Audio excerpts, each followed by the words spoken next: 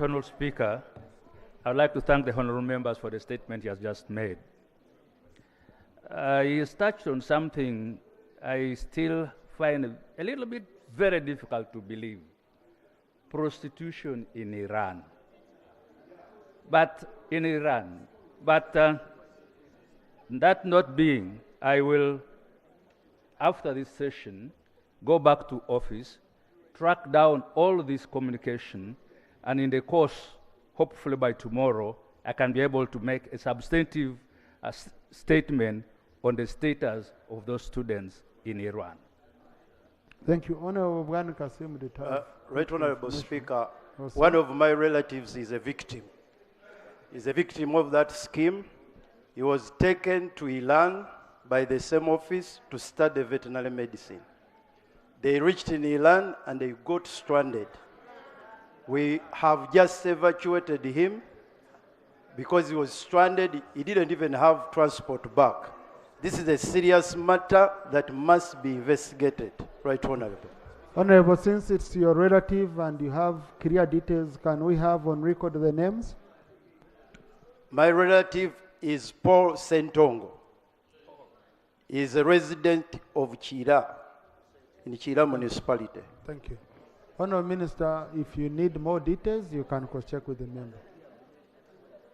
Shadow Minister, you want to give information to your colleague? Thank you, Right Honorable Speaker. I'm surprised that today the Minister of Foreign Affairs is present in the House. Please, just give the information. Okay? Right Honorable Speaker and members,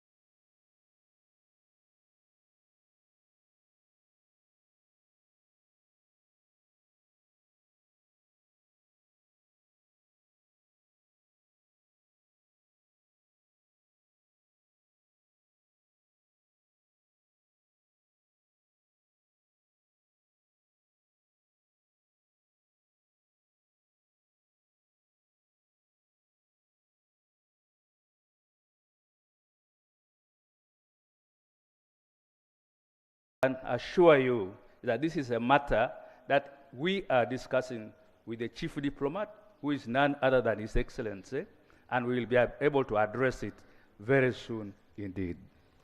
Thank you. Honorable Mr. Josephat.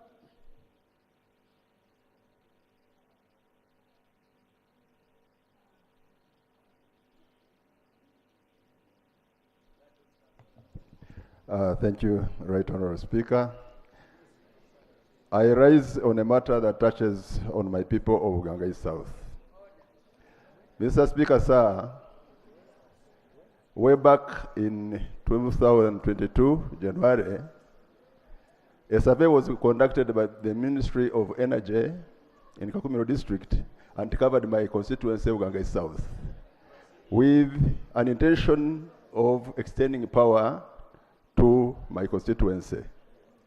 When I followed up the matter in the ministry, I discovered that the report was not highlighting any area in Gangai South.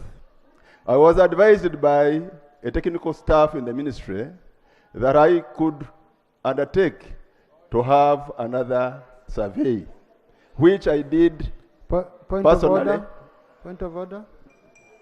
Thank you very much, Right Honorable Speaker. I've risen on the point of order for my brother. I'm seeing the dress code is not proper, and I would like to know if this is parliamentary and is presenting a very pertinent issue on the floor of Parliament. Is the dress code in order, or is the Member of Parliament in order that he has to dress unparliamentary? Thank you, Right Honourable Speaker. Thank you. You know, honorable colleagues, I had really raised the issue on these shirts. Several times I've raised it, but it remains a gray area. I think maybe we need, since we are reviewing the rules, we need to review the rules now properly. Okay? Because now, these shirts, how they came up to be known as African is under Mandela, presidential, and yes, yes, I know. Honorable Segona, would you? Yes. Let's have one of our senior colleagues here. I want to thank you, Mr. Speaker. Clearly, interpretation of the rules and application of the rules is entirely your prerogative. My only issue is that when you're interpreting those rules, is that you fully address your mind to the rules and to the reason behind the requirement for proper dressing. This thing called African dress has been abused. There are those, in Africa, there are those cultures where people walk in with mini dresses, or even sometimes like this, almost naked. If you are not clear, Mr. Speaker, people will come here naked. That one has never been an African dress. In the rules, we do not have Mandela dress. We only have African dress. And the African dress is a traditional dress. Unless and until you advise me on where that dress from in Africa as an African traditional dress. Mr. Speaker, it will remain what you have called the gray area, and there is no gray in the rules. The rules say if you're a man, you either put on a suit or an African dress. So which African dress is that?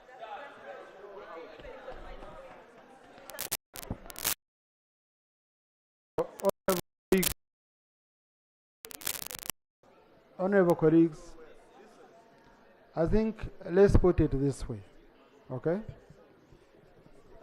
I had even called the chairman committee on rule.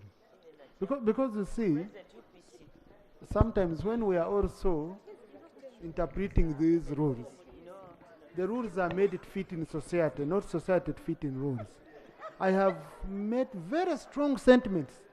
Honorable members, you yourselves coming to me and saying, why are you being so hard? Why are you this? We celebrate Africa with these shirts and all that, but now I can see the consensus. So I would like to give our member the last chance. That yes, please, members, the last chance that these shirts are no longer here, are no longer allowed here, but I'm also going to talk to the chairman, committee on rules, so that we become very, very, very clear on some of this, okay? Thank you, Right Honourable Speaker, for your ruling for today and for saving my day. Mr. Speaker, I was continuing that when I went to the ministry and I was advised to carry on another survey. Colleagues, let's listen to a colleague. The issue is raising concerns all of us. I undertook another survey at my own cost of 6 million shillings. And I would wish, Mr. Speaker, to lay on table that a report was produced. Mr. Speaker, recently, The title of the report. Please. This is a stop proposed res- power line for Honorable. Gangai South constituency, Kakumiro district. You're always attending the House. I told you to stop responding to voices which are not on record. Yes, thank you, Mr. Speaker. On 2nd July 2024, this House was called back from recess to reconsider the appropriation bill so that the areas which had been put out could be brought on board. Among the areas that were brought back on board was the extension of power to some areas including Gangai South. Mr. Speaker, I wish to lay on table the area which the Minister of Finance read on this floor, which says Northwest Service Territory for, among others, Gangai South and Kakumiro district. Mr. Speaker, I went back to the Ministry of Energy, and to my surprise, on the 16th of July, just recently, the Minister, the PS, Minister of Energy, wrote to the Kakumiro district detailing Tetra Technical Services to undertake extension of power in the district, including Gangai South. Mr. Speaker, the copy of the letter, which was copied to me as a member of Parliament, is here with me, which I wish to lay. Mr. Speaker, to my dismay, I discovered that all the areas that are going to be done in the Kakumiro district, there is no single village in my constituency, Mr. Speaker. I went back to the ministry. They said, Honorable Member, don't mind, we shall consider you under the scale-up program. But in our saying, in our local saying, that once you are bitten by a snake, you will have reason of fearing even a lizard. I asked the team to avail me a copy of the scale-up program. To my dismay, Mr. Speaker, of all the 48 load centers in Kakumiro district, not a single load center is in my constituency. I have a question to the Minister of Energy. Who has the powers in this country to vary anything in the budget that was passed on this floor of Parliament? Thank you. Not even the President, because he even referred back the thing to this House to consider. Mr. Speaker, sir, lastly, this is my prayer. This is my prayer, Mr. Speaker, that the contract that has been awarded to Tetra Technical Services to undertake extension of power in the district of Kakumiro should consider Gangai South as a matter of urgency. Thank you. Thank you, Mr. Speaker. Thank you. Thank you, Honorable colleague. Government Chief Whip, I assign you that issue. Cause a meeting between the Minister for Energy and the Honorable colleague and ensure this is rectified. Because I don't see the Minister for Energy here. Right Honorable Speaker, certainly it's a very important issue, but you recall yesterday the Minister of Energy was here and she pledged and promised next week to bring an updated report on the extension program of electricity. We shall request her to include the program for Kakumiro. No, that was scale-up. It's a part of it. And for this one, it wasn't under scale-up. It's part of the money we budgeted. So if in the budget the Minister of Finance read areas for Gangai South, who is varying the budget right away, before you could even take a little time. So let them go and reinstate the villages they had put in. Mr. Speaker, most obliged. I request the Minister to do that. Yeah. Otherwise, if we put it under under scale-up, it might be lost there. Honorable Asera Stephen Buhaguzi is? Oh, just Honorable, let him finish and then I allow your procedure matter, Honorable Nambish. Thank you so much, Honorable Speaker, for this opportunity. I raise on a matter of national importance in regard to the delayed salaries for staff of Kikuva District local government. Right Honorable Speaker, we have a very huge concern significantly on the delay of the payment of salaries for the staff of Kikuva District local government. Many staffs have not received their salaries since as far back as February 2024, while others have faced inconsistent payments, receiving salaries in some months, but missing out in others. Those currently on the payroll have not received any salaries since June 2024. This delay has affected various employees, Right Honorable Speaker, some of whom have they were just unjustly removed from the payroll following a recent validation exercise, despite meeting the necessary requirements. This situation, Right Honorable Speaker, has led to severe challenges, including absenteeism of the members, and I'm afraid some have already developed domestic inconsistencies whereby they cannot even have the capacity of handling their responses domestically. Honorable Stephen, this is a matter we extensively handled on Thursday, because it's not only your area. Yes. It's countrywide. And the minister, exactly the way you've stated your case, I think it was Hoima. Yes, it was Honorable Tommy Singoma from Hoima City. Patrick. Yes. Singoma, who raised this matter exactly as yours. It's countrywide, and sure. the minister said they are handling it. Thank you so much, Right Honorable. Yeah. Thank you. Yeah. Thank you. You had the procedure matter, Honorable? Huh? Yes, let's first be procedure, then I. Thank you, Right Honorable Speaker. This correspondence that has generated the agreement. Which correspondence? The very one which the leader of the opposition. And who is the agreement? The agreement is about how it has been addressed. Is there agreement? Mr. Speaker, the procedure issue I'm raising pertains to the cardinal role that my office discharges. And you know very well that to ensure due attendance of members is the role of the whip, but that this correspondence shifts it to the office of the leader of the opposition is of concern, Mr. Speaker, sir. And so it's a coup. I don't know whether it is a coup d'etat, but most importantly, Mr. Speaker, sir, even the team that you have just constituted, it has conspicuously excluded the office of the whip. And it is so lopsided that it has recognized the office of the government chief whip, but left out a very crucial office, Mr. Speaker, sir, of the chief opposition whip. I'm sorry, sir. So opposition chief whip, join us in that meeting. Most obliged. Thank you, Honorable Chinovere.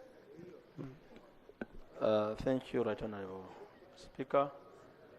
Right Honorable Speaker, before I raise my procedural issue, I want to join the rest of my colleagues in thanking the Almighty God for having saved you. We continue to pray for you and the family, and whatever obstacle comes on your way, it will never achieve its objective. Right Honorable Speaker, the procedural issue I'm raising, in April, there was an issue that I raised, 2024, April, where a disaster happened in Chibuku,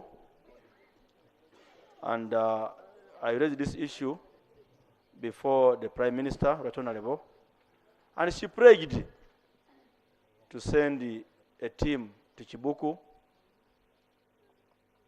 to find out exactly what happened and the magnitude. To date, not even an official has reached Chibuku. You see, sometimes, Right Honorable, when we are here, they keep the ministers and the other leaders keep referring to us, say, no, please, before you raise the issue on the floor, try to write to us. But when you write letters, you don't get a response. So sometimes some of us who are in NRM, you end up struggling with the population and the voters. They say, no, our issues are not being heard. So I feel this issue, I need to move it forward.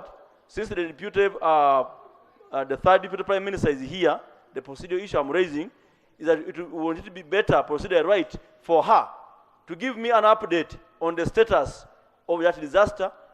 The entire village was displaced. If this incident happened in other places, by now they would have responded. But since April to date, so I feel, Right Honorable Speaker, that the third Deputy Prime Minister give me an update on the status of the team coming to Chibok to handle that issue. Thank you so much. Mr. Speaker, especially when my colleague is talking about plight that befell his constituency, I restrain myself raising a point of order. However, it is so grave. The statement is so grave. Actually, he has made two statements that I find grave. The first one is that for them in NRM, they struggle. And the second is that if the catastrophe had befallen another place, the government would have responded quickly and rapidly.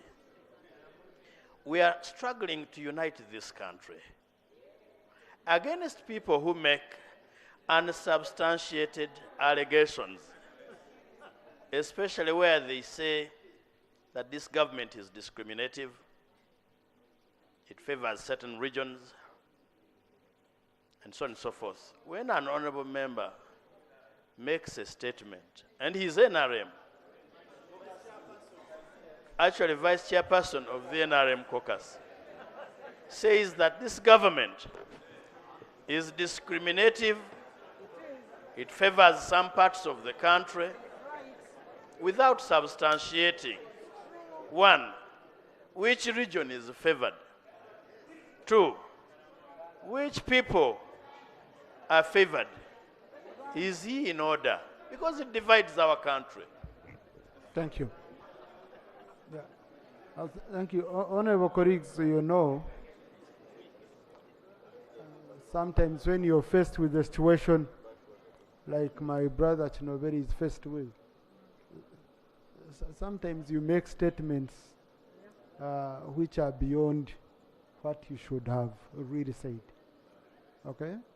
And which is very unfortunate, because such a statement, I have my areas which I put under the Prime Minister. We got some disasters. I've never received a response. I've been told there is no money. Maybe if it had befallen another area, maybe they would have maybe they would have responded. Yeah. So I really understand, but that's not a right statement. Honorable, I think you could do it better. Yeah. Okay. You could say it better without dividing the country. Thank you, Right Honorable Speaker. I withdraw the word somewhere else. I withdraw, but I was trying to mean like the delays make us feel and make the people feel that as their representatives, we don't deliver their message. Thank you. Thank you so much. Yeah. So now, Honorable, I also heard that you said the Prime Minister's office is going to come, assess, and do that.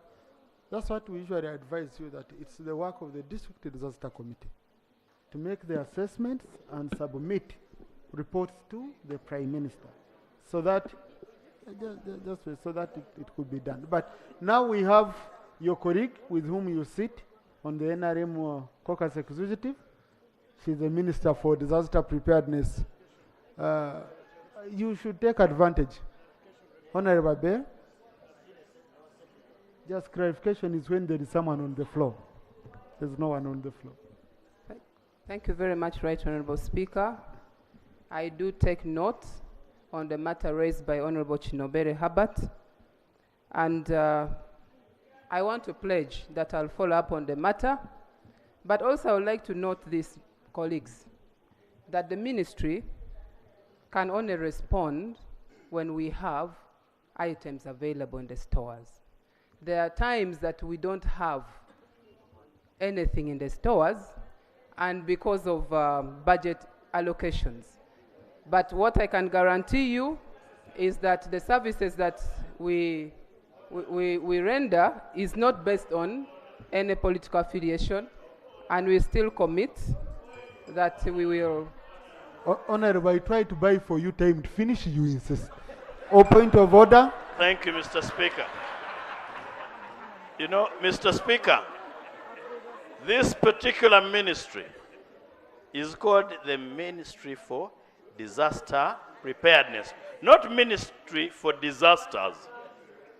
What the minister seems to be relaying is actually disaster. That you have a Ministry for Disaster Preparedness that at times is not prepared at all. And the same ministry, now by disaster, cannot run to Parliament to say, we have run out of supplies and therefore we are not disaster prepared.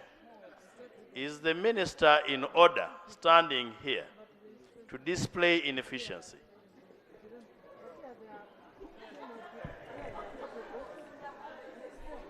I think these are issues which should be, some of the statements don't need to come on the floor. For example, the stores are empty, what? Those are statements. Then if the stores are empty, where do we go? Where do we go? Okay. Those are internal to the ministry. So what I understood the minister to mean is they are still preparing to get money, looking for, as a minister for disaster preparedness. But Honourable Minister, yeah, there are statements which don't need to be. They are for you. Kind of visit his area. He really needs you to visit his area. Right Honourable Speaker, I take note and will create time with the technical team to visit his area. I thank you. Yeah. Honourable Charles Matovu.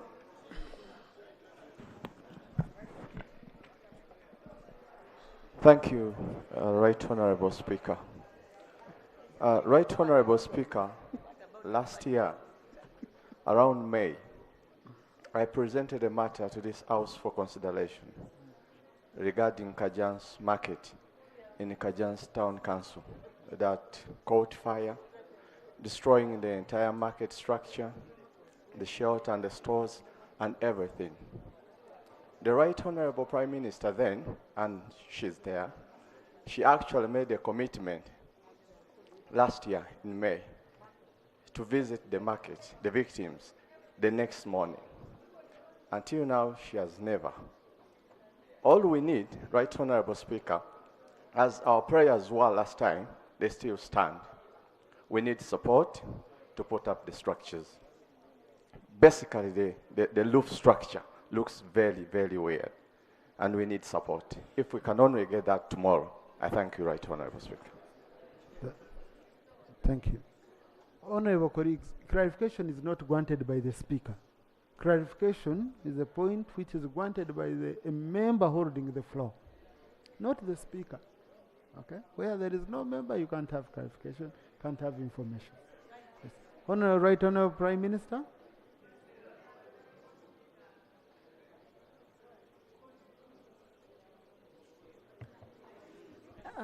Thank you, Right Honourable Speaker. And I want to thank my colleague for the patience that was supposed to come and visit that market. But because of the many programs, I had not made it. But now I want to direct Honourable Majezi to go and assess the situation, and then we can start from there. Thank you. Thank you. Next item. Item 3 on the other paper, statements by ministers on one salary enhancement for police officers. Honourable Minister for Public Service. Honourable colleagues, just look at the hour, and you know, just let me first put this. We sit as a parliament, we have an order paper, and from 2 to 4 p.m. we are still on communication. It's really, it's unfortunate, okay? So I no longer want to go beyond 3 p.m. handling these matters. Honourable Minister. Thank you very much, Right Honourable Speaker and Honourable Members.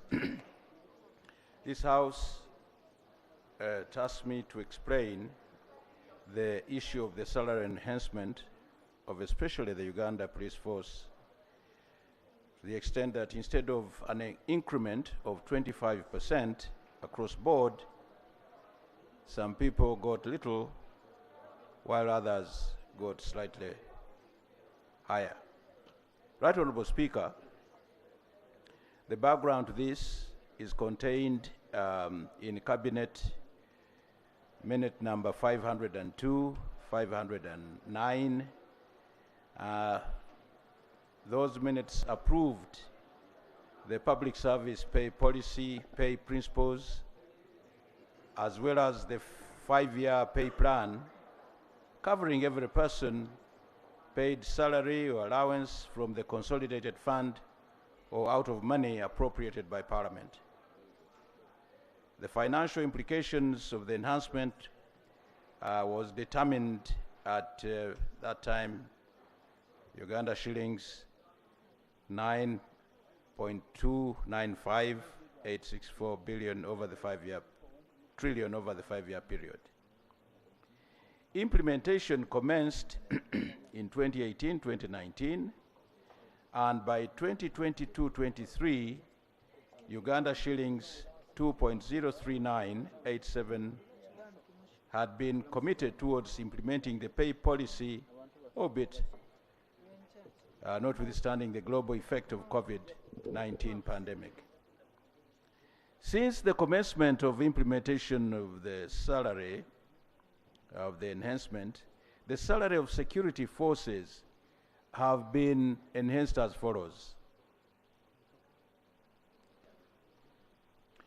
Police, prisons, and the Uganda People's Defense Forces from the ranks of private sergeant in financial year 2018-19 by 25%.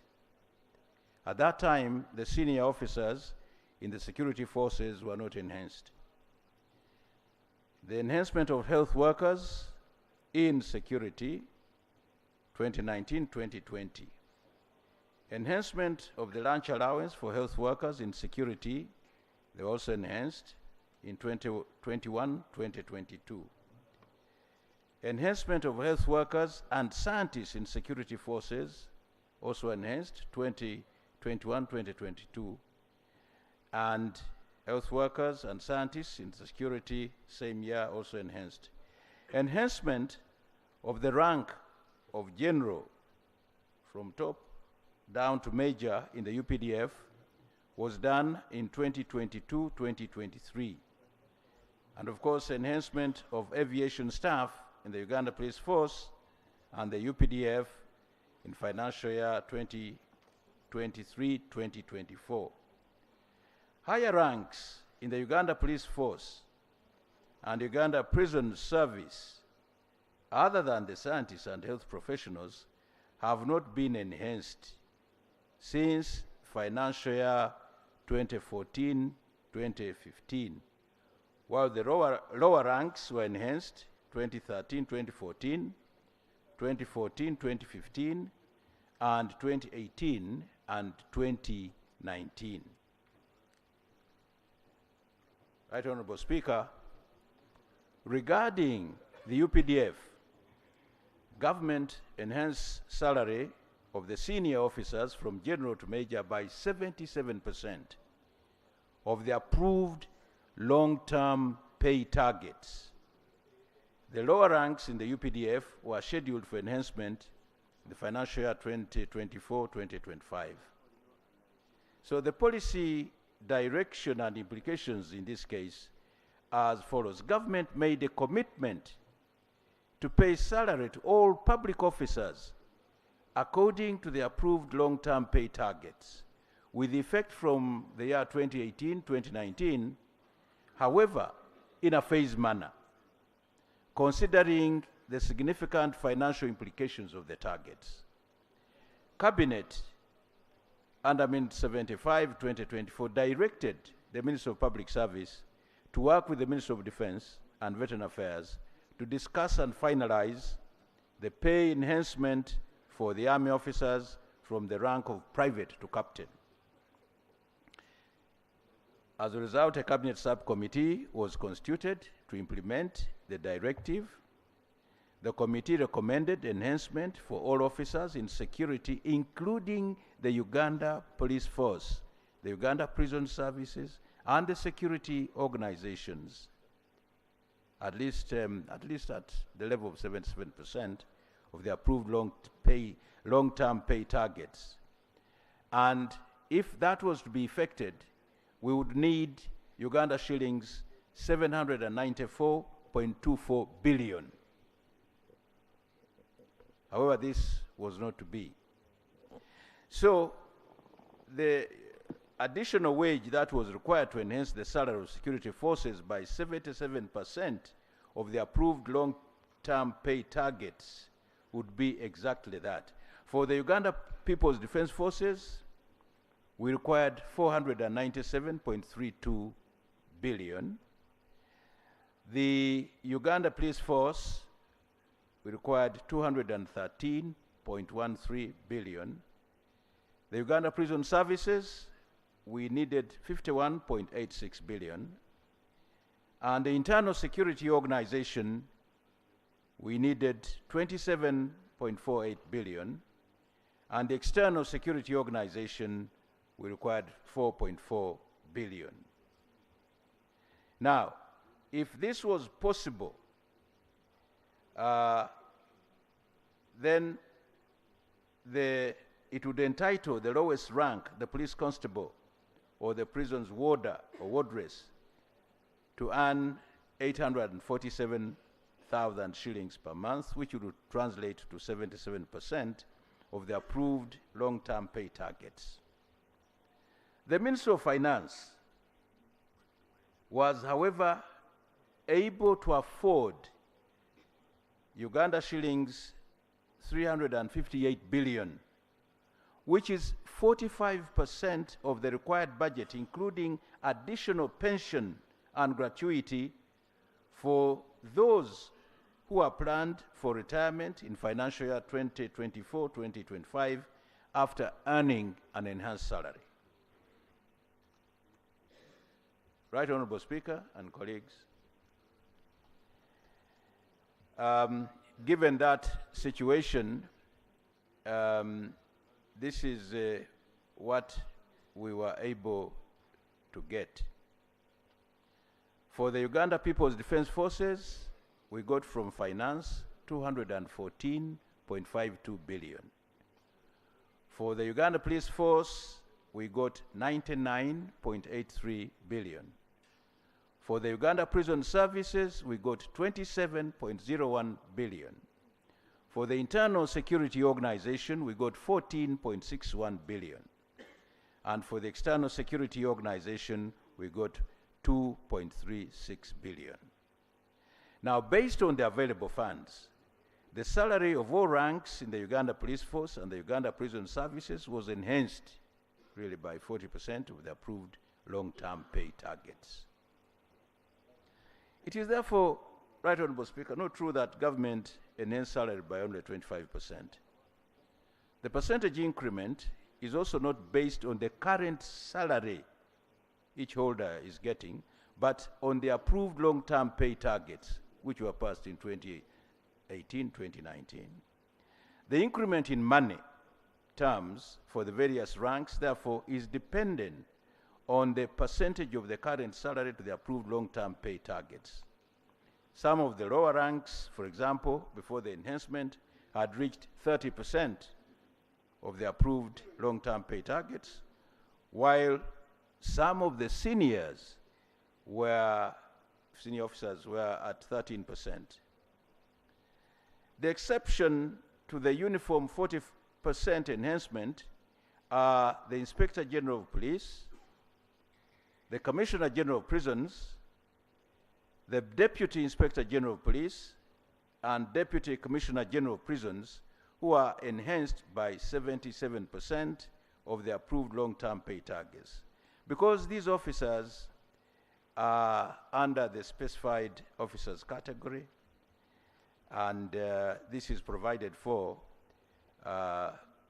in the Salaries and Allowances of Specified Officers Act of 1999. And therefore, they were enhanced according to that taking that into consideration. Based on the above clarifications, I request colleagues to note that enhancement of salary of officers of the Uganda Police Force and the Uganda Prison Service followed the equity principle and the long-term pay targets approved by Cabinet under Minute 502 and 509 of 2017. Government remains committed to implementing the approved pay plans and targets as demonstrated the progressive enhancement of salary in a phased manner and depending on availability of funds. Enhancement of salary should, however, be balanced with other government priorities such as raising staffing levels across the entire service, government provision of tools and equipment to deliver services, as well as ensuring that services are delivered to citizens. Right Honourable Speaker, the detail of what I've been saying is reflected in the table that follows. I beg to state. Thank you, Right Honourable Speaker. Thank you, Honourable Minister. Honourable Timgu, Honourable Kwizera, Honourable Edakas, Honourable Guzuli, Honourable Chirumira. Thank you, Right Honourable Speaker. Let's be quick. I thank our Right Honourable Minister for the report. Although we expected the real figures to be stipulated, from which amount to which the next increment. Right Honourable Speaker, on a sad note, for example, we have police constables. The police constables were earning 484,000 shillings. Their salary was only increased by 65,000 shillings to 76,000 shillings to just over 550,000 shillings. On top of that, the same police constables, most of them are being evacuated from the free accommodation offered. On the same money, over 550,000, they're supposed to go and look for accommodation outside. They're also supposed to go and educate their family in various schools. But here we are wanting to kick out corruption along our roads from the police. How are we going to cope with that? I actually feel that the increment that was made to our police, especially those on the lower ranks, was not sufficient enough. And especially at a time when we are boosting our fight in fighting corruption, I'm afraid that is the main reason why the IGG report always, every year, year in, year out, is always stating that the police is the most corrupt institution. So I hope that we can do better in terms of increasing the welfare of our people in uniform. Thank you. Thank you, Honourable Kwizera, then Honourable Edakas. Thank you, Right Honourable Speaker. I want to thank the Minister for the statement. However, I want the Minister to throw some light. How rational is it to increase constables' pay by 30,000 and we increase the IGP by about 6 million? Yet the cost of living affects all of them. Another thing I would want the Minister to tell us is where the Cabinet draws the mandate and the capacity to decide the pay when we have constitutional service commissions. And maybe the decision of Cabinet was backed by a study that guided them, because they cannot work without a study or any recommendations from services. So can we present those reports and we prove that he's not cooking the information himself? I thank you. Thank you. Honourable Edakas.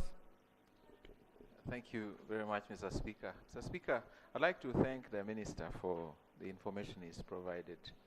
I also like to thank the Ministry of Finance for finding the resources that found this far. I think that that's a step on the right direction.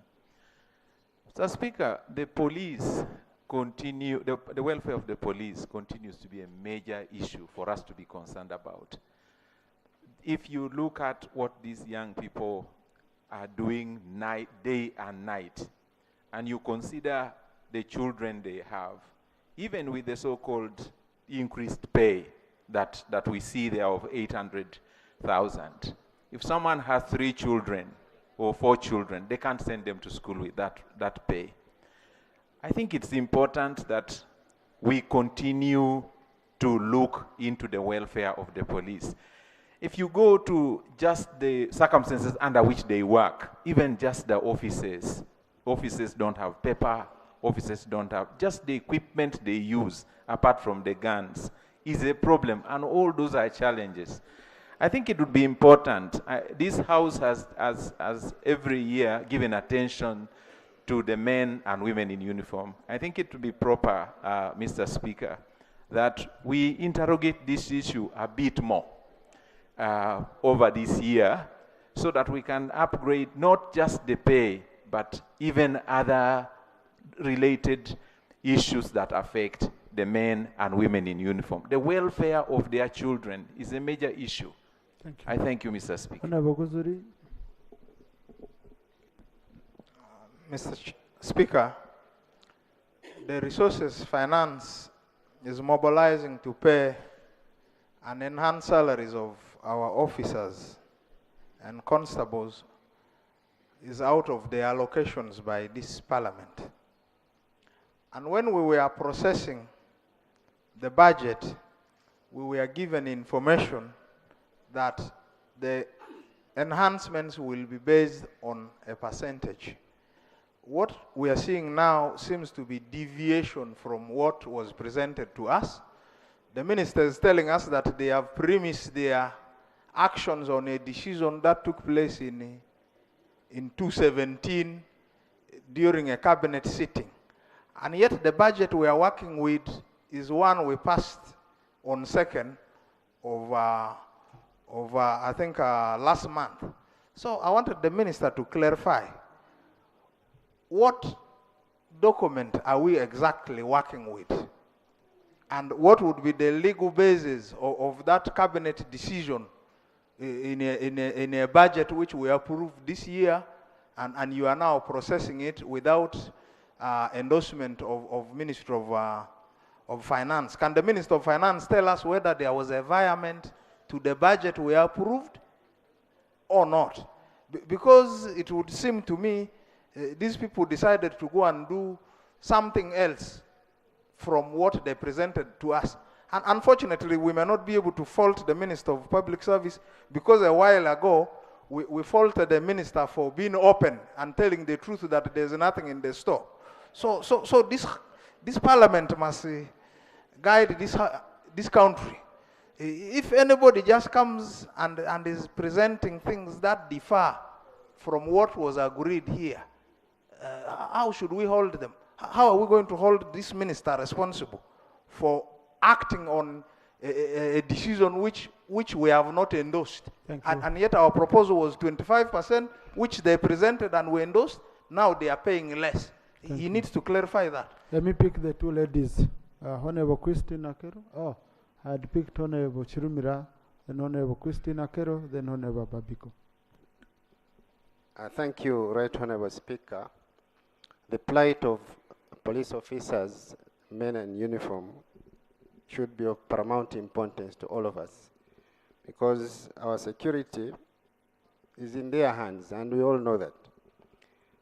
My point of interest is that we're talking about the gross income of these police officers. But if you critically look at what they take home, the net income is so worrying.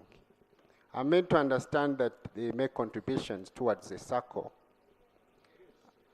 And that one alone, they keep complaining about it. I wonder if the minister could elaborate more about that. And how they benefit out of it is also a little bit problematic. And my interest here, Right Honorable Speaker, is that salaries of police officers should be taken into consideration, because it motivates them to be effective in their work. And possibly that's why most of them arrest us with a lot of anger, because they do not know what is happening in the country. Personally, I got arrested 2 weeks ago, and I looked at the eyes of these police officers who were arresting me. And they are so bitter, and I think that's why men in uniform, we have so much respect for you, and you want this country to increase your salaries so that you also enjoy your work. Honorable Christina Kero. Thank you, the Right Honorable Speaker. This one goes straight to the Minister for Public Service. Honorable Minister, what you're doing a disservice to the people of Uganda, and you're putting our lives at a risk. Taking you back home where I come from, police are not getting what is enough, looking at the market price, what is happening. They have children, they need to educate, they need to eat, they need to sleep well. Because of that, some of the policemen, I don't even blame them, I'm blaming your ministry. They're using their guns, giving the guns to the young people to go and raid. After raiding, they bring them what they have looted from there and give to the police. So there's an abuse. If you don't address the salary issue, our lives is at a risk. So we don't want to see that. So you need to take it seriously. As we talk of salary, look at the gap between the lowest rank and the highest. There's that problem. I thank you. Thank you, Honorable Babiku. Thank you so much, Right Honorable Speaker. I appreciate the government for the initiative to enhance the salary of our brothers and sisters. But Right Honorable Speaker and colleagues, I'm concerned about the manner in which it is being done. One saying that there's a group which can start to have it. Then others have to wait until we have funds. Right Honorable Speaker and colleagues, to me that is still an issue of not being fair to everybody. And it is making many of these officers to be more disgruntled. It's very difficult to command and rely on disgruntled forces. Therefore, Right Honorable Speaker, I pray that this government takes this serious. If you want to enhance, plan well and enhance for everybody at once. If you cannot do it, don't create an issue of being segregative or selective. To Right Honorable Speaker, Parliament has the mandate of appropriation. But I want to say this. With what has just happened, when the appropriation bill was brought back, that means we have limitation in our roles. We cannot adjust. What did we adjust in the running budget, over which we should be blamed? Therefore, the executive must be answerable for the running budget. We made our proposals, everything was brought here and turned upside down. Therefore, Parliament needs not to be blamed. Our government must ensure that equity applies. If not, these people are already disgruntled, and we are going to face the consequences. The delivery of services by them is already affected. Let's not... Opposition Chief Whip. Thank you, Mr. Speaker. The Honorable Minister, I thank you for the statement. The Honorable Minister is aware in the 10th Parliament of an attempt to establish a comprehensive pay reform through a commission, independent commission, that would be charged with the responsibility of overseeing and regulating salary structures, similar to the one in the neighborhood. For instance, Kenya. Kenya has an independent Salaries Remunerationist Commission. And if the objective of this salary enhancement was to improve on the morale of the force, it has done a complete opposite. It has created a huge pay remuneration discrepancy. And now those of the rank in the cloth are not easily seeing eye to eye with those below. Don't you think it is undermining the very purpose for which it was intended? Because the truth of the matter is that it does not only stop here in the police force. And one could be persuaded or even could be justified to hold your ministry in suspicion. Was this salary enhancement done deliberately to secure loyalty of those that give orders to the constables that are at the lower rank? Or was it meant to motivate them or to improve on their morale? And it doesn't stop there. These salary disparities, we have seen them in other public sectors like education, like healthcare. You know very well I don't know whether the salary enhancements should be done at the good mood of the head of state. Because if he so wishes, he increases salary of science teachers in the education sector. And you know what that has done. It has exacerbated the relationship between the two. They go to the same market. They pay the same medical bills. They take their children to the same schools. Now the morale of the arts teachers is at the lowest. Mr. Speaker, I'm of the view, because earlier in the 10th Parliament, this same ministry came up with something called a single spine, especially in education, single spine salary structure. And it looked brilliant. But I don't know how it ended. You come up with very good ideas and legislation, pieces of legislation. But like it is, Mr. Speaker, characteristic and typical of NRM, these good ideas die at their infant stages. And that's why you see the conundrum of sorts where salary enhancements are causing more problems, more harm than good. I beg to submit. Thank you. Shadow Minister for Internal Affairs.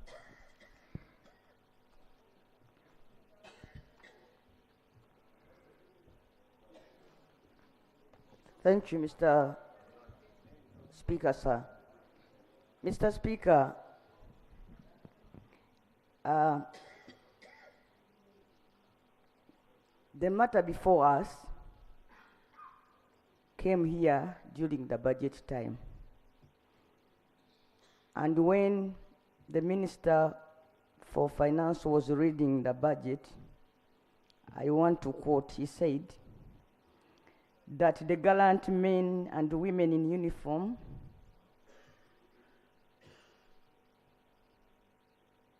while reading the budget, the minister said this, that we are enhancing the salary of the police officer, of our policemen by 25%, and that the gallant men and women in uniform at the rank of captain and below who are serving UPDF and in Uganda police and in prison and internal and external intelligence services, this budget contains the first installment of your enhanced pay.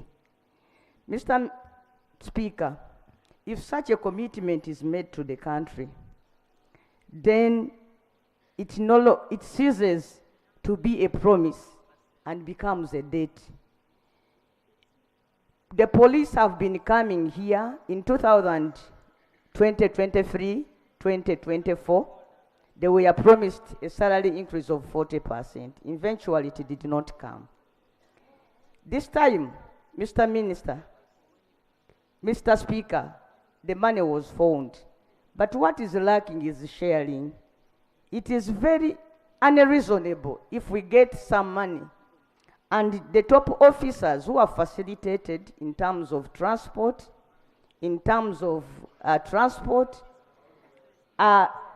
again, out of greed, don't care about the juniors, and they take the money for themselves, Mr. Speaker. What I want to request, Mr. Speaker, sir, is that this Parliament asserts itself and say, what did we pass in this House, Mr. Speaker? We go back to what we passed here, and we seek for its implementation. We cannot allow these people to risk the whole country and leave these people to go out with guns without pay. This used to happen during Obote's time, that a person would be given a gun and then told to go and look for his salary.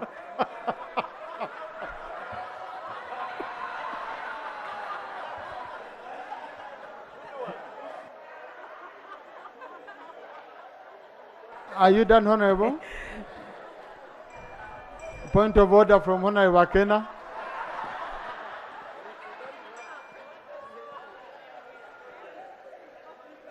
Right Honorable Speaker. It is very perturbing that people try to blame everything, pick all sorts of ideas and claims and attribute it to UPC. There has never been a point where a caring government has told people to take their guns and look for their salary. One of the first things today was an honorable member crying about medicines in Nakaseke Hospital. People don't seem to realize that that hospital was built by the same UPC. If UPC is building hospitals all over Uganda and then saying soldiers to go and take the Right Honorable Speaker, I would request my honorable colleague to withdraw because it is clearly completely out of order to make such an allegation on this floor of Parliament. Is the honorable member in order?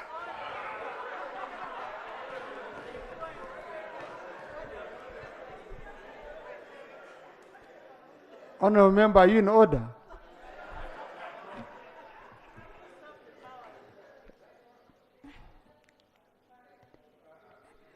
Right Honorable Speaker, my intention was not to antagonize the President of UPC, Mr. Akena, Honorable Akena. I do regret the pain my statement has caused him, especially when I was mentioning the times when he used to be a first son and most probably young. But, Mr. Speaker, I said we are told.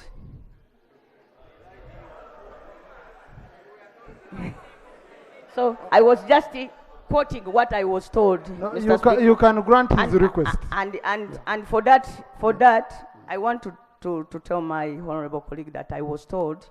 But now that you have told me the better version of that, of what happened during that time, I withdraw that statement. But what I wanted to emphasize, Mr. Speaker, is that when you arm a person and you don't pay that person, you are in essence telling that person to use the gun to go and look for survival. Mr. Speaker, allow me to show you a WhatsApp that has been sent to me by one policeman. Can you lay the phone on table? Yes, I will lay.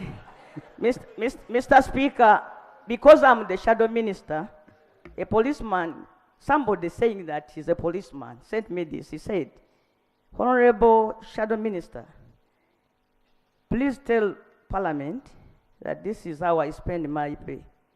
I earn 466,933 net pay. Exodus chops off 30,000.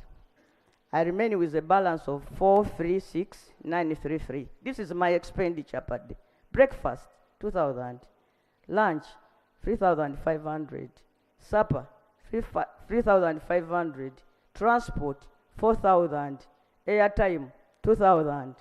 That is 15 times 30.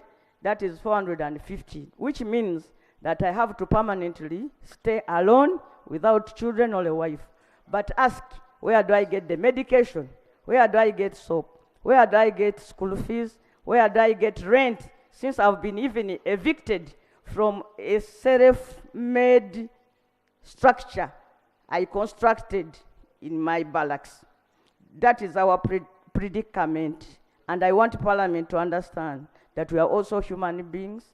We guard you. We guard you. We guard the country. We keep law and order. But how do we keep money in the banks where we don't own any? Mr. Speaker, I don't know if I should lay my phone, but this is information from I'll take it. Right Honourable Speaker, I want to thank the Honourable Member for giving way. Related to exactly that, yesterday upon a prison officer or young junior police, prison warder, hearing that we had intervened in this matter, called me in the morning and said, I heard you are interrogating the sharing of the monies that you allocated to us. Please get this information. One, the senior officers who are not meant to be beneficiary have instead taken the lion's share. And two, the next thing we are planning, and I will not reveal this particular person, the next thing we're planning is to go on strike, such that the people you have sent us in Luzira can come back and bring you to the same level where you have kept us. Now, this is the information, and to me, I took it very, very serious. That's why I was standing, and in your absolute wisdom, you thought other people would. The second thing I want to say is that you obey guide on the procedure. I am very uncomfortable allowing the Honorable Betty Namboze to lay that phone on table, because apart from... Honorable, it was on a light note. Oh. Yeah, it wasn't. On a light one still, is that the confidentiality of that particular person may be compromised. But with that, Mr. Speaker, I listened to the very good English of my brother, the Honorable Mululi Mukasa. It was very, very good. From Nakasongola, it was amazing. That one thing he did not mention, I said, oh, she says she's informed. I was only praising the Honorable Mukasa for the brilliant English, and it is all I picked from his statement. Thank you. Now, Honorable Numbers to conclude.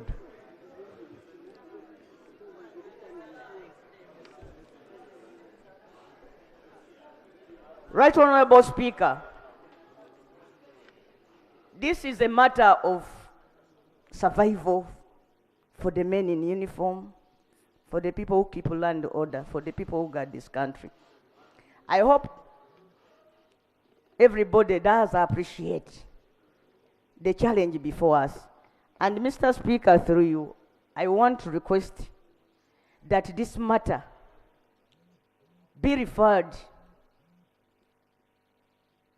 to the committee so that these people come and tell us how they shared the money we gave them. So that Parliament assists them to implement the intention of the people of Uganda through this Parliament was to give a salary increase to the low-ranking officers of police so that they can be able to afford to survive to survive and their families.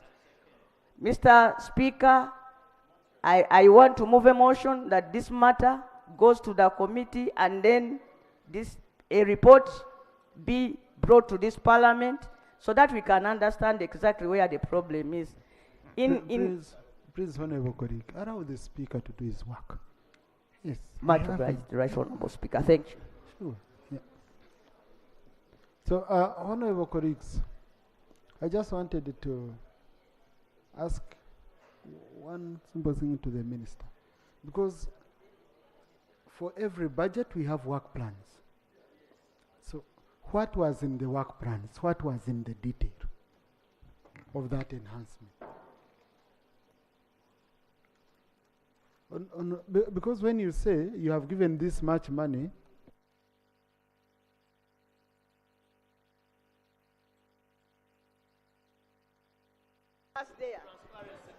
yeah, because you see, why I'm asking this question, I don't want to put Honorable Mururi Mukasa in just a tight corner alone, okay, when we did work with him.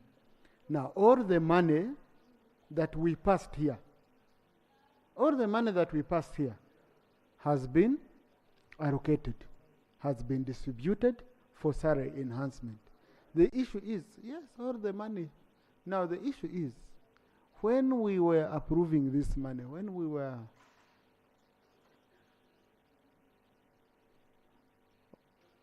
Honorable Mururi Mukasa, initially, is this the initial plan? Because now I've just remembered. There's something which has come to my mind, I've remembered. I think this money came in a corrigenda. This money came in a corrigenda, meaning it didn't go to the Committee on Internal Affairs to get details of the distribution and all that. I've now remembered. No, because you see, why I said it came in a corrigenda, honorable colleagues, we held a meeting, the top leadership of this country, chaired by the President, attended by the Chief Justice, by the Vice President, by the Prime Minister, by the Speaker, by the Deputy Speaker and Minister for Finance. And we were looking at issues which were very critical at that time versus the resource envelope. And I remember they had requested for around 870 billion, around there. But we sat down, we started cutting here and there, cutting here and there. I remember very well that in fact in that meeting, we even dropped some of the critical proposals which government had in terms of supporting the science and innovation sector. And the President said, no, at least we must get some money for enhancement of security forces. And we could only get 320-something billion. But what we didn't discuss in detail was the distribution, which was a matter now for the executive and cabinet. So, Honorable Minister, what informed your decision in choosing to start with the senior officers instead of the junior officers? I know it might be in this statement, but in a minute.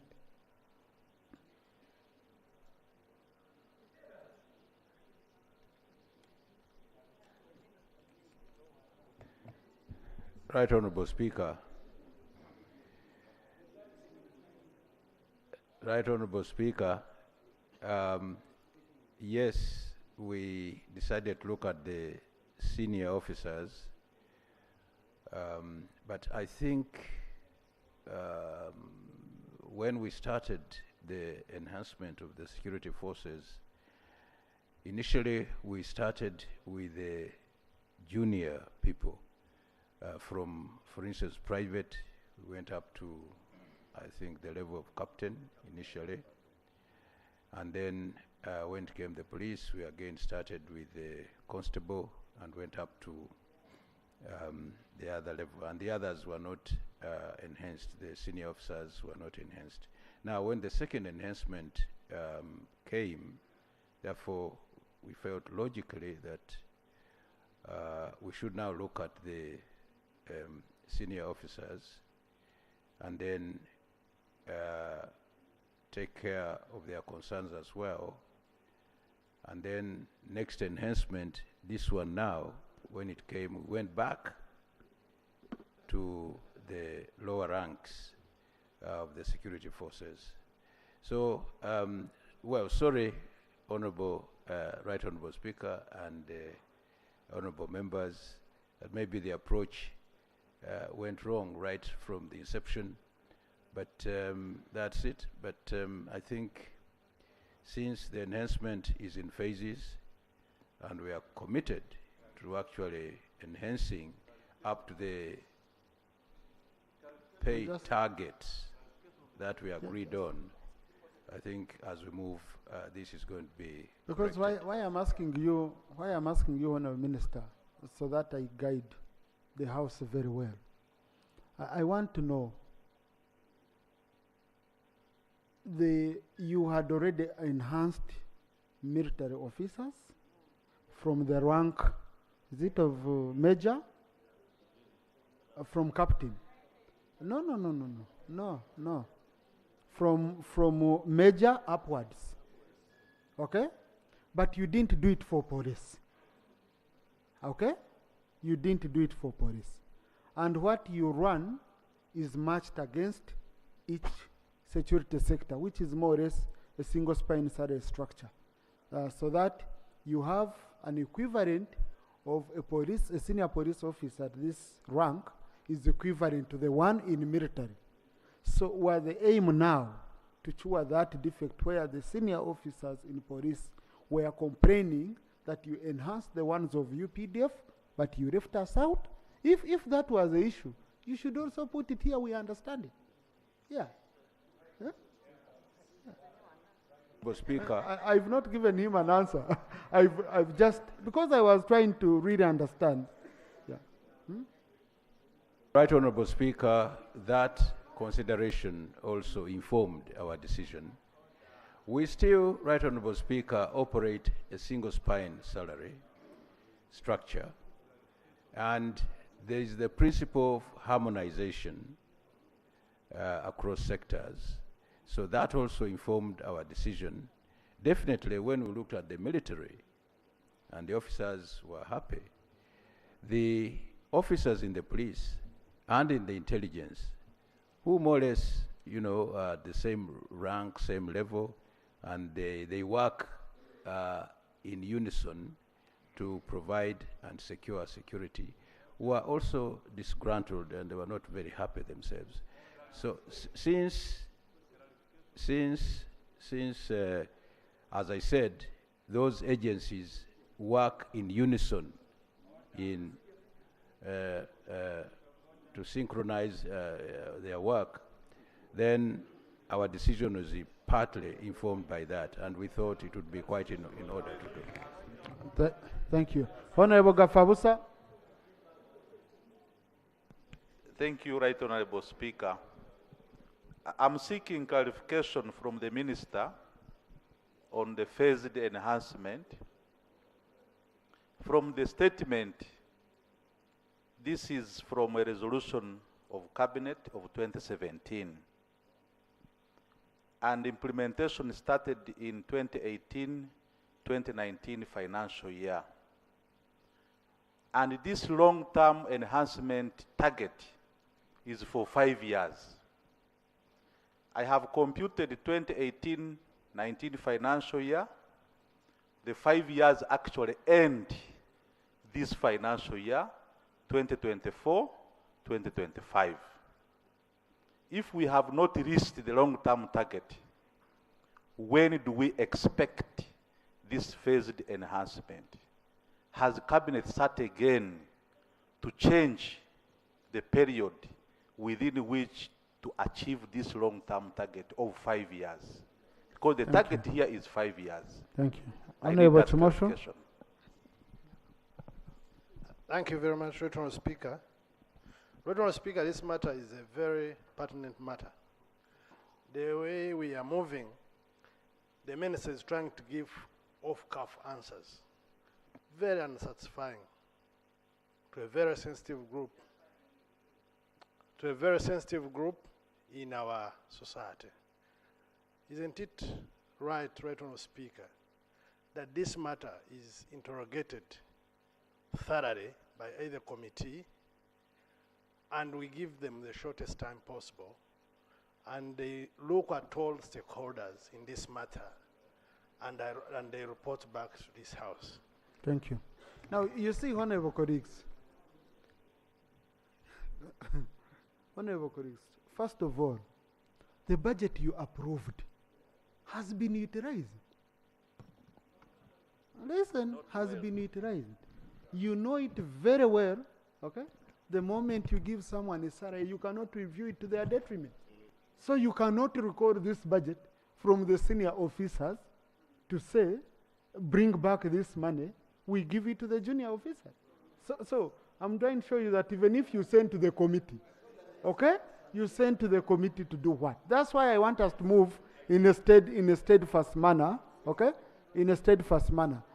I had allowed Honorable Nzima, Honorable Sochikugu. Thank you, Mr. Speaker. Mr. Speaker, when and there is a clarification I want to put here. I'm hearing members saying they departed, okay, from what they told Parliament they were going to do. But this was never interrogated by the committee. No. It came as a corrigenda. Yes, it came as a corrigenda and the committee never interrogated it. So that's why I've asked you, if there was any work plan submitted to the committee, let the committee share it. Yeah, so if it's not there, I don't want us to start attributing. This is the House of Record, honorable colleagues. Let us move in a steadfast manner. If there is a mistake which was made, we look at addressing that mistake. Okay? So let me first allow the honorable colleagues whom I had. Thank you, Mr. Speaker. Mr. Speaker, when the issue of salary enhancement appeared in 2017, it was presented to the Committee on Public Service and Local Government, and by then I was the chairperson of that committee. This statement, which is being read by the minister, is typically the pay increment plan, which was approved in cabinet, then presented to the committee then. But the unfortunate thing is, along the way, when they started implementing this plan, they moved away from what they had presented to Parliament, which were also presented on floor of Parliament and approved by Parliament. Because by then, the argument was that since the lower ranked officers have lower money, smaller money, the increment should start with them. And by then, I cannot exactly recall the figure, but it was above 700. That was what was supposed to be in the increment. But up to now, just as the Honorable Richard G'EBYENFUNA has said, he was also a member of the committee, Gafabusa. I may not pronounce it well, but he knows it. My colleague, Honorable Richard, let me use Richard. He was also a member of the committee. That time when the minister presented this, the challenge we're having is that we don't have clear money for this increment. Actually, when we asked the ministry, we are talking about salary increment. Where are we going to get all these monies? One of the proposals was actually rationalization, that they're going to rationalize these agencies to release some money, which should be added onto what? Onto the salaries. Our question as a committee was, which one should have come first? Is it the increment or the rationalization should have taken place to release monies? But now the challenge here is, as I had said, we pass resolutions here. These resolutions are supposed to be implemented the way they are passed. At the end of the day, they're implemented in the opposite way. The resolutions are not followed. And this is what has caused this confusion. From 2018 up to now, we can't imagine that the police officers are still at 400. They should have been taken to above 400. So the other issue also, Mr. Speaker, this debate has come as a result of a question which was raised by Honorable Lutamaguzi. He had said the police officers, because they get little amount of money, they are bitter. His argument was that, is this increment being affected or not? Have they received the money that was supposed to be increased? So what the minister has just read is a statement that has not brought this clearly out. So what we needed to know is, as per the end of July, what salary did these police officers get? That one should come out clearly, and what they are supposed to get. Thank you, Mr. Speaker. Honorable Tsekubo.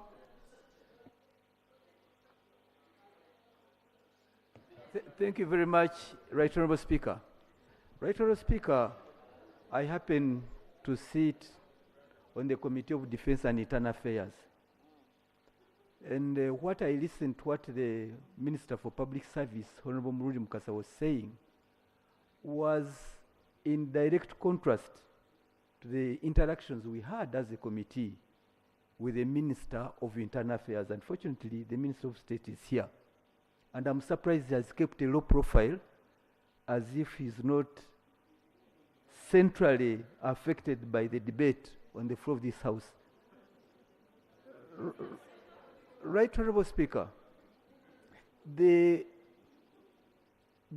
conclusions we drew out of our interaction with the Minister was that the enhancement or the increment had to start with the lowest rank in police. And he's here, he can testify, he can confirm to that. That's what we agreed. And the enhancement was to go to the minimum of 800,000. 800,000, Mr. Speaker and members. And that was the undertaking government gave to the committee. But now, as it turns out, it is the seniors that have been even further enhanced. Yet they have houses. Those who don't have, they have housing allowances. They have fuel. They have everything you need. They are guarded by these very poorly paid personnel of theirs. They eat dust behind their pickups. And they are watching them. Right, Honorable Speaker, they have been displaced from the barracks. And if you know the barracks, Mr. Speaker, the police officers themselves build themselves shacks within barracks. The police officers, they buy themselves iron sheets, they get mud and water, and build shacks in the barracks. And it's from there they've been evicted, Right, Honorable Speaker. So, Right, Honorable Speaker, the point I wanted to bring forward is that the Minister for Public Service is being untruthful to the House. He's reading some other statement, not the statement arising out of the ministerial policy statement. Thank you. I'll take the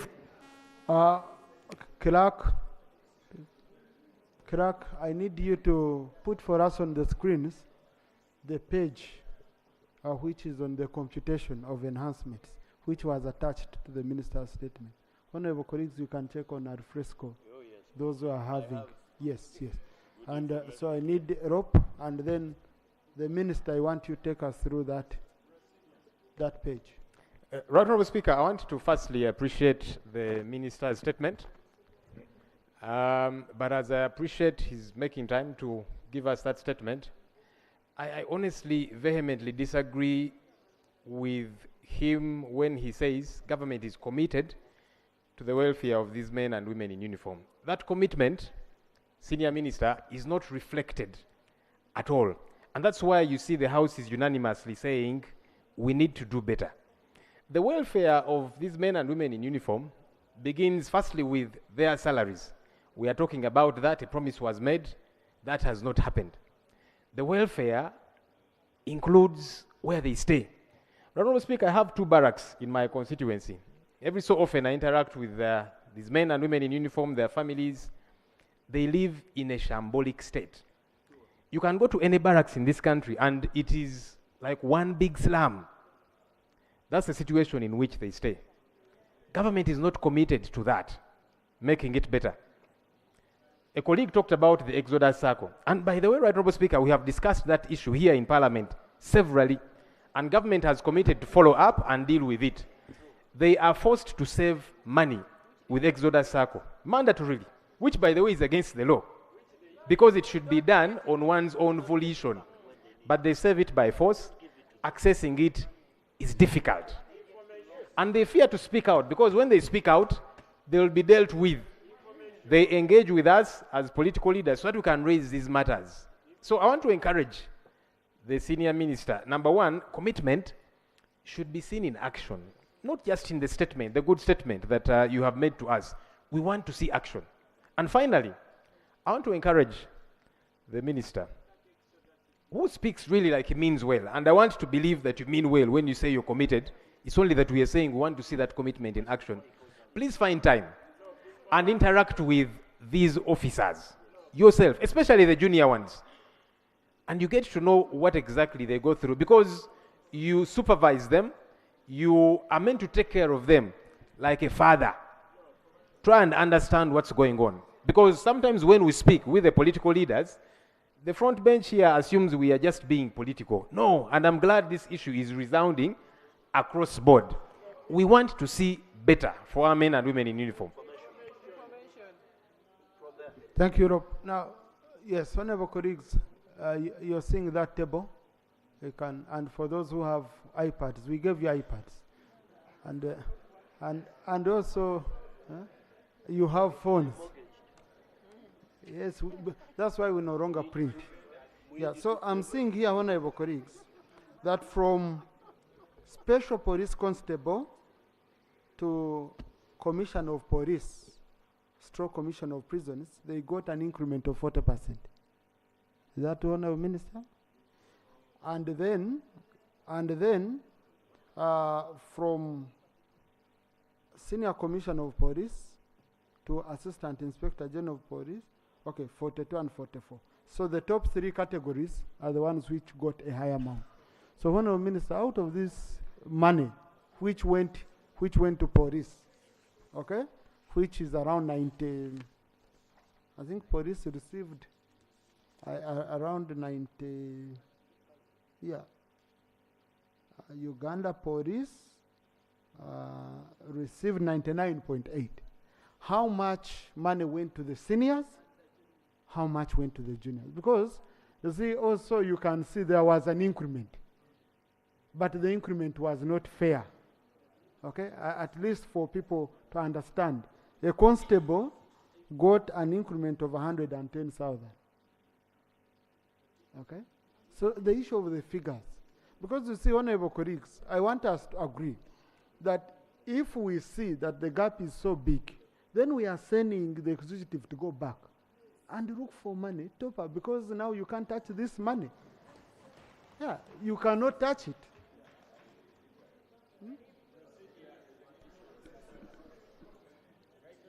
Okay.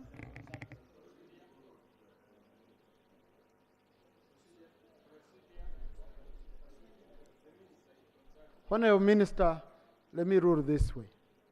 You have listened to the concerns of the House. You have listened to the concern that cut across. Go back as the executive. Okay? You table it in cabinet, you table these concerns, because even if I send you to the committee now, there's nothing you will table there before going and consulting with cabinet. This would be an issue of a supplementary budget if it is to be handled. So go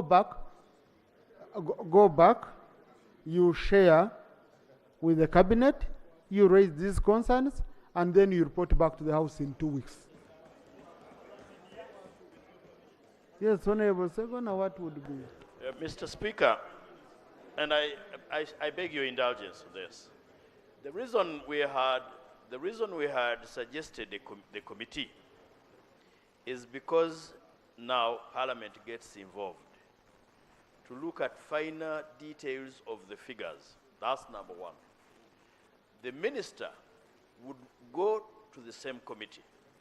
The people who shared out this money the way they did will go to the same committee, would be in a position to understand first, how did we get to where we are? That we're even looking for a supplementary. We are struggling. Even the original budget you passed here twice, Mr. Speaker, cannot be implemented. I saw the PSST telling the nation that he has released money for the first quarter, 5.5 trillion. We were expecting 18.5 trillion, and he released only 5.5. So even when you talk of supplementary, you must be able to understand, first, where is it going to come from? Two, who led us to where we are? Are we so helpless that we cannot identify officers that led us to this mess? Thank you. Honorable colleagues, before punishing our colleagues and all that, you see,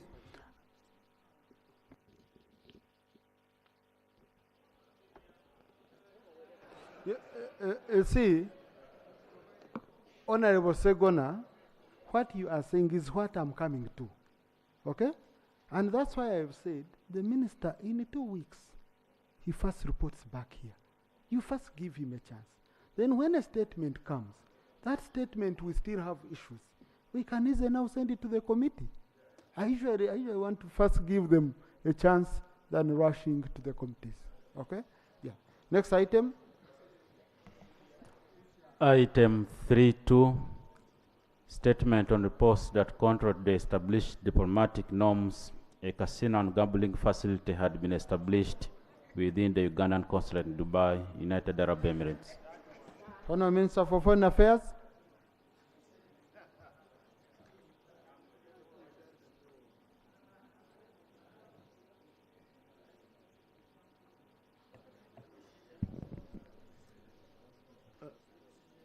Procedure? I'm very much constrained, Mr. Speaker. I have seen this thing on the order paper, and you permit me, in the event that I appear to be crossing your boundary. I don't know if, before putting this matter on your order paper, you did consult, one, those who know more than us about the law on diplomatic relations. I am looking at the importance of this particular diplomatic mission that we are dealing with respect to the services provided to our people. I do not even know whether you properly addressed your mind to the implications of what you're just about to put on your microphone. Because I am aware of what the demands of international law on matters of this nature. On the one hand, I would want very much to hear my brother, the Honorable Dong J.J. Abubakar, what he has to say about this, and of course, the rules of natural justice. I don't even know whether you personally took the trouble to listen to him first, because what we are going to debate here has very serious implications, not even tainting, but with respect to the future of this diplomatic mission. Thank you. Guide me. Thank you. I don't know why Honorable Chirumia was insisting. When you said Honorable Jeje Dong, he kept saying Saddam, Saddam. Salam. Oh, okay, I heard Saddam. I thought it's Honorable Jeje Dong Saddam. Is Abubakar. That's the one we... Yes, now Honorable, how this matter came, it was raised as a question to the Prime Minister during Prime Minister's question time on Thursday by the Shadow Minister for Foreign Affairs. And the Prime Minister offered that it should be the Minister to answer it. Okay. Unfortunately, I haven't had, I missed his call. I missed his call today. So, but I was so busy I didn't get time to return it. So I haven't shared with him. But I know he's the one who also guides us on such a diplomatic issues. So before his statement, I'm sure he will guide us. So, Honorable Minister, please.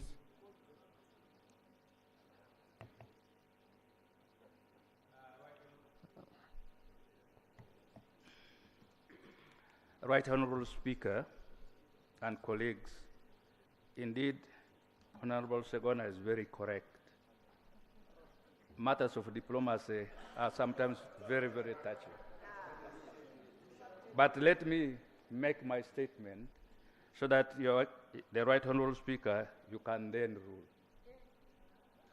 In the course of the debate last week, the Honorable Shadow Minister of Foreign Affairs raised a concern arising out of a trending social media item to the effect that officials at the Uganda consulate in Dubai were operating a casino on the premises of the consulate.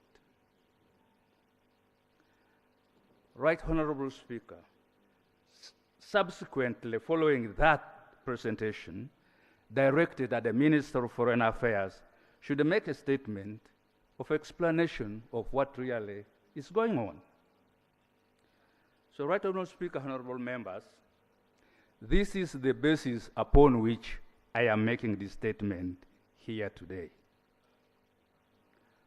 Right Honorable Speaker, the allegations of turning a diplomatic facility into a casino are very serious.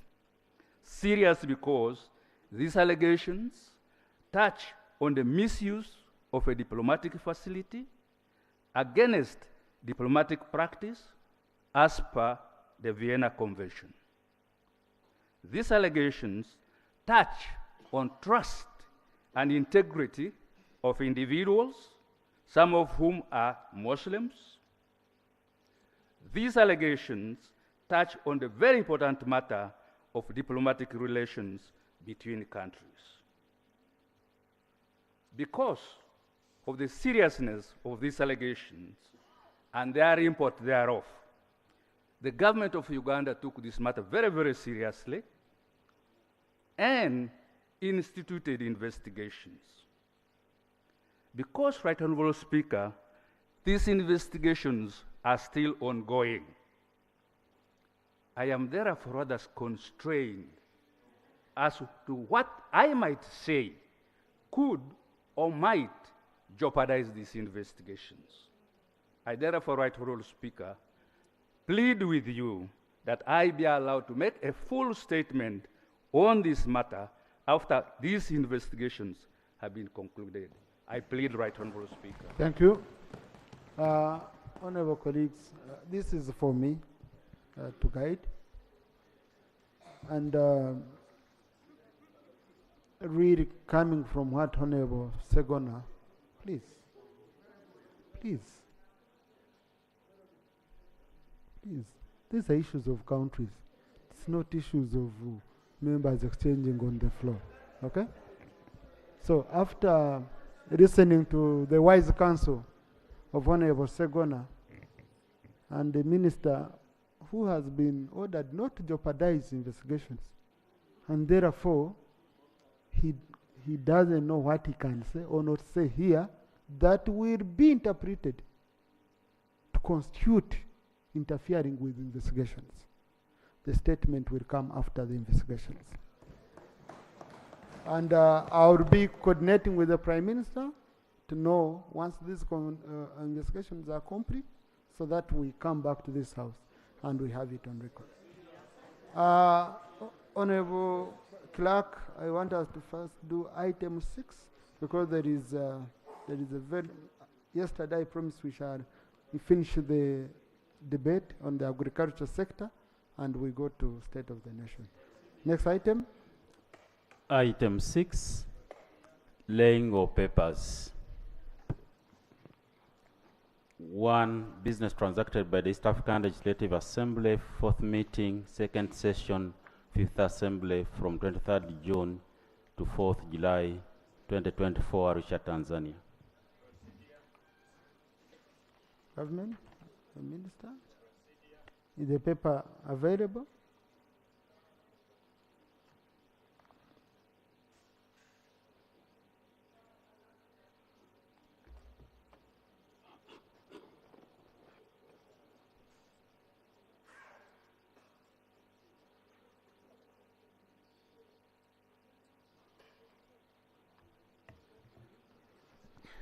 Right Honorable Speaker, I beg to lay the waiver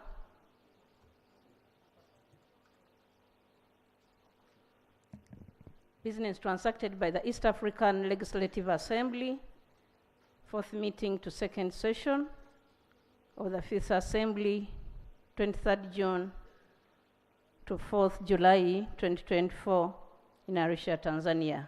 I beg to lay. Thank you. Right Honorable, do you have, I think I saw an accompanying statement which has a list of the bills and motions and what, as required under Rule 36(2) of our Rules of Procedure. You could read it or could just take that.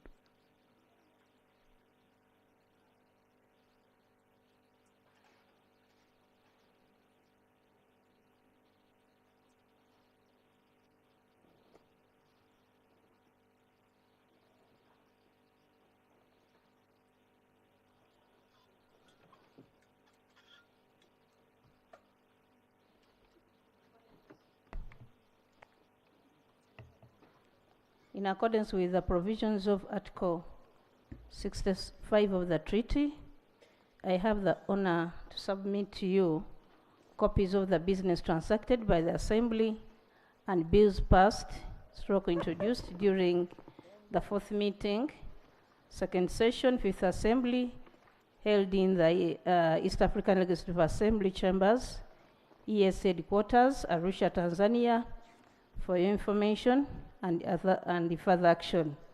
And these include the East African budget speech for financial year 2024-2025, report of the Committee on Supply and the Committee of Ways and Means, and the financial instrument for the ESC budget for the financial year 2024-2025. The following committees' reports we are tabled. We have the report of the Committee on General Purpose on the assessment of the implementation of the East African Community Budget for financial year 2023-2024. Two, we have the report of the Committee on General Purpose of the Supplementary Budget Request and the ESC Supplementary Appropriation Bill 2024. Three, we have the report of the Committee on General Purpose of the East African Community Budget Estimates for the revenue and expenditure for the financial year 2024-2025. And four, we have the report of the Committee on Agriculture, Tourism and Natural Resources on the spot assessment of the implementation of the projects by the Lake Victoria Basin Commission and Lake Victoria Fisheries Organization, and the report of the Committee on Regional Affairs and Conflict Resolution on the oversight activity to assess the process, regulations, and challenges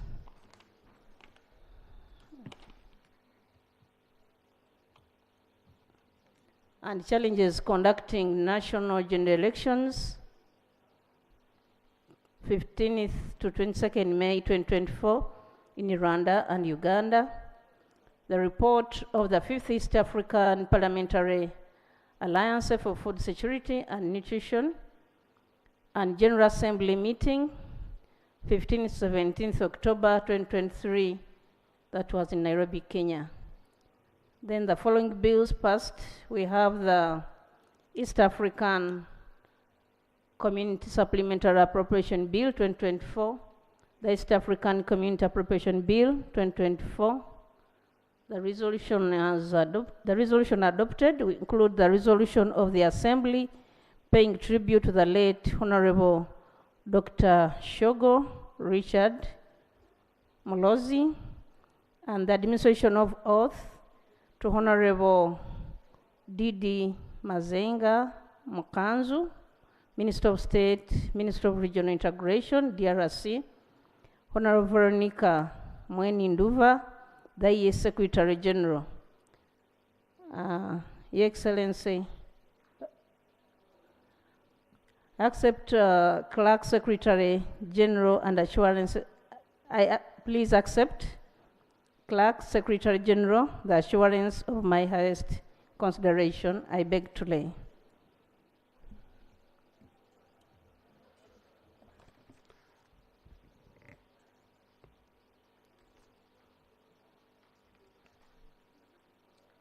Thank you. Thank you, Honorable. Honorable colleagues, these reports will be in the library. I hope we shall all be accessing them. Next. Item 6.2, laying of the waiver of outstanding value-added tax liability for Kisizi Hospital Power Limited. Honorable Minister for Finance.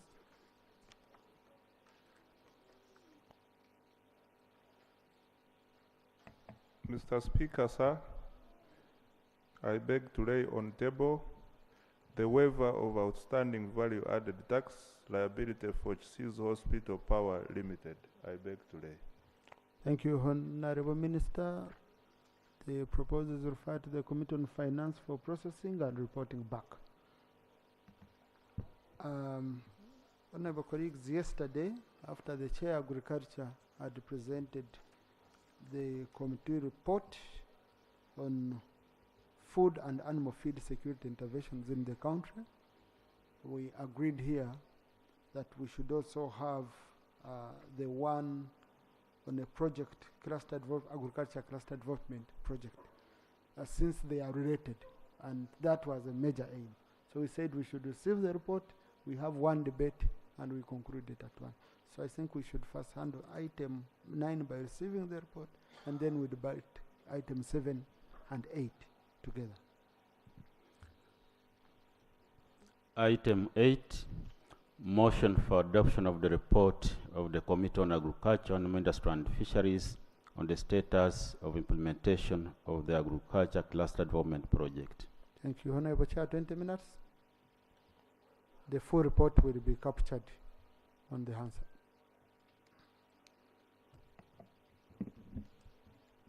Thank you so much, Right Honorable Speaker, for giving the committee this chance to present this report. And on behalf of the committee, I would like to thank you so much for this report. Was supposed to be here long time, but we thank you for sparing it to appear today. I would like also to thank my former chair for the mentorship. I'm so proud of you, for you have mentored me, that I've been elevated to be the chair. I can't take that for granted. Right Honorable Speaker, I beg to lay the report of the Committee on Agriculture, Animal Industry and Fishery on the status of implementation of the Agriculture Cluster Development Project, that's SCDP, and I would like to lay on table the minutes of the committee and a copy of the report. Right Honorable Speaker, the committee initiated an inquiry into the manner in which the Agriculture Cluster Development Project was being implemented, as well as its impact on the farmers in Uganda and its improvement on food security and wealth creation. The committee conducted oversight to assess the level of implementation and impacts of this project in accordance with Article 90 and the rules of procedure as put in the report. This provided and joined the committee with authority and power, among others, to do research. The oversight was done following complaints and a petition from members of Parliament where projects were being implemented, citing failure to meet the intended expectations and lack of value of money. On this basis, the committee decided to carry out oversight to select projects to assess the status of the implementation of SCDP in the various districts that it was being conducted.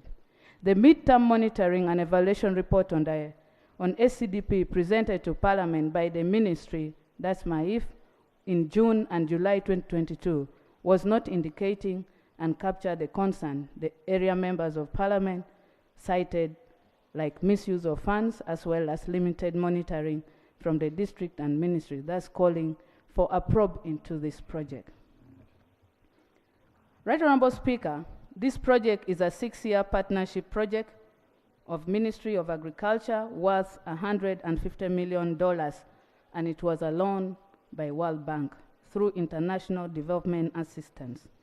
The project was officially closed. I repeat, it was closed in March 2022, but upon request, it was extended for a period up to 30th September 2023.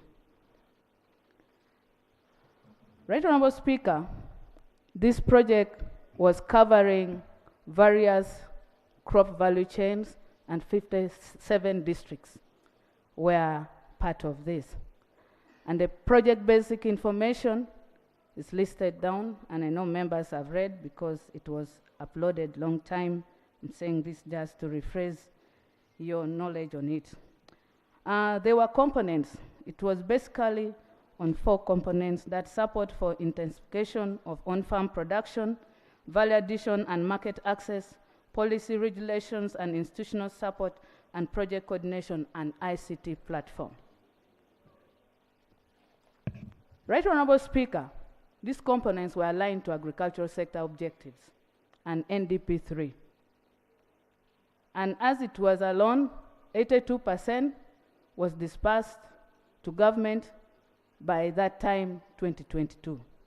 and 105.6 million was spent already, which represents 70% by then.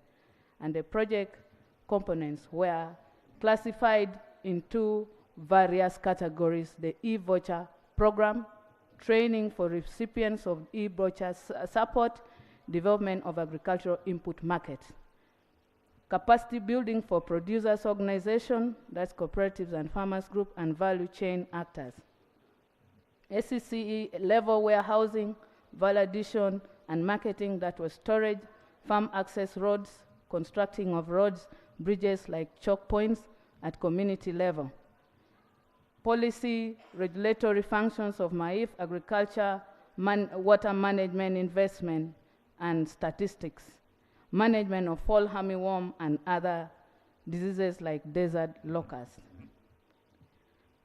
Right Honorable Speaker, districts that were allocated is even being put here, that I'm going to move forward to the observations of the committee.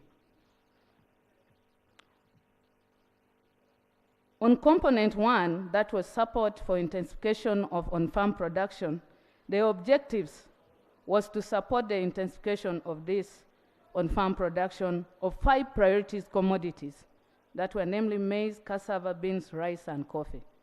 For eligible farm household, support under this component focuses on provision of subsidized productivity, enhancing and post-harvest handling inputs through e-voucher system, capacity building for target beneficiaries, and farmers organization, development of agricultural input market, where the farmers were supposed to register and government was co-funding 70% and the farmers 30%. And it was in all these areas. The e-voucher was a component involved to support towards intensification of this program through provision of subsidized input, as had stated. The project was had provided 67%, 50%, and 33% respectively of the total cost of the inputs in the first, second, and third seasons, while the farmer contributes the difference, as I stated. The farmer win off the subsidy by the first season, but because it is anticipated that by that time, farmer would have known the value and adopted the use of quality agro inputs for commercial farming.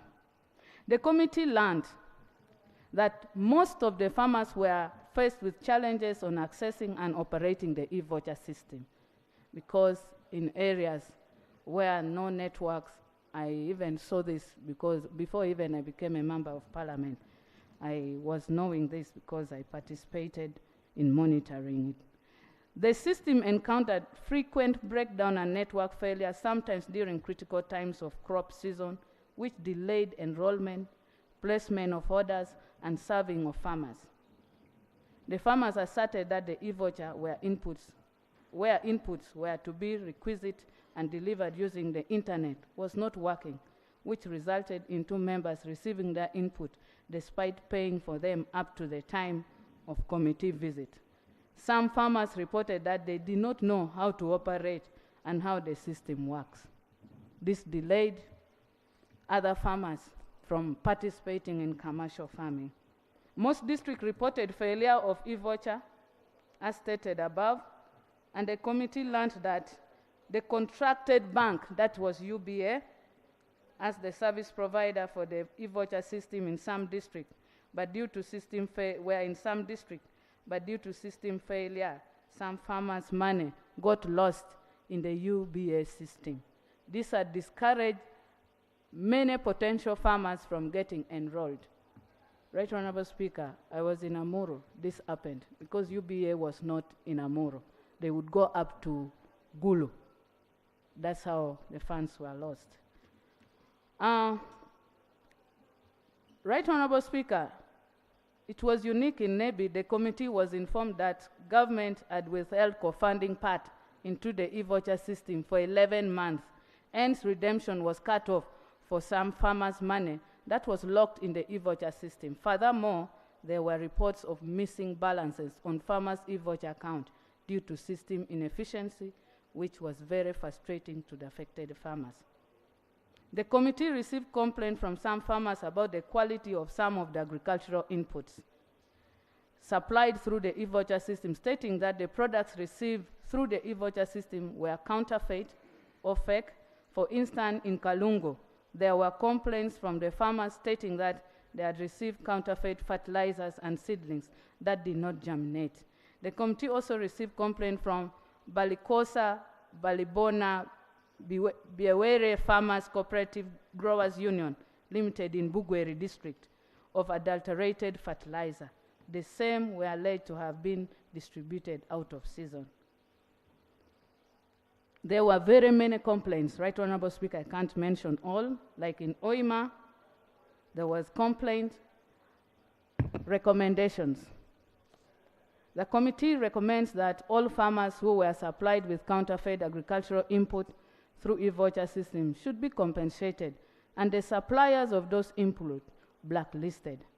Farmers who had paid for the e-voucher services and had not received agricultural input through this system should be refunded, and MAIF should compel UBA to track and rectify the missing farmers' names balances.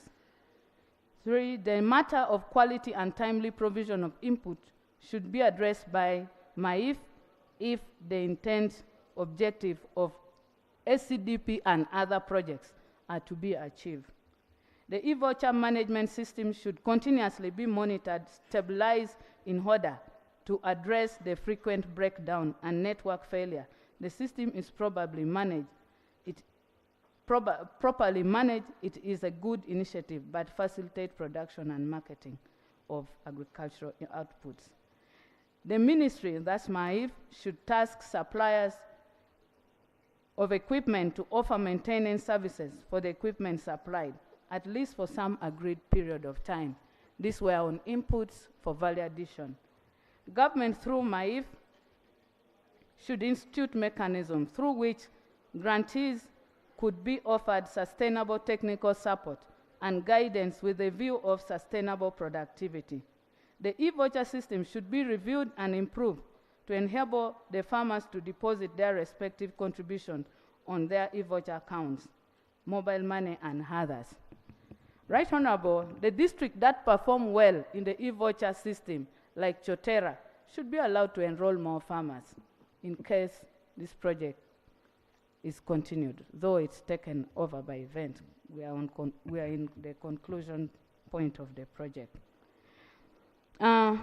Component 2 was value addition. This is very key, honorable members.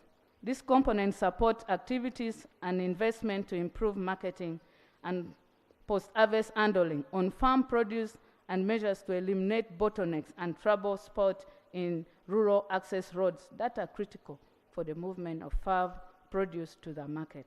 This component builds the capacity of the area-based community cooperative enterprises, that is the ACCEs, to effectively perform value addition and become marketing agents of farm produce.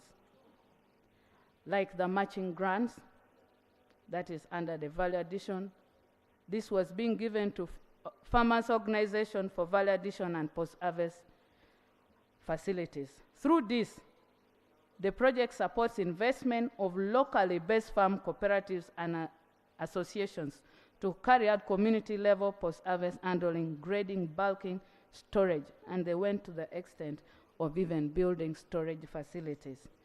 The mechanism for this grant is a matching grant that finances almost 2/3 of the cost of the purchase of equipment and construction of facility needed to scale up and improve the effectiveness of this program, which are able to carry out these functions, including construction of community primary storage facility, as stated earlier.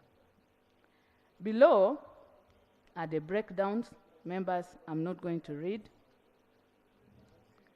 The breakdowns of farmers' organizations that receive these funds, and I know we are having it. And another table is on the machineries that were delivered by MAIF. Road chokes, Right Honorable Speaker. This This is where the problem is, and honorable members.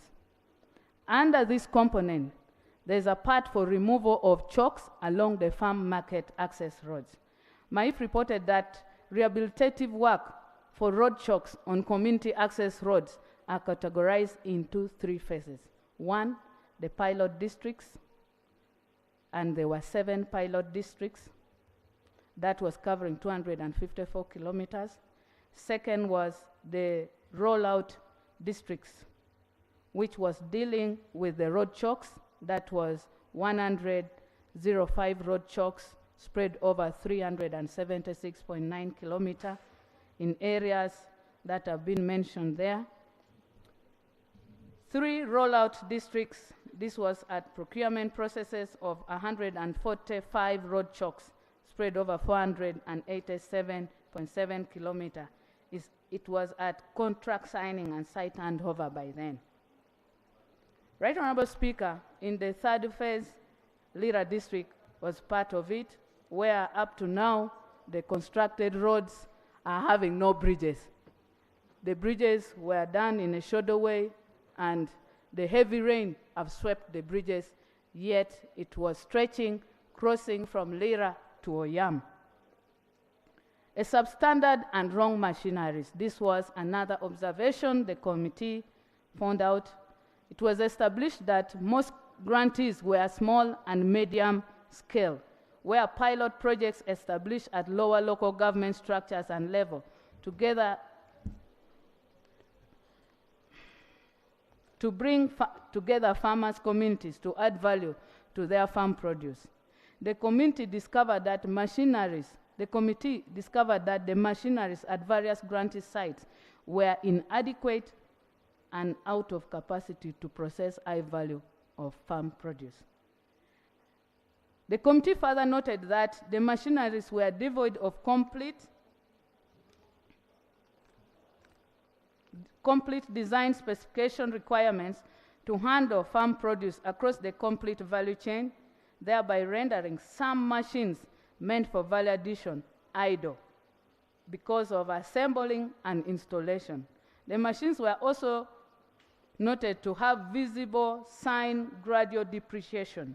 The committee was informed by the members of Oturuku Produce Dealers and Farmers Association in Kumi District that they had envisaged installation of machines with complete value chain specification and therefore expected the machine to hull, sort, winnow, and package rice to market standard. But this was frustrated. The committee was informed by some grantees members in the district that the district focal point person, because the ministry had allocated each focal point person at district level, they were not guiding and they didn't support the procurement of these machineries, meaning that they went blindly and some procured machineries beyond their capacity, others they were not having knowledge on how to operate it. The committee observed that there was general lack of technical support and guidance as stated in the earlier submission, and this was exacerbated with inadequate budget allocation and release for procurement of machine with requisite complete value chain specification. For example, incomplete and poor workmanship was seen in some facilities visit in Kalungu and Rakai district. 2 non-functional facilities due to lack of electricity in Bugweri. 3 government issues in Kole district. There were fights. Non-compatibility of machines in Pakwach, Palisa, and Nebi district. This all hindered the well-intended objectives of the project. Recommendation. The committee recommends that government, through the relevant ministry, especially finance, planning, and economic development, agriculture, that's MAIF, local government, energy, and mineral development, should collaborate to offer guidance and support to grantees to procure machineries with complete value chain of production. The matching grants, Right Honorable Speaker, the committee found out that some of the projects in some districts had been constructed as a result of the matching grants were complete and functional. The investment items under this component include offices, storage facilities, shelter for haulers, guard houses, fences, ventilated, improved pit latrines, weighing scale, moisture meters, power extension.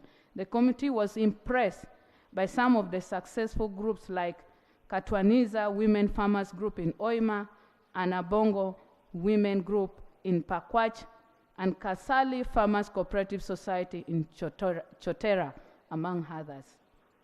The committee, however, noted that despite parliamentary approval in 2016 of the USD 150 million from the International Development Association of the World Bank to facilitate SCDP project, the implementation on various sides were noted to be less than 50% complete, with some having limited space to handle farm produce in preparation for value addition processes.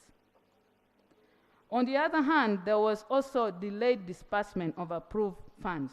The committee received submission from some cooperative society members that despite requisition of funds by various farmers groups, direct disbursement of funds to facilitate implementation was as a result as by then April and May 2022, which was close to the expiry of the project. For instance, Bukose Balibona Biwerere Growers Cooperative Union Limited in Bugweri, that applied for a grant in March 2018, received funds in 2022 April. The committee was informed by some members of a year Joint Youth Farmers Cooperative Society Limited in Kole that ever since the society applied for a grant in November 2019, no response was received from the responsible authorities. The committee received another petition from Abakalanyi Kabira Coffee Farmers Cooperative Society Limited, that is in Chotera, Kabira Sub-County. This cooperative signed a grant agreement with MAIF in January 2020 to benefit from this project. According to the agreement, the grant total of the project was 322,350,000. The cooperative was to receive 215,974,500 shillings from MAIF, while the cooperative was to contribute 106,375,000. According to the petition, MAIF released only 147,400,000. In January 2020, up to the time of the reporting, the ministry had not yet paid outstanding balance of 68,574,000. The committee further learned that there had been anomalies cited by MAIF that they required the cooperative to first address, and the anomalies had been addressed, but MAIF was not meeting their part of the agreement. The committee observed that the approval of SCDP funds were occasioned bureaucratic process that often times delayed effective project execution. Committee notes that delayed disbursement of funds could not guarantee successful and effective transformation of society whose sole livelihood was agriculture. Recommendation. The committee recommended that the project coordination unit or at MAIF should institute a mechanism to expedite requisition, approval of funds with a view of expediting their releases to facilitate project implementation. Right Honorable, I want to emphasize on this. There are very many companies that had got contracts to supply these inputs and machineries. But we have been asking up to now, it's 3 years, the project is in conclusion, but some of them have not been paid. Others have already lost properties. Others are even dead, which is not right. This money is there. Government wasn't looking for money. And Ugandans are paying this for 38 years, this loan. Financial performance of the SCDP. MAIF reported that the project's financial performance has kept improving steadily following the takeoff of the major intervention like matching grants and rehabilitation of road chokes. The committee learned that since the last mission in April 2022, disbursement has remained the same. However, the expenditure increased from USD 95.6 million to USD 106.6 million, which is mainly due to the functionality of the e-voucher disbursement to matching grants to guarantees under cohorts 1, 2, and 3, and payment to the contractors under road chokes. And in the table here, it shows the overall project financial performance as of 30th September 2022. Honorable members, I hope you've seen. Loan expenditure by subcomponent. We have by April 2022 and 30th 2022 September, the project spent a total of 106.9 million. Table 4 below, as also seen, the expenditure by subcomponent is put. I'm not going to read that. Government and management challenges, Right Honorable Speaker. The committee established that some guarantees were marred with complex governance and management challenges, including but not limited to leadership wrangles, weak management, poor record keeping, conflict and interest, non-accountability of grants, limited members' participation, and low farm prices. Some of the management and governance cases the committee encountered during the oversight visit were as follows. The Bugweri Maize Farmers Cooperative Union and Ayer Joint Youth Farmers Cooperative Society Limited, the members of Bugweri Farmers Cooperative made accusation of their leadership on misappropriation of this grant disbursed to the union for implementing this project. There were also reported cases of impersonation, like the case with Limoto Farmers Cooperative Society Limited in Palisa.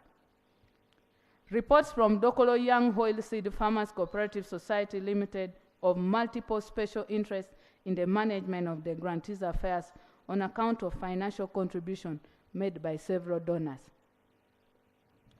Lack of accountability of funds received by some cooperatives was largely evident with the improper and no bookkeeping when the committee requested to see the books of accounts.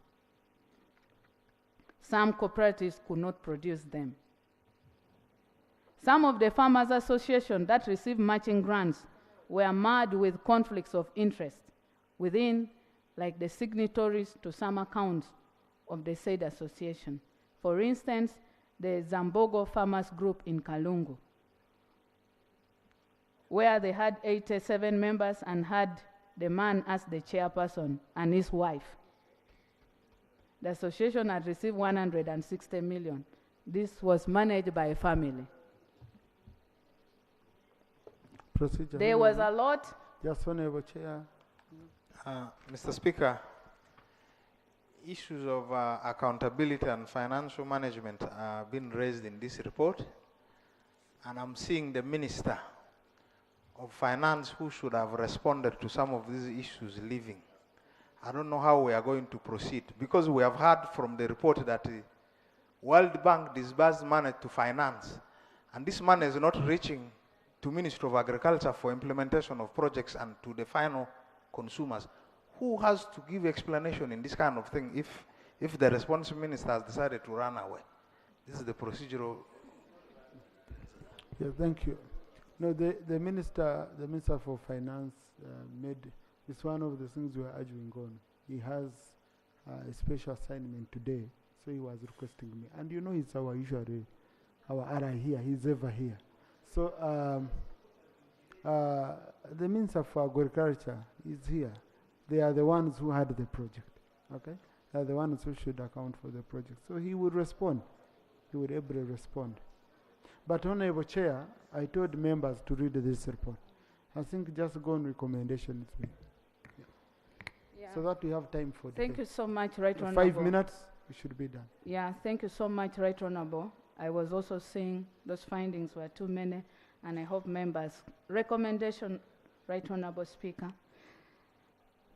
The committee recommends that government, through Ministry of Finance, Planning and Economic Development and MAIF, should improve on the selection criteria and capacity of the beneficiaries group to enhance ownership and sustainability. 2, MAIF should sign an MOU with suppliers to provide maintenance of the machineries and equipment, because most of these machineries that government had spent a lot of money are no longer functioning. The chairpersons and signatories to the accounts on which the Farmers Association's matching grant was deposited should be held accountable for the funds disbursed. Right Honourable Speaker, on issue of lack of electricity and water connectivity, this is so much that most of the projects were not connected.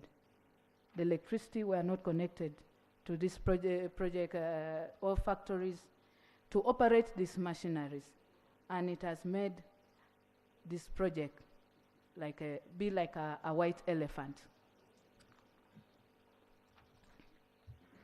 On that, the committee recommends that in future, in case of similar project, government should ensure a collaboration between the relevant ministries so that they coordinate well to ensure that the project succeeds. Project monitoring and evaluation had weak linkages, as members have said. The committee recommends that accounting officers of district local governments, like the focal point person, should arrange for regular capacity building. On SCDP, monitoring and evaluation unit should provide adequate guidance or a template to help in the supervision to the local governments for effective implementation. The respective local governments should prevail over grantees management and institute mechanism that would ensure regular monitoring. For future projects of similar nature, government should, through relevant ministry, department, and agency, should adequately prepare to offer guidance and support to project beneficiaries so as to implement the project effectively. MAIF should expedite the process of connecting the projects to the national grid in order to enable the functionality of this equipment. Right Honourable Speaker, on road chokes, I want to go straight to the observation. In Chotera, 21 road chokes were identified, but only 9 were prioritized for rehabilitation. At the time of committee visit, only 2 roads under Lot 1 in Katera, Minziro, and Kasanvu, Chakaluma had been approved, and construction was ongoing. In a year, that is Kole, that's a year Bala Akalo Road in Kole district, was only 10% completion. The road projects connecting 2 sub-counties, Anongino, Kanapa, in Kumi, was not completed. And the rest in Nebi, Pakwach district were also delayed. And recommendation, I can't read all honorable members. The ministry, that's MAIF, and Ministry of Local Government should... Honorable Chair, let's capture the whole committee on the Hansard. I think you've done a fantastic job. Thank you so much, Right Honorable. The report was big, though interesting, but time is not our best ally. No. Thank you. And most of it has been overtaken by events. So, honorable colleagues, I open the debate now. Yes. First opportunity to those who haven't spoken today. First opportunity. So I request those who have spoken today, and I'll give you a chance, but you first take leave. Very good. So that I pick those who haven't spoken today. Okay? I'll start. Honorable, I will do 1, 2, 3, 4, 5, 6, 7, 8, 9, 10, 11, 12, 13, 14, 15, 16, 17, 18, 19, 20, 21, 22. Yes, 2 minutes each. Hey, but now I'm asking myself, I have picked, and you say, some of you whom I've picked, you're saying all of us, so you want me to pick you, I leave the rest. I think some of you can volunteer not to talk, so that we save time. Yes, so let's shoot right away, Honorable colleague. Thank you very much, Right Honorable Speaker. I want to thank the chair of for the report. This project was going to be a good thing if it was well implemented in Uganda. Of all the World Bank projects, agricultural cluster development projects succeeded in Rwanda, Ethiopia, Tanzania, and Kenya. Why Uganda failed is because, one, it is historical. Usually, there is underinvestment in agriculture, and also the morale to practice agriculture, especially in the young people, is low. And then the issue of limited resources, because we wanted to promote public-private partnership, but the investment of the private sector and their engagement was very low.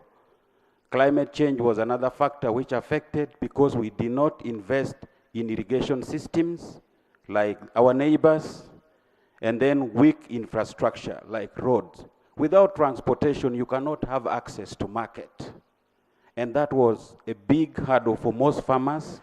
And then the new technologies.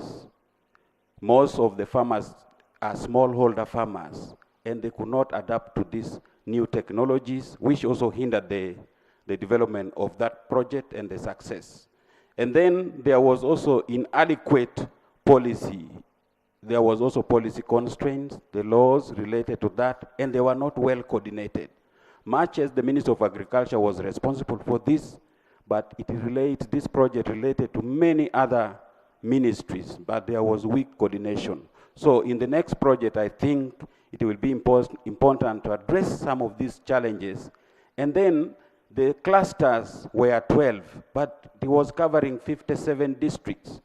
And also the selection of the enterprises. When you know that your neighbors are succeeding in particular sector or crop or enterprise, you take the one where you have higher return on investment. So we went for maize, cassava, and so on. But without studying what our competitor in the neighborhood is doing. So we need to really invest in areas which is lucrative and has higher return on investment. I want to thank you. Thank you, Chair. Thank you, Honorable Songa, Chair, Committee on Climate Change. Honorable colleagues, we are debating two reports at once. We are debating on the one of food and animal feed security. Then, feed security interventions in the country. And then this one of ACDP, because they are cause-related. Thank you. Honorable James Kweketadia. Honorable Speaker, I just have two issues to comment. One is that when it comes to agriculture, I think we should have a full-fledged policy that we go for irrigation. Let's do like we did for roads, that we actually have to ask for money from government to ensure that we go irrigation, because all this one will be wasted when it comes to having bad weather. Then two, this issue of having fake herbicide is a serious matter. And we have the Uganda National Bureau of Standards. That's where the emphasis should be, because most of our farmers have been fleeced of a lot of money. They borrow, but eventually end up with the fake drugs and fake kind of inputs. So that is something that must be addressed. I thank you, Mr. Speaker. Honorable Kadidi. Yeah, thank you, Right Honorable Speaker, for giving me the opportunity. I want to thank the Chair and the members for a very comprehensive report and recommendations. Honorable Minister, we thank you, Ministry, for the good intentions of supporting Ugandans produce, add value, and make wealth. Three observations catch my eye, Right Honorable Speaker. The first is in the supply of fake inputs, which is a function of procurement. We know who planned for this. We know who ordered. We know who received. We know who certified.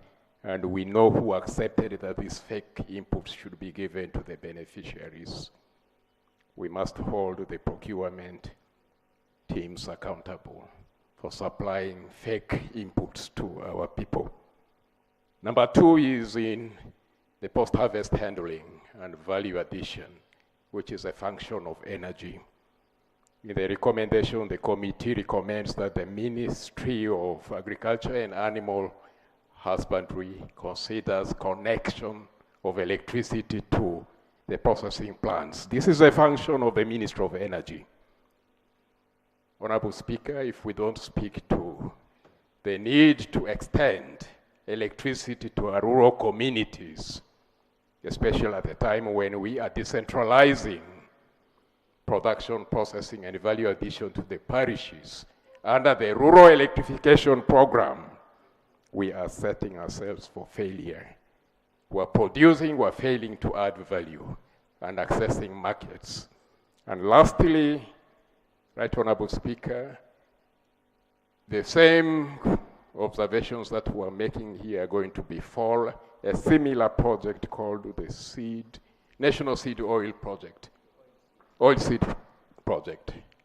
That right now is in the middle of its implementation and will be completed soon. The beneficiary districts are saying they don't know what is happening.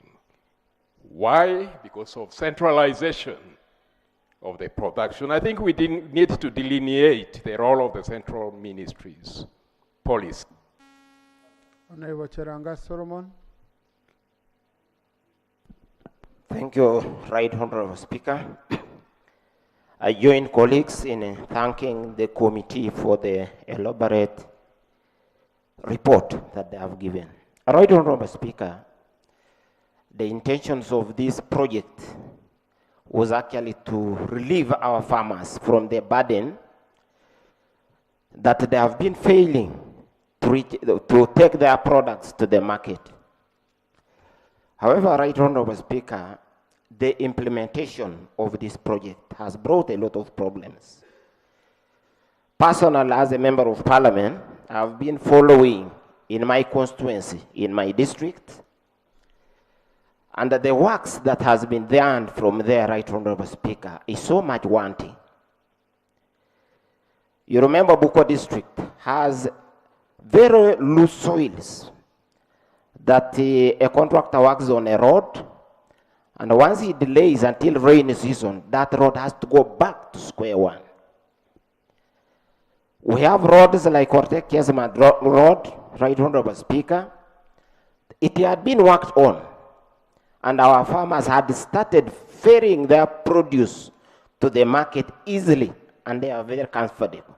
However, Right Honorable Speaker, because of the delays, this road had goes back to square one, and I believe across the country, that could be the problem now. And the contractor has to go back and work from square one.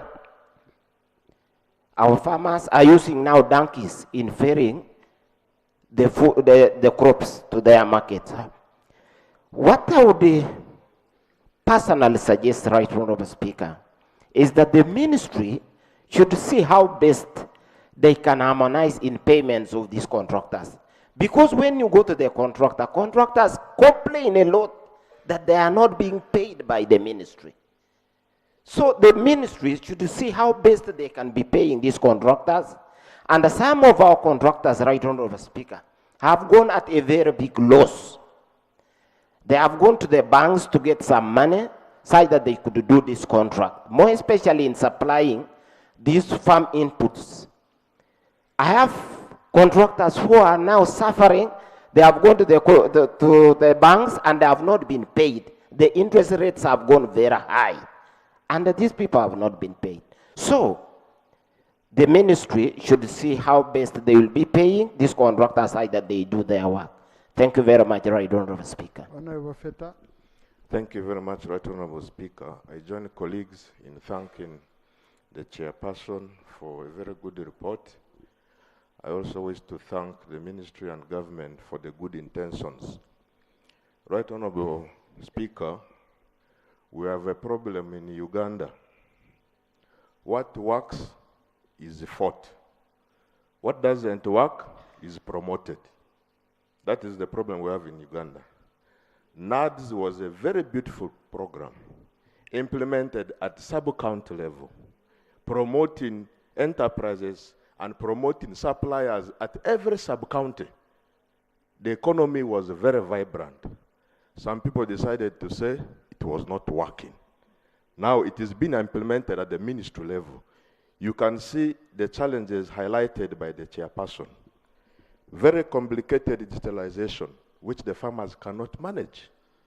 Banks which are not there in the vicinity are the ones selected to offer services. What is the intention? I would want to appeal to the committee to advise the ministry to go back to the approach we used in NADS, where the trickle-down effect of what we are implementing is seen right in your neighborhood. We had trading centers where a shopkeeper selling hose is supplying to the sub-county. An enterprise of pigs is supplying to the sub-county. A chicken breeder is supplying to the sub-county. Promotion, the impact of the business and the program was seen everywhere. But now you have brought it from the last man to the ministries, you're only bringing here challenges. May we review the approaches of implementation? Because after all, these are loans our people are going to pay. Our people are going to pay. Are they going to pay what they have not felt the impact? I think let's be very honest to ourselves. What works for us? What has a trickle-down effect for our people? I thank you. Thank you. Now, honorable colleagues, these are challenges we face when we are even interrogating these loans. You find the terms and conditions are cast in stone, already approved by the board of the World Bank. You can't go back. So, meaning from project inception. Yes, from project inception.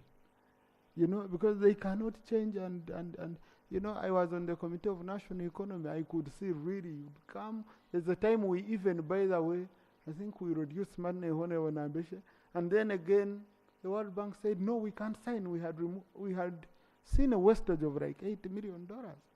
So they said no, go back and approve all of it. So what is approved in Washington in the board, find you can't do much about it. So our negotiators, our project designers, from inception to negotiation, I think we need to put up our game. Honorable Tak Agnes. Thank you, Right Honorable Speaker, and I thank the chairperson for the report. Right Honorable Speaker, I'll pick it from where Honorable ended. In my view, we are really being let down by the technocrats in this country, because from the time of inception of a project, they plan, they negotiate, and do everything on our behalf. But each time they keep on doing the same thing over and over, even when it doesn't yield the results, Right Honorable Speaker. When I look at the report on food security, if you look at how the prisons and the UPDF perform, and then how the districts perform, where they go and scatter resources to different people, really it leaves a lot to be desired. Why can't the technocrats come up with something that works for us? If we need to promote big farmers in the country, then so be it, so that these who cannot do the large-scale farming can work on the farms and get paid. Everybody will benefit in a way, but when our country is moving forward. Right Honorable Speaker, when you look at the cluster program, they still went on scattering money like that with a lot of delays, and we end up not seeing anything coming out. When we have also concentrated ourselves in staying in that backward way of doing farming, you even find that Nagric does not have the necessary machinery to do the work that it is supposed to do. So if Nagric cannot, what about the ordinary farmer? That's why we even go ahead to continue planning for hose and hose and hose and hose at the center of the Ministry of Agriculture. Right Honorable Speaker, I really request, I would like us to, government to take interest in this and organize the Ministry of Agriculture and Animal Industry, because Uganda is a gifted country by nature, and we can use this with new technology to become a food basket for the whole of this continent, for the whole world, if we really do what is right. Thank you. Honorable Agnes Amede.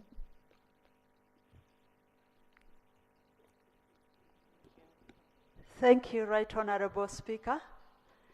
And I thank the committee for the report. I have two issues in the future. Butebo was a beneficiary of this project, but the project was tied to two commodities, cassava and maize. Butebo, we don't have land. So ideally, it was not the right products to promote. Secondly, the issue of the roads. Honorable Minister, there is a road of 2 kilometers that was done for 200 million. Please, I would like answers. The terrain of this place is flat. There was no swamp, there was nothing. How was the road done for 200 million? Thank you. So they scratched the soil and the ground and charged 200 million. Honorable Narude, Bavia. Followed by Honorable Katabazi. Thank you very I'm much. picking you, I'm balancing. I'm balancing. Yeah. Thank you very much, Honorable Speaker, for balancing the boat. So my issues, the key issue, thank you very much, Madam Chair, for the report.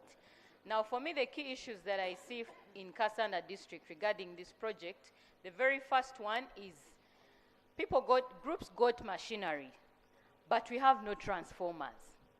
And so we have redundant groups, we have redundant machinery that is not being utilized because there are no transformers, there is no power to operate the machines. For example, we have Mianzi maize millers, and then Kasanda. Those two have totally failed to start off, and group members are just looking at the machinery. So my recommendation would be, because they can't co-fund, so they utilize the money that was given to them, and they can't bring on board more money. So now my recommendation would be, is there a way we can look at financing the transformer so that machines can take off? Then finally, is the disbursement of grants to some beneficiaries. Some beneficiaries got funds and utilized them on other things, and were unable to utilize them on the things they were supposed to use them for. Bukuya Cooperative is one of those examples. We have issues with them, and I don't know whether you were able to reach Kasanda. I haven't seen that you reached there to monitor the groups within Kasanda. It would be good to also come by and pass by and see what we can do in there. And finally, I think Honorable Katabazi. You're no politician, say in conclusion. Thank you very much. Then finally, then as we Thank you very much, Right last Honourable today. Speaker. I'd like also to add my voice to those who have thanked the chairperson of the committee. I think they did a great job, and I was lucky that the time they visited my constituents, I was there. I welcomed them in Kalungu, and of course what we found there was not exciting, where we have even one project which is an elephant, a white elephant.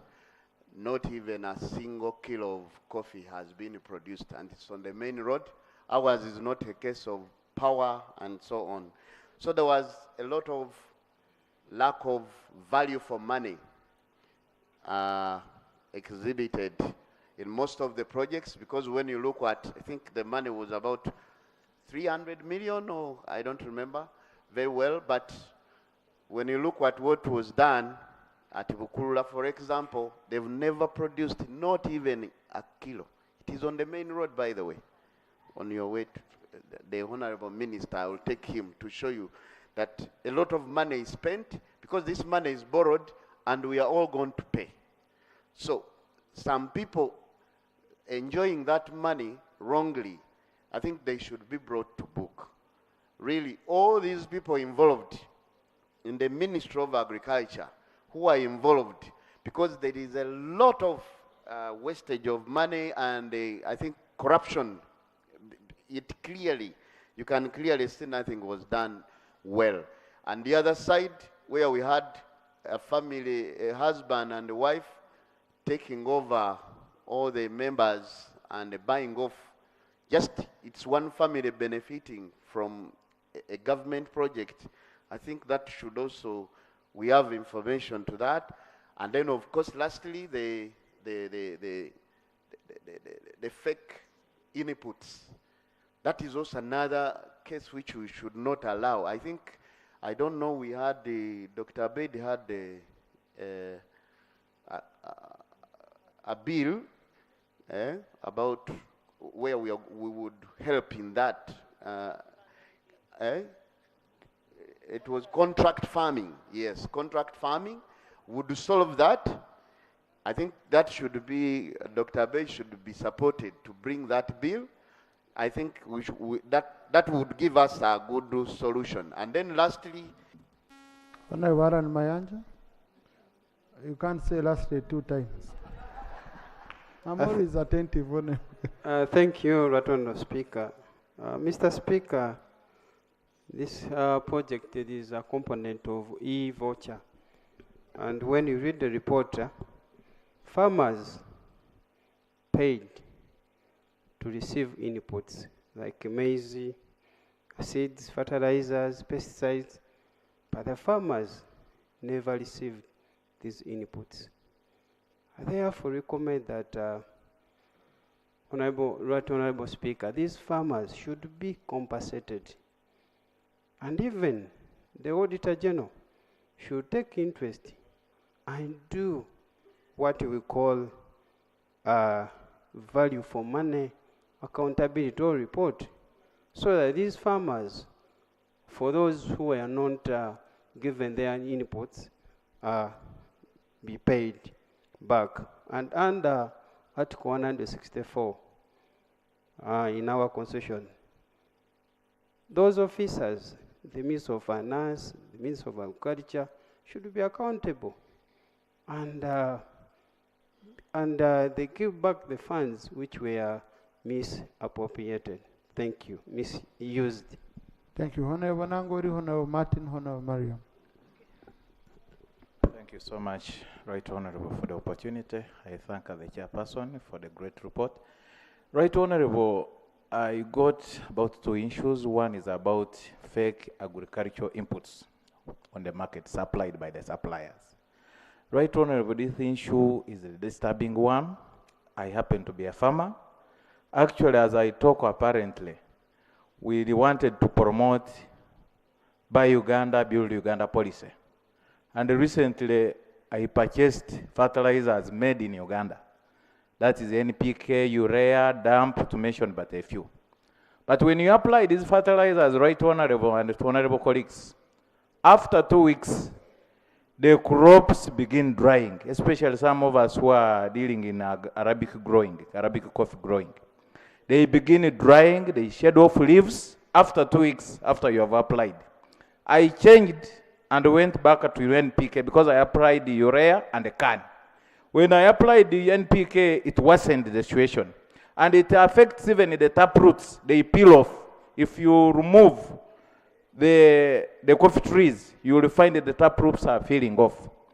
And when I asked the extension officer, he told me that these are fake fertilizers on the market. And yet these things are made in Uganda. So my concern is that Ministry of Agriculture and UNBS should pay keen interest in this, because it affects all farmers across, especially these people who are getting PDM. Actually, they are using the money to buy fertilizers that are fake. They cannot get now value for money. At the end of the day, they are supposed to pay back the money for PDM. Where will they get the money from when they are buying fake products on the market? So it's a big problem, Right Honorable Speaker, and I would like to urge the Minister of Agriculture, Animal Research and Fisheries to get big interest in this. You know, Honorable Minister, you were once in my area, that is Vulago, Stoko Farm. I'm a neighbor to that area. We grow Arabic coffee. But as I talk now this season, we are not going to harvest Arabic coffee as expected because of fake products on the market. I have applied it twice already, but I'm at a loss. To the farmers, they get these products on a what? On a loan. Instead of buying at cash at 125 per bag of 50 kilograms, they are getting at 200,000 per bag. simply because they pay during harvesting period of November, December. How are they going to pay back the money when they are not able to get genuine products on the market? So you need to check suppliers. It's a serious issue, right, Honorable Speaker. Thank you very much, and I stop there. Thank you, Honorable Martin Muzare, Honorable Miriam Mukai, then followed by Honorable Simejiriat. Thank you, Right Honorable Speaker. Right Honorable Speaker, I'll begin with the choice of the bank. Right Honorable Speaker, you cannot pick a bank that is Kampala-based and it's going to serve the interests of people in Lamo, Kamuli. The cost involved is so high for those people to move to those banks which are Kampala-based. Right Honorable Speaker, the second issue is about efficiency of our systems. ESAC applies for these grants in 2018. They receive approval in 2022, when actually most of the members have already given up. And this is the reason why a few members begin now to plan around and enjoy this money when it has come in. Because most of the members have already lost morale by the time the money comes in. The third one, Right Honorable Speaker, the issue of feasibility studies. We pay a lot of money to consultants firms to do this work for us. But I don't know what could be the problem. Someone comes up with a feasibility study and says it's okay for us to put a maize mill somewhere, where he knows there is no electricity. We go ahead to implement the project, we put up the facility there, and there is no power. And this is happening in so many of these projects. In local government, it is actually a bigger challenge. Right Honorable Speaker, the issue of our loans. Many of these loans have not performed. I remember I want to give an example. Kasore project, which is in my district, Kamodi. We gave it a lot of money, Right Honorable Speaker. But I cannot today even tell you that I know even 10 people in my district that have benefited from the Kasore project. And we are almost putting close to 60 billion. It is 4 years down the road. I cannot give accountability of what my people around that project have benefited. Right Honorable Speaker, it is a challenge to us as members of Parliament because we pass these loans with high expectations. But at the end of the day, we see nothing. Like the way the chairperson has narrated the story, it is really bad that we have put in $150 million and nothing. Almost, we have only been able to achieve like 30% of money. Thank you. Country benefit from agriculture. But when you look at the extension workers in our communities, I don't know whether they don't have the morale or they are not interested. But if you're to look at the support that they give to our farmers, there is a lot desired. The ministry should find a way to scale up the support that they give to our people in our communities. If we are to get the support that we desire, like if you've distributed seedlings in many forms, because there are grants that are given to our people in the community. But people do not know how to plant in a modern way, and there is no support that is given to them from the extension workers. And yet you know that every sub-county has an extension worker.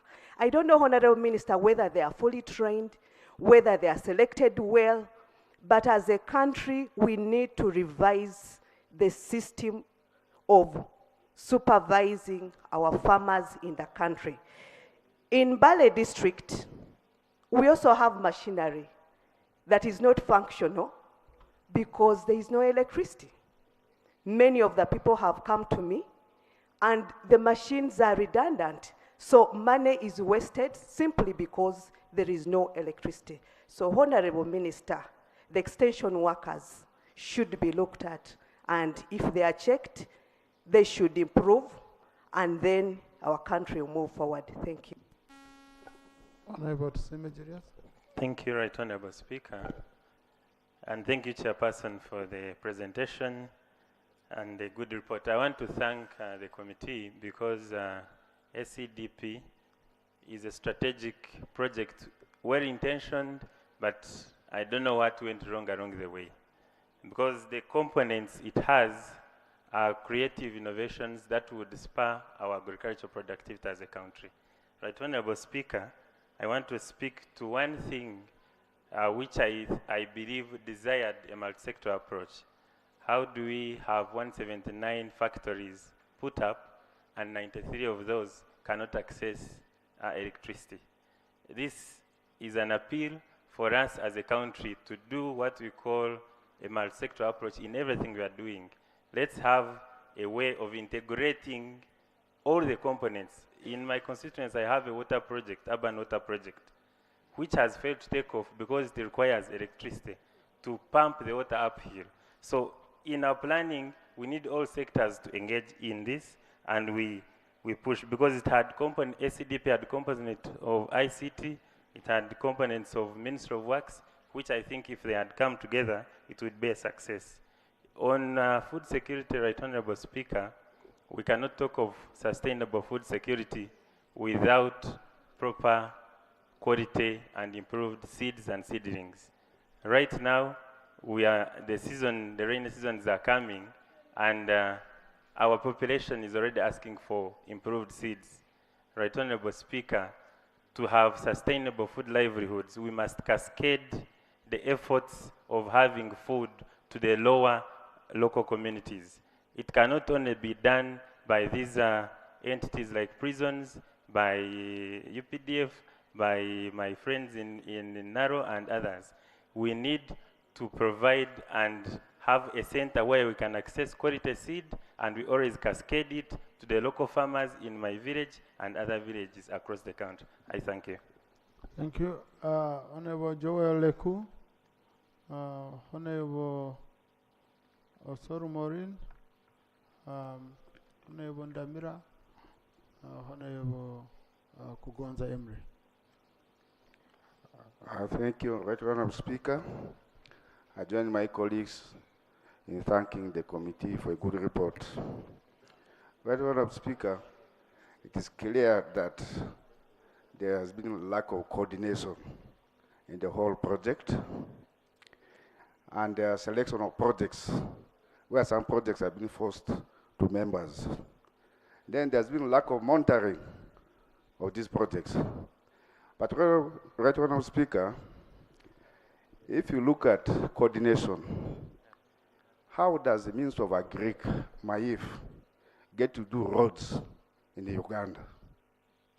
When you have the whole Minister of Works, which is mandated to do roads in this country, what capacity does Minister of Agric has to do good roads? I think this is real uncalled for. This is a properly lack of coordination. Let the right mandate go to the right ministry. We even have a Minister of Water, and you find Agric is doing water everywhere.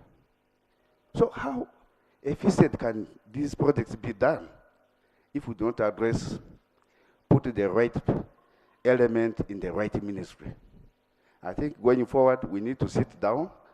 In the future projects, we need to correct all these things so that we have a well-delivered project. Thank you. Yeah, Honorable, this is just all about program-based budgeting, which we are doing. We are doing it without doing it. We are doing it when we are not doing it.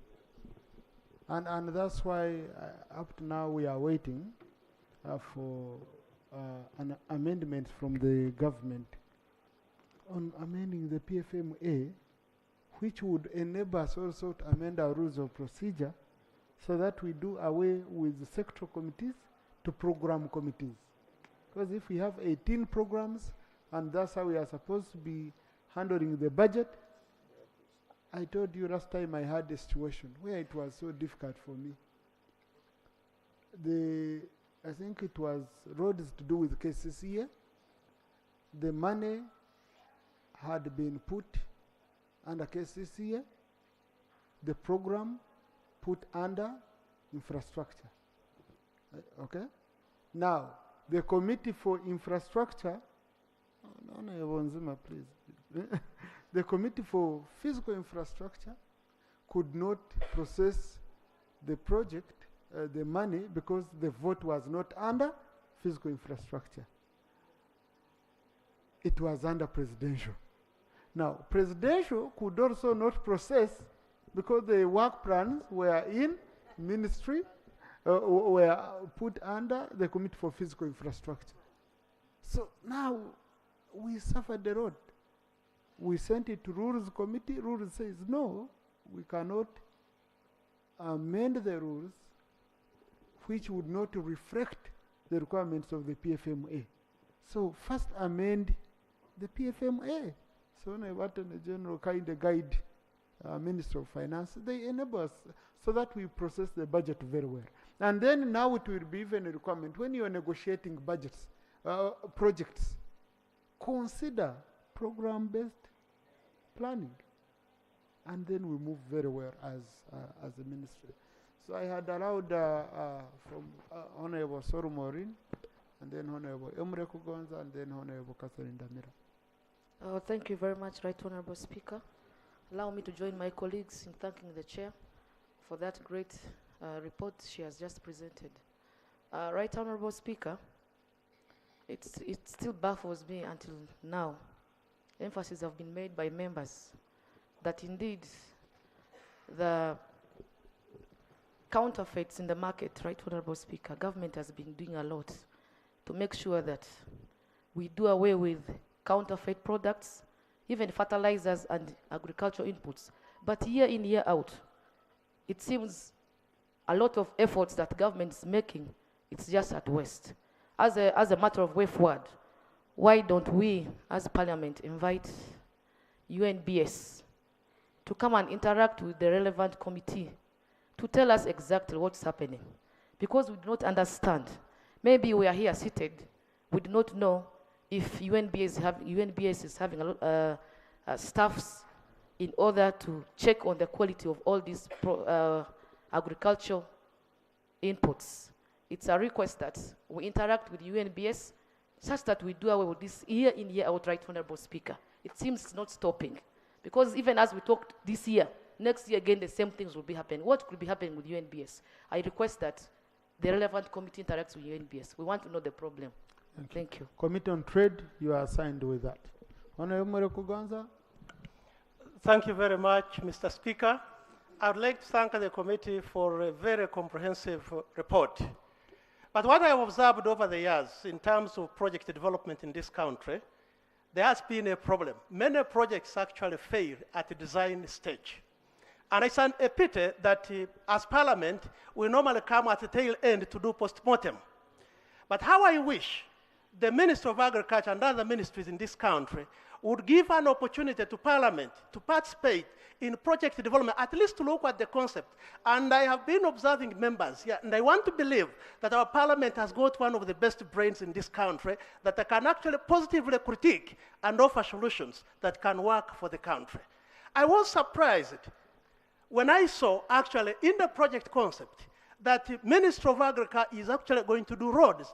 And it did not even surprise me when it came to Kibale district, where we had 2 roads that actually were part of the agriculture cluster development program failed. Even up to today as we speak, the project has closed, but the roads are not completed. And this is actually putting a vote of no confidence to the program approach. We would actually have seen agriculture working together with the Minister of Works, doing the roads, because they have the experts. But also, when it comes to actually talking about production, you cannot talk about production that will succeed and deliver the results that you want if it is not linked to the market. And when you look at the analysis of the entire project, it was actually all scattered here and there.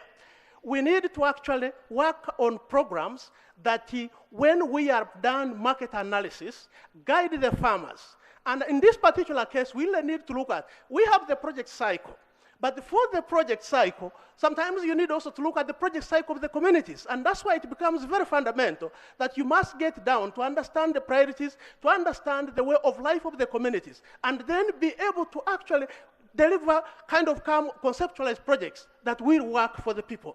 Now, one thing that we can actually see, we have seen many of the reports around. We are talking about overproduction. And I will point out one particular case of milk, that in this country, we have overproduction of milk. And we are talking about 4 billion liters of milk.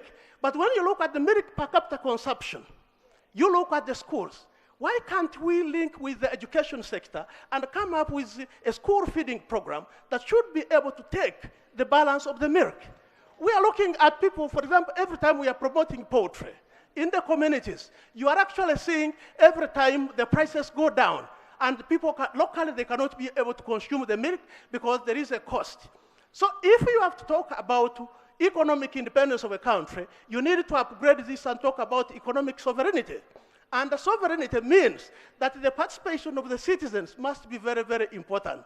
I think ministries and departments of government, we need to go back to the basics of project development. I submit, Mr. Speaker. Thank you, Dr. Emre Kugonza. Like on that issue of milk, Honourable Minister, I visited a friend of mine who produces around 7 million liters per annum in Portugal. What was so interesting, for him, he feeds his calves on powdered milk. And he says it is cheaper. Yes, his calves. Yes, they feed on powdered milk, and he says it is cheaper. And he says, but also, it helps him so that in case the mother has a disease or a problem, it does not transfer it to the calf. But I was shocked when he said it is cheaper for them to use powdered milk. He's coming here soon, Honourable Minister, I will introduce him to you. And you see the technology they use, and it's surprising. So you'd find all this milk would process, powdered milk being cheap, being affordable, and all that. And otherwise, I've had people cry, sometimes milk is down, then now tea is down. Sectors. And you know, Ugandans, we are not patient. I know people now who are cutting down tea. Yes, uprooting. Ever in Honourable Magezi's area. Many. And Fort Portal. Yes, Honourable Ndamira, what does Kigezi say? Thank you so much, Right Honourable Speaker. Allow me also to join the members to thank the chairperson of the committee and the members. Right Honourable Speaker, I have listened to the chairperson. She has done her part, but I tried to fit in Kigezi, and I found it wasn't fitting in very well. Right Honourable Speaker, Kigezi is the kind of hard. When we talk of roads, we need to consider the hard rocks that are supposed to be broken by those contractors. But it has not been easy. And when I found that they were given some money, it was little compared to the work that is needed. I want to continue thanking you that you have tried, but I also want to put this aside and want to let the minister know that Kigezi should be considered separately. Why can't you consider those hard-to-reach areas, not like those I heard a colleague saying that those areas of theirs, it is a flat one, so there is nothing to work on. But Kigezi is different. Another thing I have heard of... Honourable, that's not what Honourable Agnes Amede said. She was just talking about road, just the road. But yes, I'm also this project, the road was a very small component of it. So it might be presented as if in Butebo, there was nothing to work on. Yes, Right Honourable Speaker, I'm trying to bring in the point that Kigezi have hard rocks, meaning that they should be considered differently. Another issue I want to say that I've heard the president sing of a 1-acre model. which I've not seen. No, he has the president, for those who are a bit extensive for, then like Gezi, 1 acre model, Nyakana, that's why it's saying. I am saying that in Kabale, we don't have that, we no longer have that land. I am a member of parliament. I am speaking for my people. I don't have 1 acre. Now I am asking, if those people don't have 1 acre, can we reduce it to what we have? Why can't the ministry at least bring a heifer to that family that needs to also grow economically? Thank you, Right Honourable Speaker. Honourable Naume Kawasharira, Honourable Ochero, Honourable Kujizibwe, and youth. Thank you so much, Mr. Speaker. I thank the chairperson and the committee. Mr. Speaker, I think Ministry of Agriculture has had a history of implementing projects, getting good projects and getting good money from loans, but implementing them either poorly or not well. The history I'm talking about is that one time it was given money, a lot of money, to construct water in areas which were really very dry, Karamoja, and then the corridor, of, which don't have water. But I want to tell you that it even caused the minister by then, who was the vice president, to be put on order to be censured. And the money, up to today, if you go to any place where those dams were constructed, you will not see water. You will only see something like a dam without water, dry dam. I've never seen a dry dam, but you can get them in that.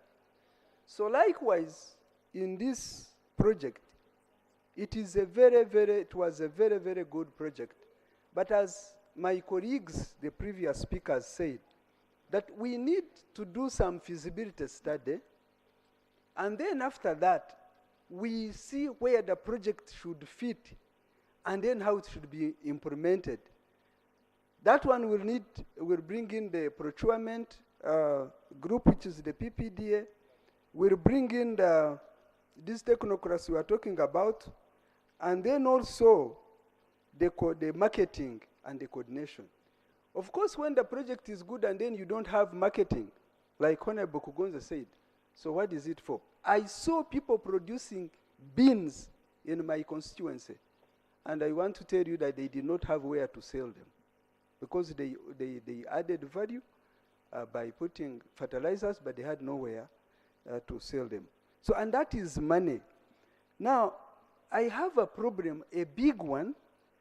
I don't want to say that Ministry of Agriculture cannot work on roads. They can, because they also have engineers. They actually have good engineers. They can. But I have a bridge which was given, it was constructed 1 billion. That was in 2020. Up to today, it is done like 20%, and you can see the project has ended. Honorable Speaker, I have moved to the ministry, to the PS, to the what. There's nothing. The contractor said he has a certificate which is supposed to be paid, but they refuse to pay. I don't know for what reason. And they are saying that there is no money.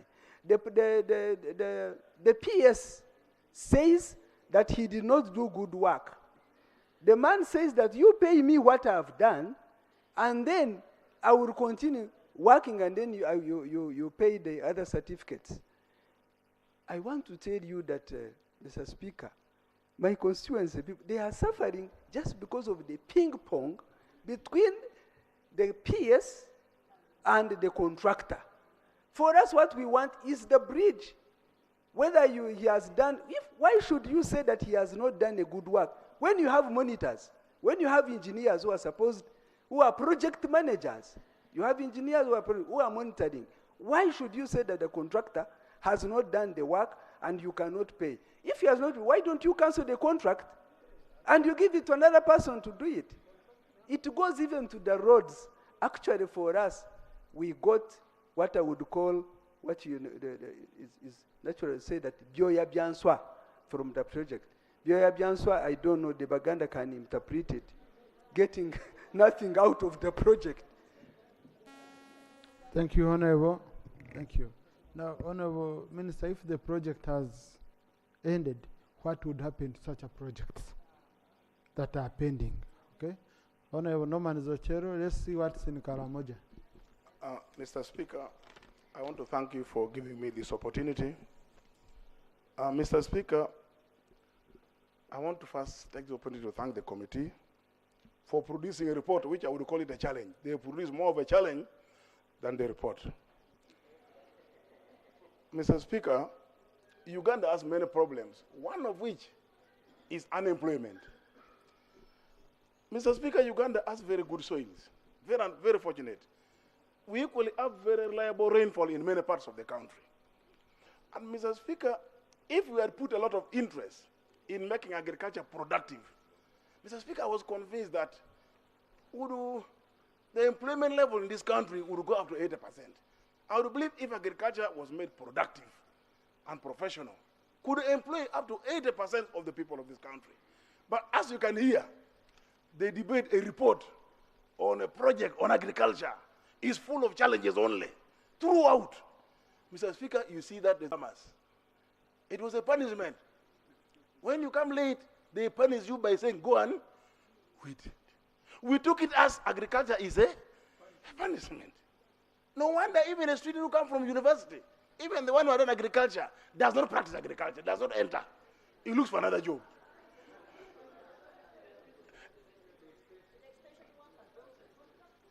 Even the extension workers, the one in charge of agriculture advising people, has no garden at all. And he's busy advising people how to farm. Mr. Speaker, my issue was, we are talking about agriculture. Anyway, if you look at this project in particular, we don't have it in Karamoja. But I would say, Karamoja practically move up and down because of weather challenges. They only have a cow as the reliable garden. Because a Karamoja can plant 7 crops. Out of that, only one can succeed. Only one. Leaving them with the cow as the most only reliable garden, which can be sifted if there's no water. Now, therefore, if you are now telling them that we need, because we're in agriculture, which means we don't need a lot of mindset change. Crop should they grow? Which kind of crop should they plant, and where is the market? So I thought for us, we need to begin from the very basic. Otherwise, Mr. Speaker, I believe that the challenge of employment in this country would be no more if we could put a lot of interest in promoting agricultural production. Otherwise, it is still very embarrassing if you can hear the level of debate and the level of challenges that come from projects. And secondly, agriculture is managed as a project on a project basis. Yeah, this one has started, it has ended. Okay, this one is now ending. By the way, I'm saying agriculture is one of the biggest sectors in this country. It cannot be handled in a project manner. It is a joke. We should put a lot of interest and a priority as a country on managing our agriculture, not on funds from Bazungu in US. Thank you, Honorable. That's Honorable Norman Ochero, former chairman of C5 BIM district, you can say. Thank you very much, right. G'EBYENFUNA. Thank you very much, Right Honorable Speaker. Masindi district was one of the beneficiary districts, and in Masindi the story is not any different. We are having a road which is called Ibaralibi Ali Mugonza Kitanyata. Yes. And up to tomorrow, this road is not worked upon. The people have cried. Actually, the people on the other side of the road wanted to move to another nation. They were like, now for us, we are in another country. Then the issue of power. Of course, now here we are like, this has been the challenge, it has been the challenge, but what is the way forward? I want to request that now that we have already invested a lot of monies in these projects, can the Ministry of Energy move as fast as they can to make sure power is given to these projects? Otherwise, we are just wasting the money there.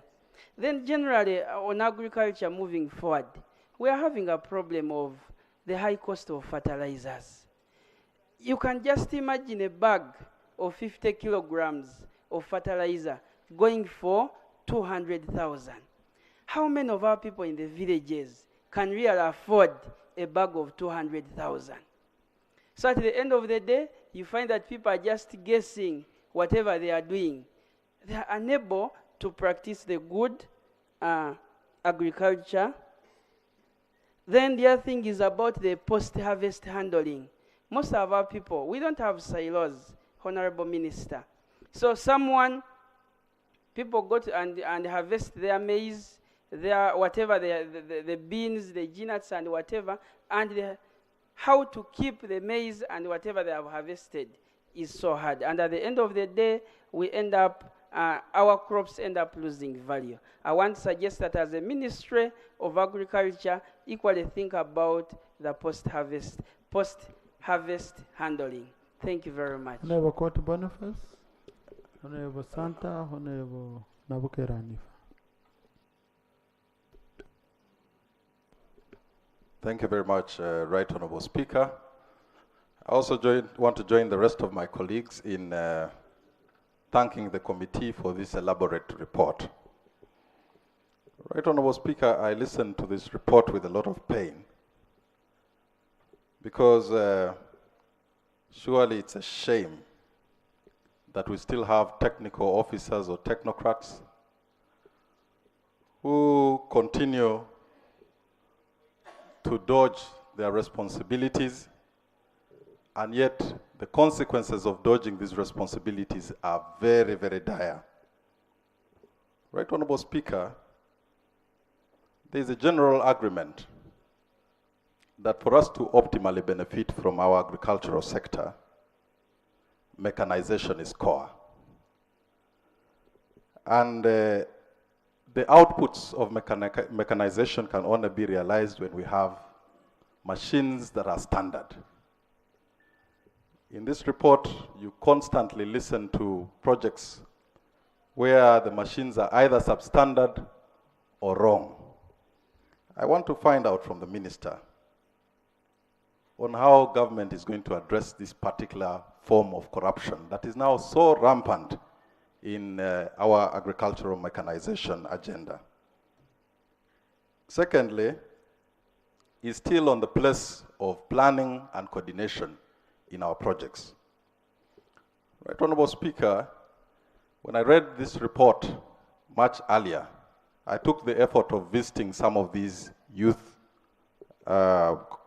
groups that had benefited under this specific program in the areas of Ayer, Bala, Akalo. But I was equally shocked about the nature of these white elephant projects. You find machines installed without electricity, value addition machines installed without water. Right Honorable Speaker, like you've guided, rightfully guided, we must adopt the program-based planning and budgeting. But from what I see, this could perhaps serve in the long run, because now the processes of dealing with the Public Finance Management Act and then eventually bringing to the House. My question to the Minister is that these projects are meant to benefit our people. What is your plan to deal with this dilemma squarely in the short run? Finally, I really want the ministry to comment on particularly the National Irrigation Master Plan, the implementation, because there are still complaints, and yet this is one of the master keys that we have to unlock our potential in agriculture. Thank you. Thank you. Honorable Santa and Honorable Nabukera. Thank you, Mr. Speaker. I join colleagues in thanking the Chair and the committee for coming up with these two good reports. The first question, Mr. Speaker, how shall we come to an end to this problem of us borrowing money for the intended plan and then the money go to a waste? Actually, for me, some of these loans are a bonanza. The second question to the Minister of Agriculture. In the first report on the food insecurity, the committee made mention that in some areas, like Karamojo, there's a lot of food insecurity to the tune of 41%, followed by Teso, 21, and then Langacholi, West Nile at 19. Do you have any plan to redistribute food? Because according to the report, in some areas we have adequate food, and in some areas there's food lacking. So is there any plan? Because this is a question of distribution of food where it's in plenty to areas where it's not there. As a government, I thought you should buy some of this food and then you take it to areas which are lacking. Then secondly, to the second report, Oyam happened to be one of the districts which benefited on this. But we have roads, as the chair indicated, which are incomplete. We have areas where we were supplied with machineries, for example, the rice millers, but we don't have power. The problem, Mr. Speaker, that I see is that, which the two reports covered, the Ministry of Local Government is not involved in some of these issues. So I want to know from you, because the two reports captured that.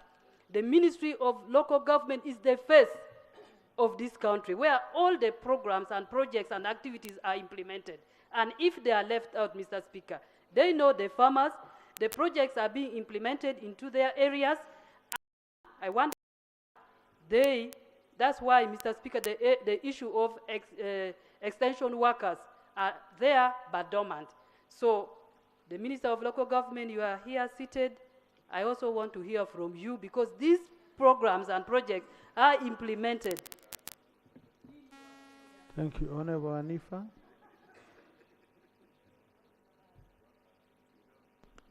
Thank you, Right Honorable Speaker. I want to join my colleagues in thanking the chairperson of the committee and the members.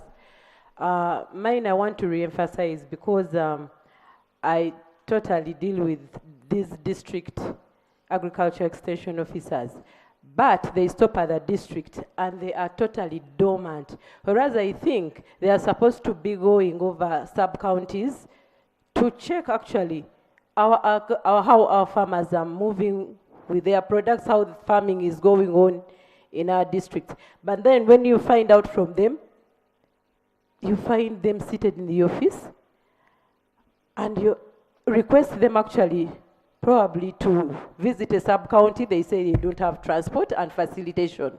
So I would want to implore the Ministry of Agriculture to revive this district agriculture extension workers.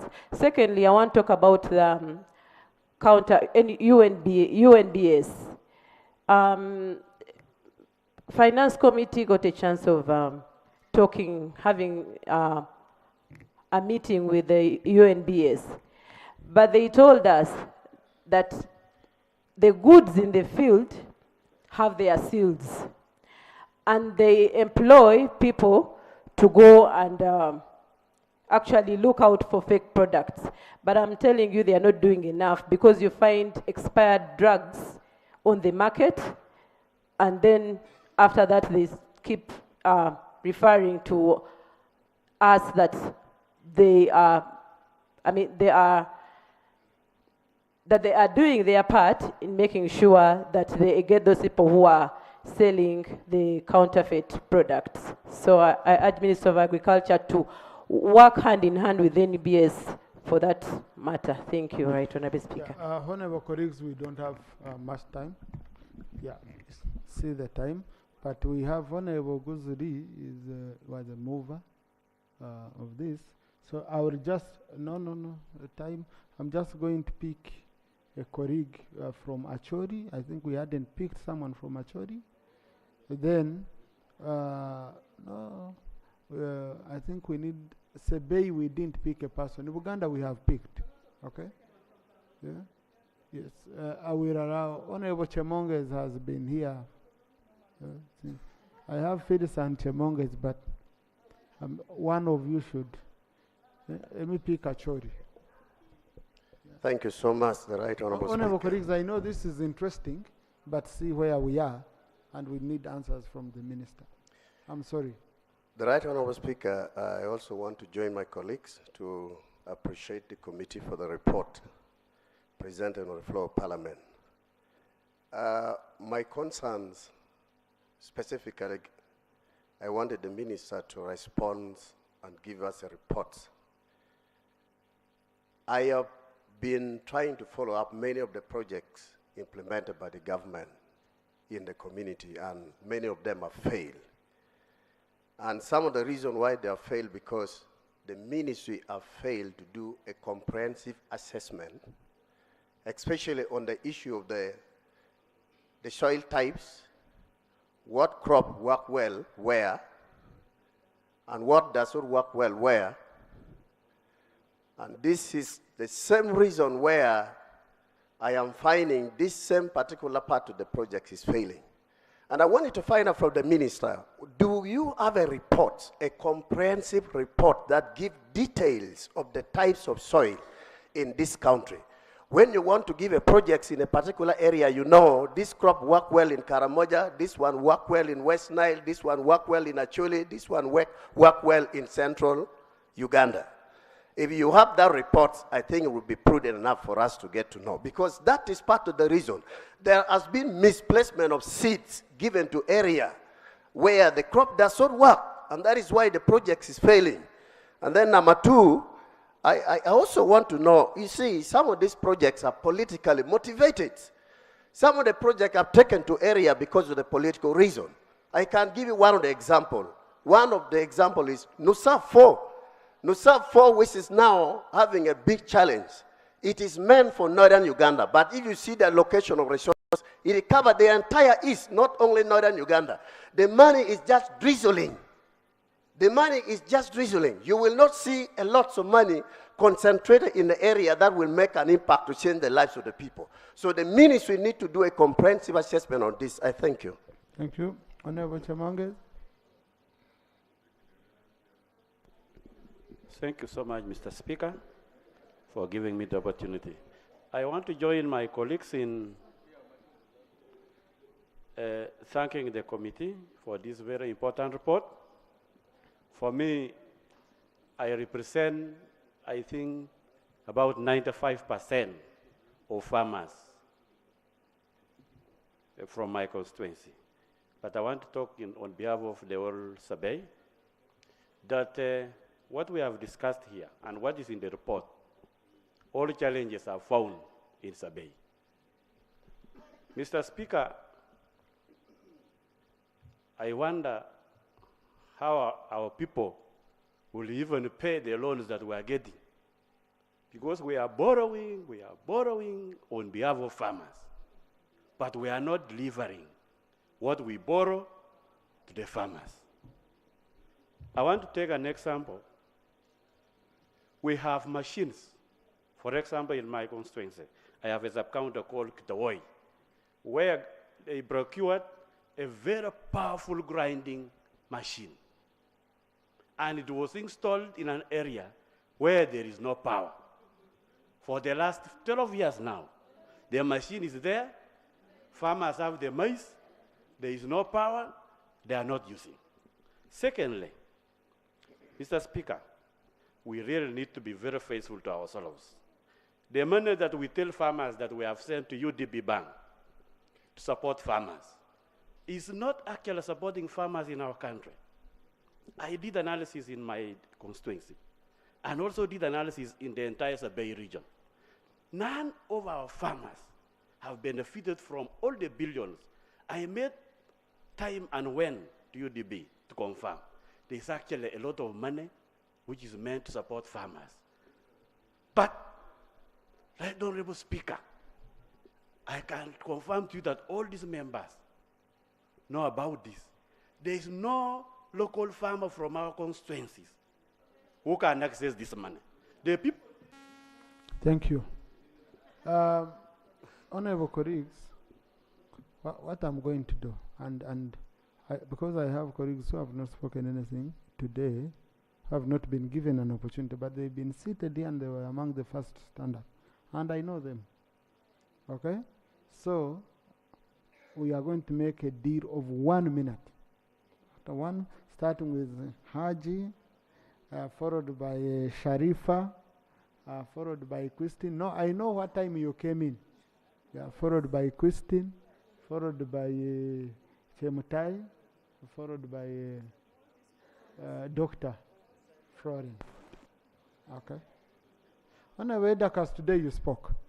No, no. On this, there is no procedure. Those who have already submitted, no, Honorable, you've just walked in. Please. I'm not blind, I know. Please, let's go. Thank you very much, Right Honorable Speaker, for giving me this opportunity. When you're in, out, I've been here the whole day. So that business, you go to town, you do your business, you come back here, you say you've been here. Please. No. Thank you very much, Right Honorable Speaker, for giving me this opportunity.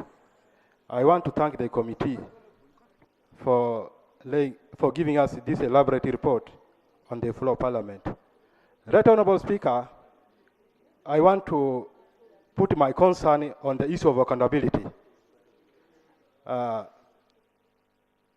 This issue of giving money to the farmer groups and the accountability is not done has really damaged our country. And the follow-up of these funds that have been given to the farmers have not also been done well. A lot of projects have been done, like NUSAF, there was that element of farming activity, Operation Wealth Creation, NADS, all these monies have been put into waste, in the sense that there are policies that are made in order to do follow-up for these monies. When these monies are given to the farmers, the monies are not followed. You will find that in other aspects, it said that the monies will be rotational. When you have benefited from it, and someone different will also benefit. Ashja Sharifa. Thank you, Right Honorable Speaker, for this opportunity. I would like to thank the committee chairperson and the team for the report. Right Honorable Speaker, in Koboko district where I come from, I was cheerleading my people to embrace this program. And in West Nile in particular, 12 roads were earmarked and 21 road linkages. As a cheerleader, I encouraged my farmers that the roads were going to be made. How do I go back to those farmers and now tell them that the project has been closed? I'm really wondering on how to handle this situation. I'm ashamed and baffled to go back to them. How will they look at us as a government? How will they look at us as a country? Why were these not implemented on time? And why were we not given heads up before coming here and publicly speaking on public television that the project has been closed and nothing has been done? Right, Honorable Speaker, I'm very ashamed right now. Thank you. Yes, Honorable Christine. Thank you very much, Right Honorable Speaker. Kumi district benefited from the ACDP project. And by then when I was at the district, the Minister of Agriculture gave us an IPF of 8 billion to work on the road chokes. The council went ahead and identified the road chokes basing on the guidance of the engineer. And all that was not done. My recommendation, because of time, is that in the near future, when we have similar projects, the line ministries should communicate the right IPFs to avoid this scenario where a council ends up identifying many projects and yet the money cannot handle. Number two, we now have cassava in Kumi district and the entire Teso. The people of Kumi are really pleading with the government, if possible, let us have the cassava processing plants. And when we have the cassava processing plants, there should be a clear marketing strategy, since even the vision and the point at hand by our government is to reduce the 39%. Mr. Speaker, there is no way we can say we are reducing the 39% when farmers are producing a lot and there is nowhere they can sell to. Thank you very much. Thank you, Chemutai.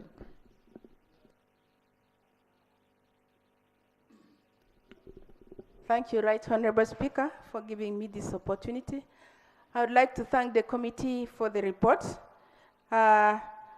Kapchorwa district received inputs from SCDF. They received fertilizer, saplings. They constructed even those structures of grinding mills, processing coffee mills. They are all there because there is no power in many of those areas where the structures have been put. Like many people have said, they are not connected to power. So they have been on waste for all these 5 years. At first, this project was doing very well in our district. Many farmers were very happy to receive it. They received the inputs in time, but later on, things went wrong. They started delays, and our farmers got discouraged. And even since the project is coming to an end now, our people had already stopped applying for anything from the project because of the delays. And then whatever they asked for at the end, whatever they asked for was not given to them. But what they received was a decision by other people.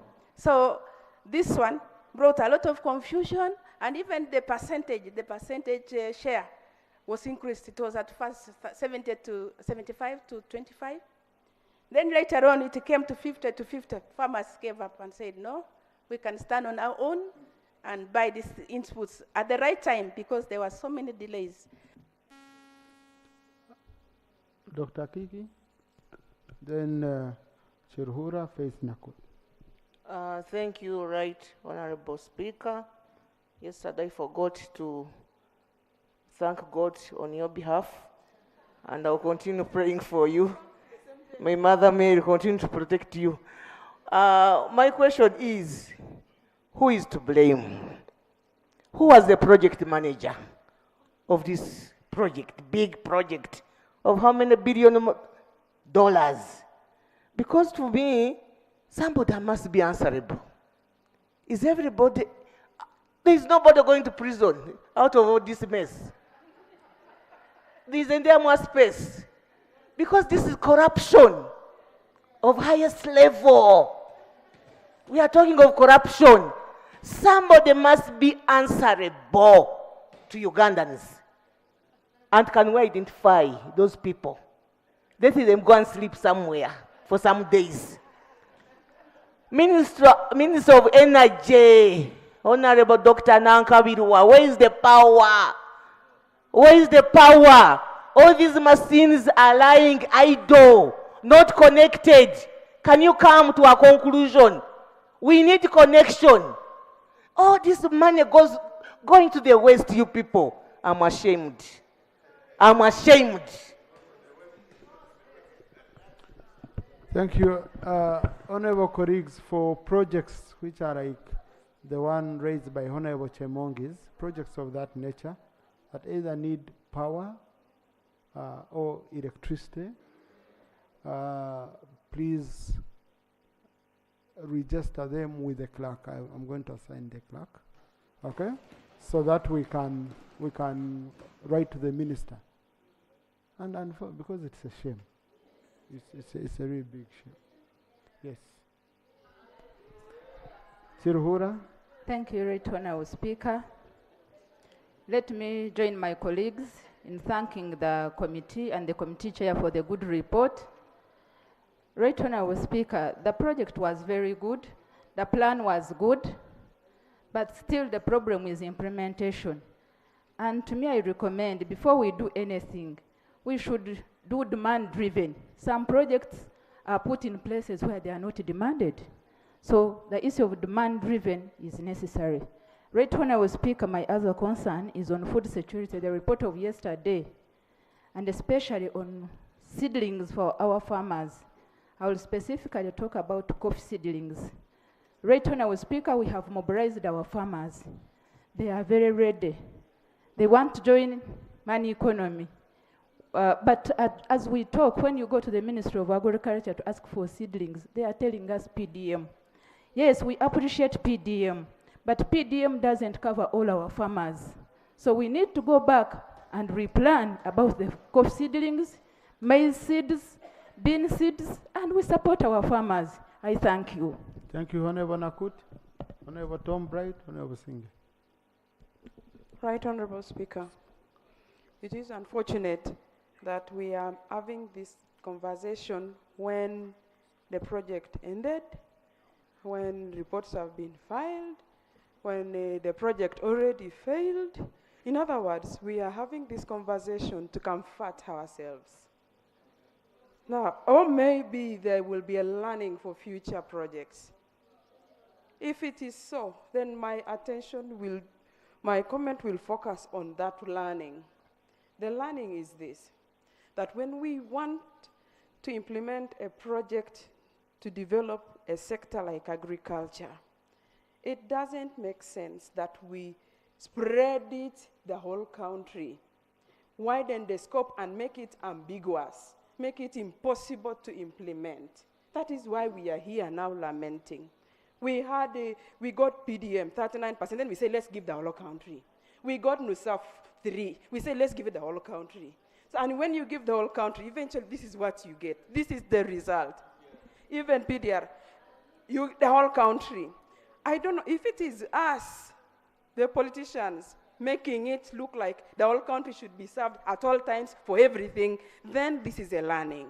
The next time when we see a project going to any part of the country, we should support it. Even if it doesn't come to Napak district, we should support it. Let that part of Uganda develop. Let that part of Uganda produce more food to feed us who are not producing. That is my submission. Thank you. Honorable Tom Bright. Thank you, Right Honorable Speaker. Thank you, Chair. Mr. Speaker, my main issue is about co-funding projects.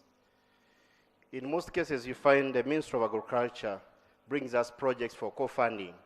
For example, irrigation scheme now.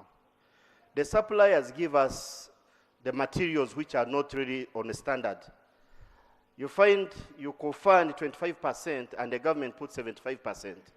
But the total amount you top up, for example, like 7 million, and you find they give you only 1 tank, hose pipes, and a small solar pump. Cannot even help a farmer to have a good outcome. To me, I appeal to you, before you outsource the supplier, why don't we first assess and analyze the actual prices of the items which are going to be supplied to the farmer? Because most of our farmers are cheated in the village. Secondly, Mr. Speaker, I would appeal the Minister of Agriculture to help us and take over the issue of manure. Most of our farmers are suffering with manure. The manure or the fertilizers are very costly. And I believe with the proper technology and technocrats we have in the ministry, they can also make a proper manure which can be supplied to our area. Lastly, on the list, Right Honorable Speaker, is the storage of the outcome of agriculture. Most of our areas, we don't have storage facilities. We normally see big stores which were there when we were not yet born, and they are no longer there in our areas. I would prefer the storage facilities to be at a sub-county level, like they were it used to be, so that we can get a good outcome from agriculture. Thank you, Right Honorable Speaker. Thank you. Honorable Singh, Harriet. Switch on. This is one of the survivors I had, honorable colleagues. We are live by God's grace. Thank you, Right Honorable Speaker. I want to add my voice on the members that have come up to thank the chairperson and the committee. And specifically, I wish to thank them for having created time to come to my district, Hoima district. Thank you so much. I think you saw the trouble. This program is no Hoya in Hoima district, at least much as it is on the list. And in the books, my people have not benefited. Right Honorable, this program failed at inception. Even at application, that is where there was a mess. And I'm wondering, Right Honorable, whether Uganda is yet ready for e-systems. Once you come and say people apply through e-systems, everything fails. I believe maybe we have to revisit the way we are doing things, because technically it's like when you say e-systems, it's like saying the rural is off, is out of the way. Not only for this program, but look at what is happening to PDM. They're telling chiefs to go, the people, they apply online. The chiefs do not have computers, even when the minister said that the computers that were used in census go to process PDM. Right Honorable, it is us, the MPs now, who are buying computers to run PDM. It is very unfortunate. I believe we need to make an overhaul of the projects that come, because most of them are white elephants. We get embarrassed as leaders. You go and blow your trumpet, you see as an MP, as government, this project has come. The project dies in incubation. It is unfortunate, and it is a shame on us as a country, and I just pray that we do better. I thank you, Right Honorable. Dr. Pio Sekabira, and then Musana. Thank you, Right Honorable Speaker. I want to thank the committee chair for that detailed report. Honorable Minister, one of the issues raised is on the e-voucher payment system. And in my constituency, we mobilized people. They paid for tarpaulins. Till date, they have never received it. The Auditor General's report shows that 4.9 billion shillings was paid, and they have never received the beneficiaries, the inputs that they should have received. When is that money going to be refunded? Because they are now thinking that government has defrauded them. Secondly, is on the road chokes. The chair talked about the road in Kole district of 24 kilometers. It was constructed at 1.9 billion. Each kilometer at 80 million shillings. As we speak right now, there's an oilseed project. Again, they are going to construct a road at 113 million shillings per kilometer. The highest bidder is the one who is being considered for that itself. In Kole, I used to think that in corruption, commission is 10% and then 90% does the work. Now I've learned it's the reverse. Commission is 90%, it is 10% that does the work. The Auditor General's report on the ACDP is showing that there were overpayments in 90% of the contractors. And actually it states that 827 million is supposed to be refunded.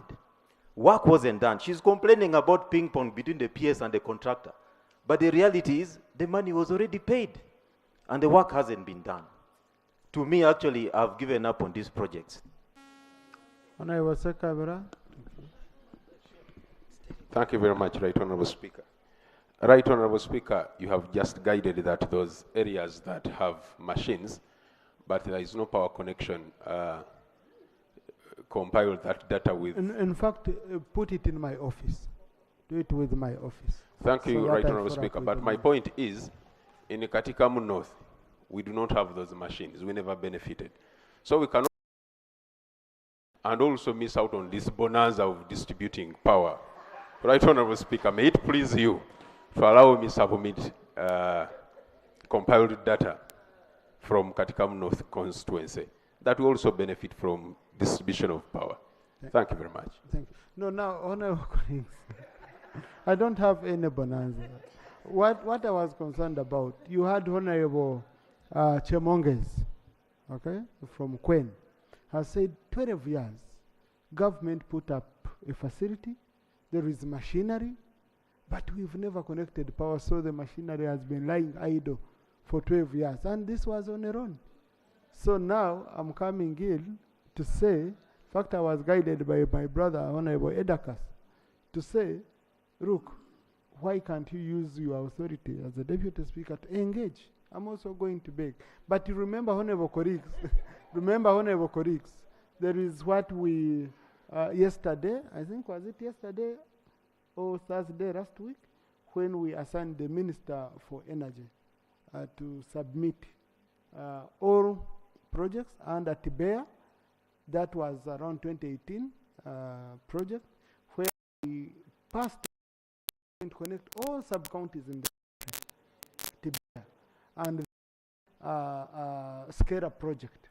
So we said she should give us updates, which will go to the committee for full scrutiny, and then the committee will present on the floor. So, Honorable colleague, I would request you to liaise with the Chair of Natural Resources so that your areas, you see whether they are captured under those to benefit. Thank you. Honorable Musana Eric, Honorable Margaret Makoa. Thank you so much, Mr. Speaker. Mr. Speaker, the process of implementing government projects is quite difficult. The implementation process on many government projects is failing, not because the design was poorly done, but because there seems to be a level of connivance within the system to defraud the whole process. Imagine a situation where a project, the beneficiaries apply for a project for 3 years without financing, and the money is there, and then the whole process is failed. Secondly, money is there, but then the payments are not effected, and then you wonder who is failing who. Because project management, program management is quite difficult in many government projects. If you compare with the private sector, if you go in the NGO world, people have a lot of trust in the NGO world than in government. It is a big shame to where you see the Ugandans are not really in trust of government projects. I would concur with the other colleagues who have proposed that whoever was involved should be checked out, and then we see how efficiency of these projects being done. I thank you. Thank you, Honorable Margaret Mako, Honorable Aisha, Honorable Repe, Honorable Mshemeza. We conclude with Honorable Oguziri. Thank you, Right Honorable Speaker, for giving me the opportunity. I also want to thank the chairperson of the committee for the good report. Very unfortunate that we are here discussing the post-mortem, but let's not be like the Bourbon monarchs who learned nothing and forgot nothing. Though Namaingo is not a beneficiary on this project, we also expect to benefit from the oil seed project. But I'm now scared if this one has failed. Where do I get the confidence to mobilize my people to come and embrace this project of oil seed project when this one has failed?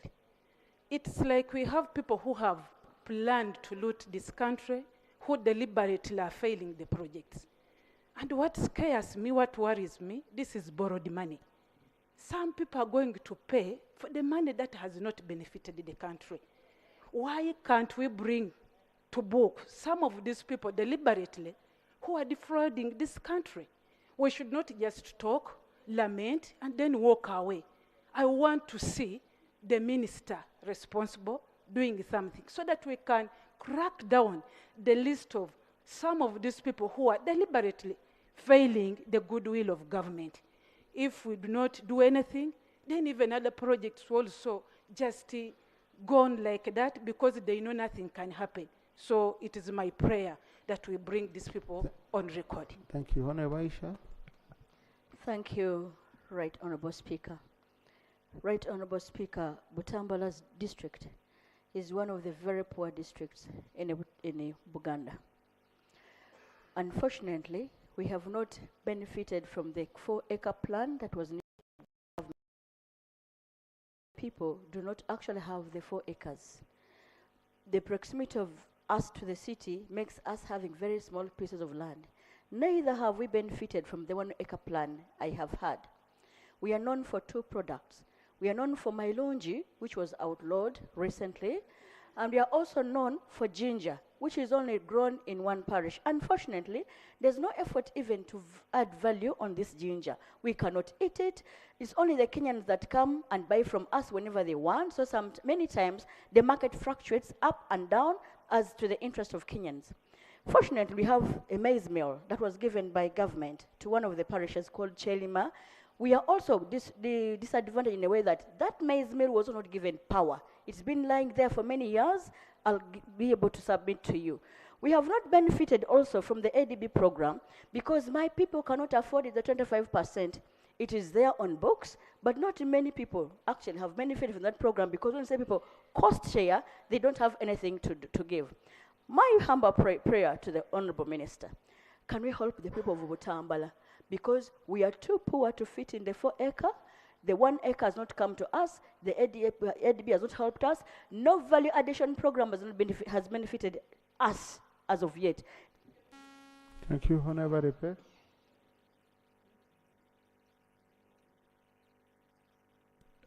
Thank you very much, Mr. Speaker. I want to add my voice also to thank God this is a real testament that the prayers that I normally ask them to keep your life lengthened have been answered. Now, those who don't pray for me, So this is a real testament. So I'm grateful for that. So we need to pray more. Yeah, before I really talk about anything specific about a project, I want us to go to the basics. The basics is about food security, where we expect all Ugandans at all times to have physical, social, and economic access to food that is of their preference, and that can help them in their active life and for good health. If we can't even start with the basics, why do we talk about other complicated things? We have failed there. So we should just go to the drawing board and start things from the basic in that ministry, so that we address food security.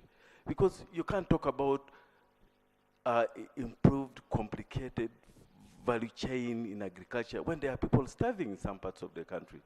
Why don't we first start with the basics so that everyone is first of all lifted and then we proceed?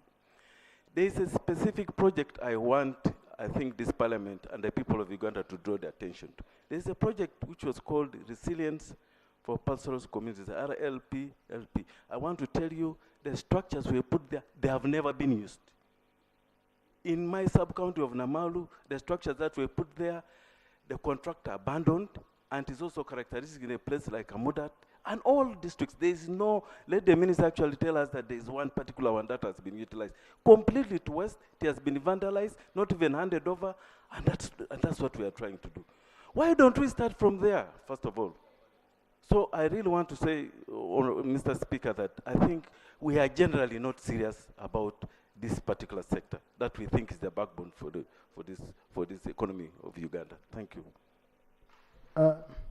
and I think this is what makes it difficult sometimes not to approve these projects when you are asking very many questions. But I'm sure Honorable Bright Ramirama will have responses to these issues, and then we see how best we can improve. Honorable Mushemeza,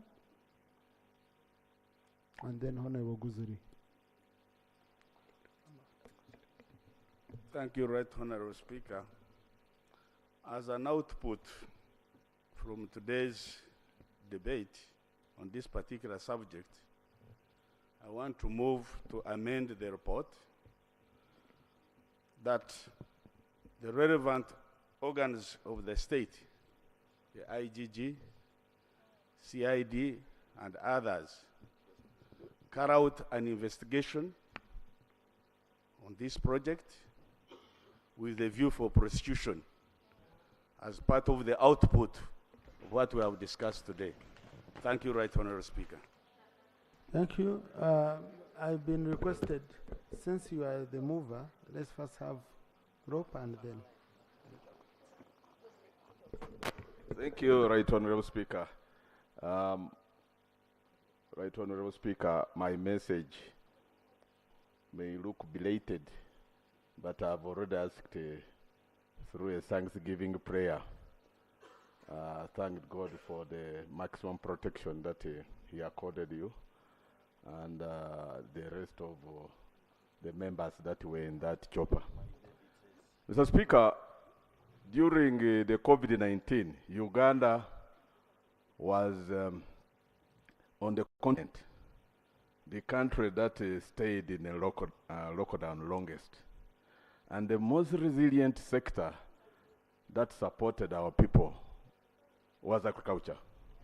And indeed that was a demonstration that it is a backbone. But recently there was a study, and it says this, that the challenge where even the program-based budgeting is failing is because of incoherent planning, lack of proper execution of these projects, corruption, and inadequate funding. Mr. Speaker, corruption has been mentioned. You can imagine in Butebo, which is near Mbale, which was a beneficiary, a road with 2 kilometers took 200 million, and to us, that's not shocking. Because if you were looking for the most expensive road in the whole world, it is in Uganda, incidentally, where close to 35 billion was spent on a kilometer, Entebbe Express Highway. So corruption here is endemic, systemic, and we are not about to nip it in the bud, even in this threat by our president that he is crushing it sooner than later. It's more on talk, but very short on action. Mr. Speaker, I'm about to seek your indulgence to put your office on notice to grant me space on the order paper to sponsor a motion urging government to implement the national objective and directive principle number Roman 22 on food security and nutrition. It states that the state shall establish national food reserves. And the Ever Minister knows this. National food reserves. I've had a member here, the Honorable Kabasharila Naume. There was a bumper harvest in Rushenyi, and they had beans, and they were exploited by middlemen at throwaway prices. I've heard of milk by Doctor, he mentioned it. I've heard also of the Honorable Christine Aprot, cassava, rotting. We have had a bumper harvest, even of maize. But here is a government sleeping on job. Has failed 40 years, it's going to come to 40 years down the road. And they are failing to implement. And moreover, we have these national food reserves, defunct. Are you discussing the motion you want to bring on? You put me on notice. Mr. Speaker, the motion will come. But why we are even failing? You saw the budget committee, and when we invited members of the National Planning Authority to throw more light on how we could constitute committees that are program-based, they failed to respond to that very simple question. So it seems even those that came up with this program are not smart enough to explain a way forward on how we could shift from sector-based committees to program-based. So, Mr. Speaker, I wouldn't be a proponent of scattering funds. We know the capacity for making roads, even if they are more graveled roads like the road chokes, is in roads and Ministry of Works and Transport. If all these funds that are scattered, you see even water. I've seen a recommendation by this report that the MAIF will procure irrigation facilities and give them to implementing agencies. Why can that go to water and the environment? Because those ones have the capacity. If you talk of engineers that know the water viscosity and all those technical terms, it is in that area. Equally, roads, it has capacity to handle roads better than the Ministry of Agriculture. I beg to submit. I see you are hard pressed with the time. Thank you. Honorable Guzuri. Thank you, Mr. Speaker, for finally ensuring this matter gets on the order paper. If we had discussed this matter then, we would have been able to not do post-mortem. We would have solved some problems. I need to register my disappointment with the business committee. They should have prioritized this matter, which they did not do. So, honorable colleague from Masindi, if you are looking for who to blame, the business committee has some answering to do. Secondly, I should register we take the blame as readers, and we are sorry about it. And I hope it won't happen again. I should register my disappointment with the Parliament. This loan got approved by Parliament. Rule 155 outlines what Parliament must look for when they are passing a law.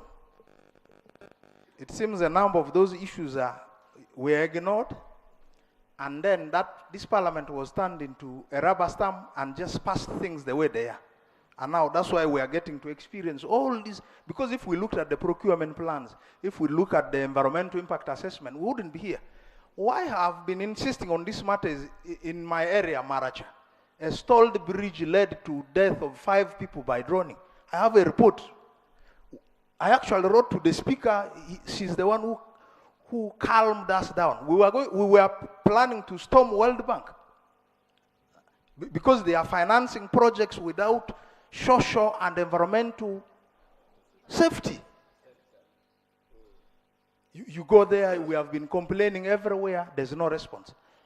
What comes out from this report clearly is financial crimes have been committed. We have people who have misappropriated and diverted government resources. They may be in finance, they may be in agriculture. I want to buy into Professor Musemesa's motion that the agencies of government must investigate. Our people cannot die in vain. Never. They cannot die in vain. There are people who embezzled these resources. They must account. This matter needs to be investigated. This Parliament cannot sit here and handle this business as usual. Mr. Speaker, you survived because you have stood with the people of Uganda. Imagine a matter of this magnitude was covered. By letting this matter be discussed, you are with the people. You are actually making Parliament a pro-people Parliament. So, as a suggestion to the Ministry of Agriculture, there are many of you who want to use agriculture as a tool for socio-economic transformation. I should remind you that there is no way you will succeed in using agriculture for transformation if you do not look at agriculture as a value chain, which starts with production until the final consumer. All these concerns which were raised here start from production, they go through stages. So you must ensure the bottlenecks are fixed. Mr. Speaker, I also buy into your proposal that the minister must come clear on those toll roads. There are roads in Maracha which were earmarked. There was funding for it. We borrowed money. We need to know today what is going to happen to those roads. Where is that money? Because it is loan money. Was it already diverted somewhere? Where is that loan money? This is what we must get clearly from you, and we need to understand the way forward so that we know. Okay, let me take that information because I know you come from Yumbe. You have very critical information. Yeah, thank you, Honorable. I think the issue you are raising equally also affects Yumbe. In Yumbe, 3 roads were selected, and these roads were selected at a cost of 2 billion each. And later on, when it reached the implementation, one road was abandoned. At the end of the day, only 2 roads were selected at 500 million. So the question you are raising, what happened to the money? I think we need to investigate this. Because when these World Bank projects are selected, there is a visibility study which is carried, assessment is done, and that's how this money is allocated. But at the end of the day, if all the money did not reach, where did the other monies go? We need this to be investigated by Auditor General. So to sum it up, I want to tell honorable members that right now Uganda is paying over 400 billion annually in commitment fees, in loans we are not using. We are not absorbing more than 15, trillion in loans. Why are these things happening? So this is not business as usual. Something must be done. There must be investigation. There must be forensic audit so that we get to the root of this problem. People cannot eat this money for free. This we must unanimously agree if we are there to solve people's problem. I thank you. Thank you. Honorable Minister. I don't know. I thought the Minister for Agriculture, but let's allow Honourable Minister Huda. She might also be having issues. Thank you very much, Mr. Speaker. I also want to thank members for God saving your life. We still need you in this country. Right, Honourable Speaker, I am also a member of Parliament representing the people of Waranga East County in the Parliament of Uganda. Right, Honourable Speaker, in all this discussion, what perturbed me is the people who are implementing these projects, the people who are monitoring and supervising, the people who are planning are all Ugandans. The people who are receiving the money are Ugandans. What has gone wrong to the Ugandans? Why don't we have time to love our country? The one who is receiving, the one who is giving, it's a problem. We have not get any foreigners to come and do this work for us. What is the problem? Can we do soul searching among ourselves? Then we realize who we are as Ugandans before we begin to do a blame game among ourselves. I am just happy that everybody who was speaking here was saying, I am ashamed. It's good now we are ashamed enough.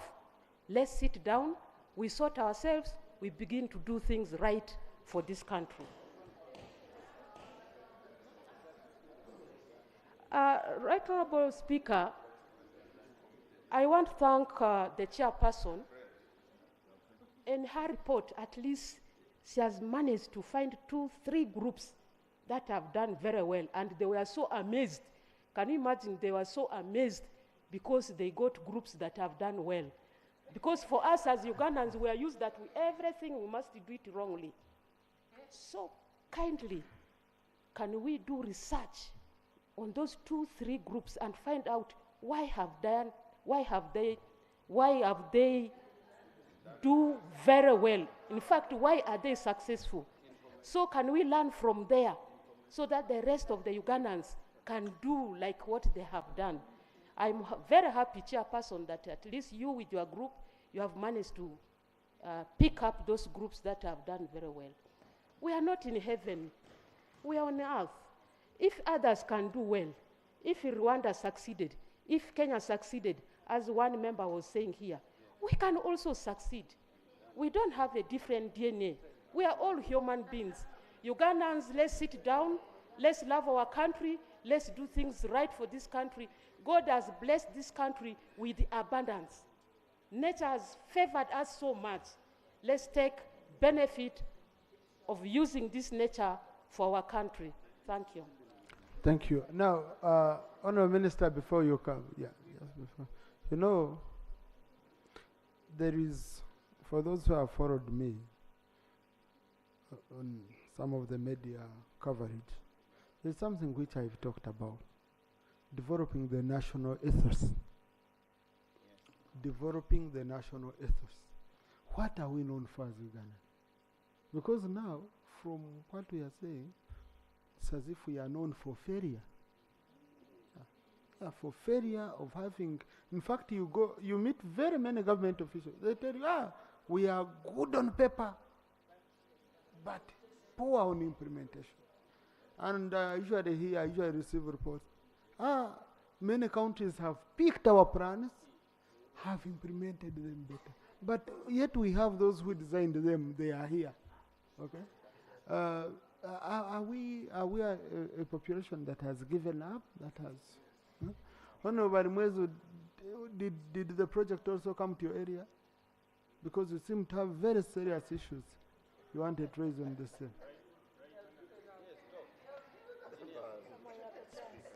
Right Honourable, I want to appreciate you for the opportunity. If we don't look at critically at the quality of the agricultural inputs, we are failing. Today as we speak, UNBS is crying for staff. They are understaffed. In fact, most of the border points have limited presence of the staff of UNBS, and therefore agricultural inputs that are entering the country, even from our neighboring countries, are counterfeits. If we don't address that, then we are failing. Then the other one is the infrastructure, which is basically a support system for agricultural production. Is very, very critical. You are all aware that road infrastructure is the most important public asset that drives the economy of this country. But how much have we given the road infrastructure? Here in Kampala, we are crying. And every one of you has been crying because of the poor road infrastructure. We need the roads to transport produce from where it has been to the markets. But we don't have roads. So I pray, Right Honorable, that we rethink about our priorities. Look at the land. Many rich people have procured square miles of land, leaving those poor people with no land. And they are not using the land. What have we set to do for those that have chunks of land and are not utilizing it? Perhaps there should be a policy in that. I want to appreciate you, Right Honorable. Those are the few points that I had. Thank you, Honourable Minister.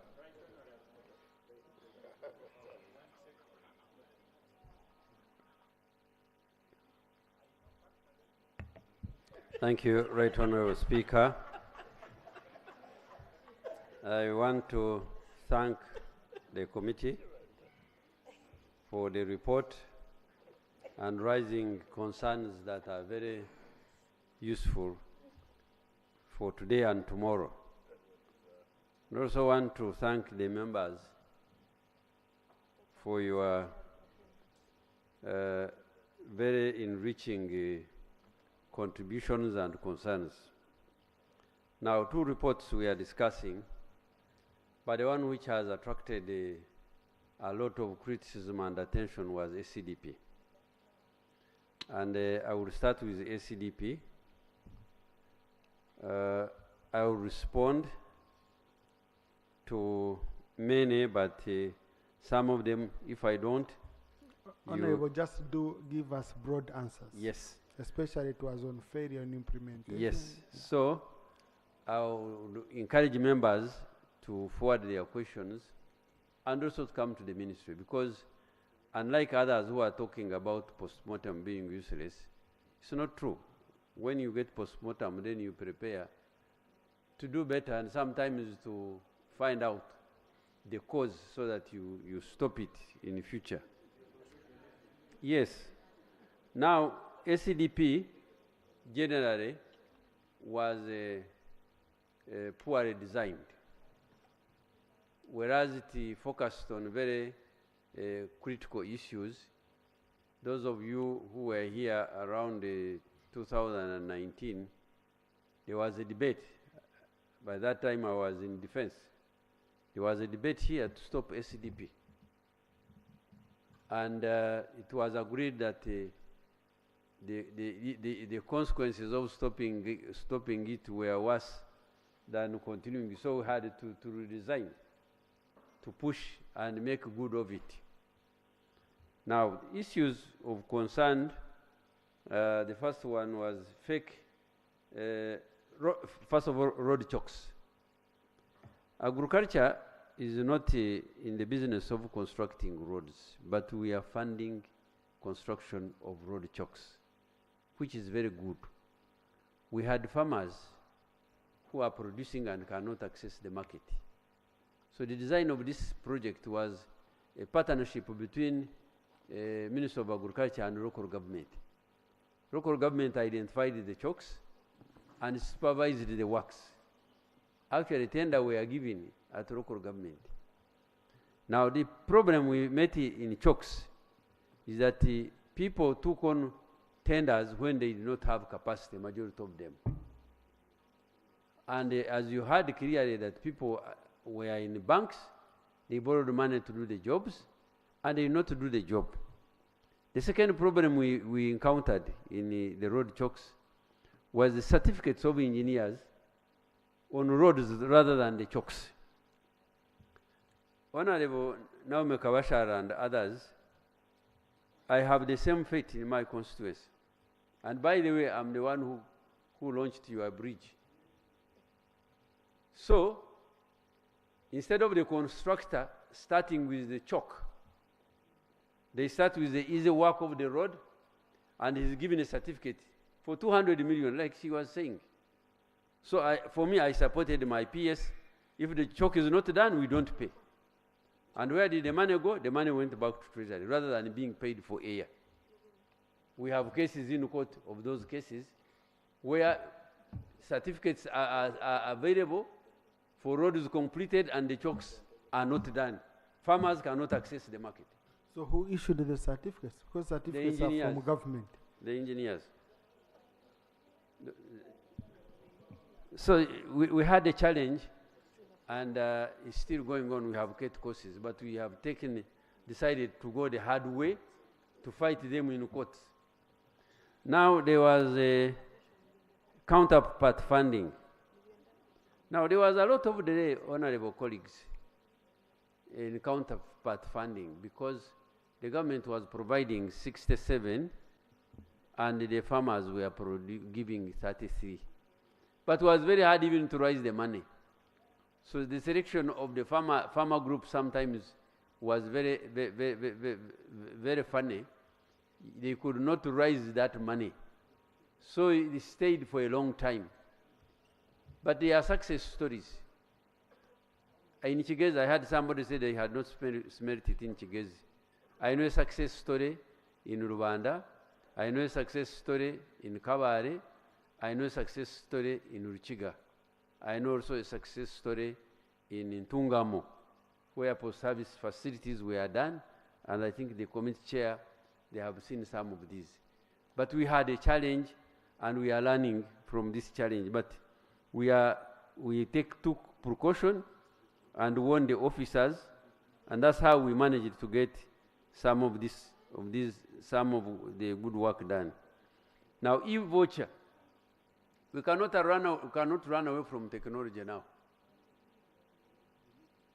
If we are really representing our people, we must encourage new innovations. Currently, this was very simple. I am going to come to the problem. Currently, the market demands that you know what you eat from farm to the table. In animal resources, in crop resources, in fisheries, we cannot run away from ICT.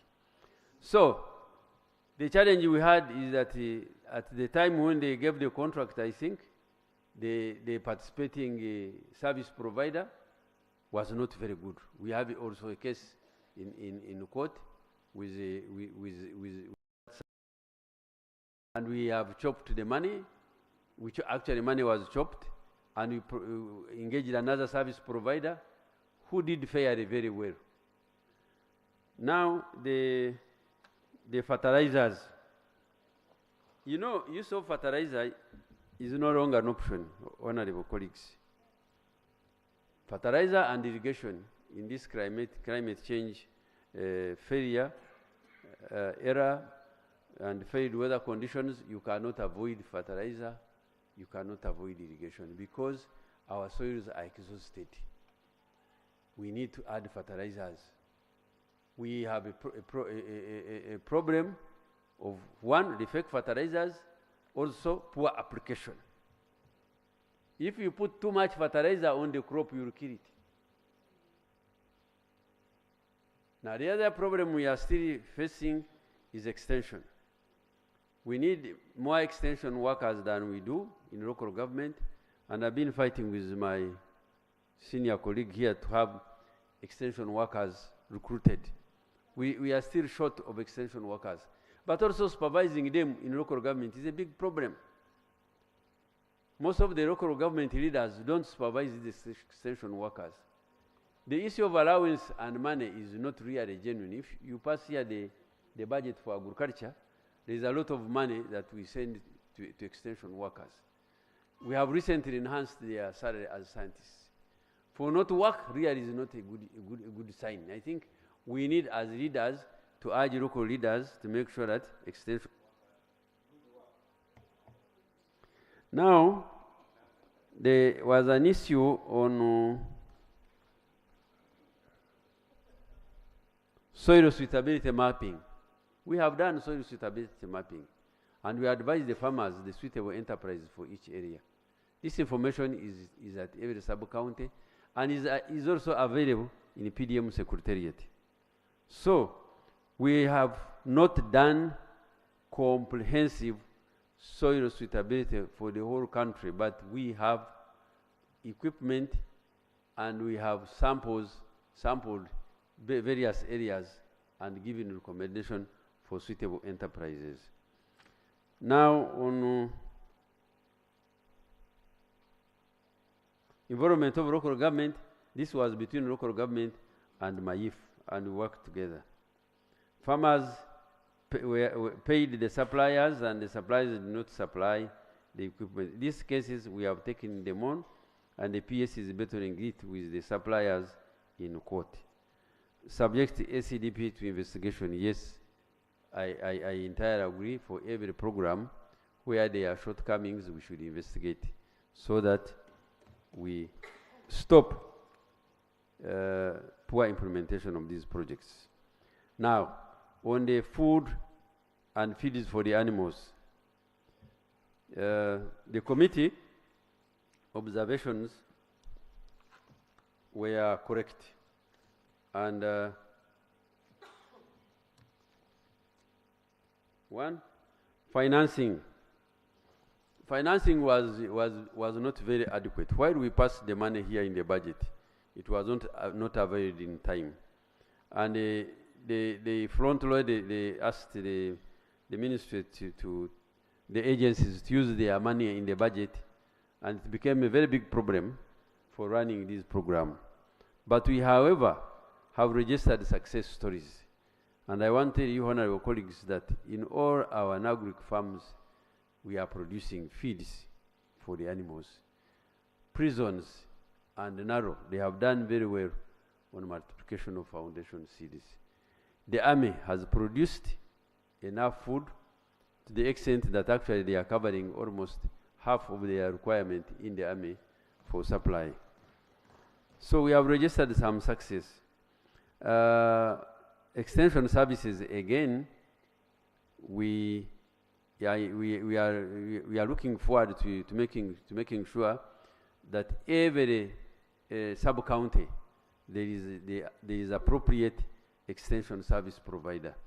If it is fishing, there must be a fisheries officer. If it is livestock, there must be a vet. If it is a apiary, we must have an entomology.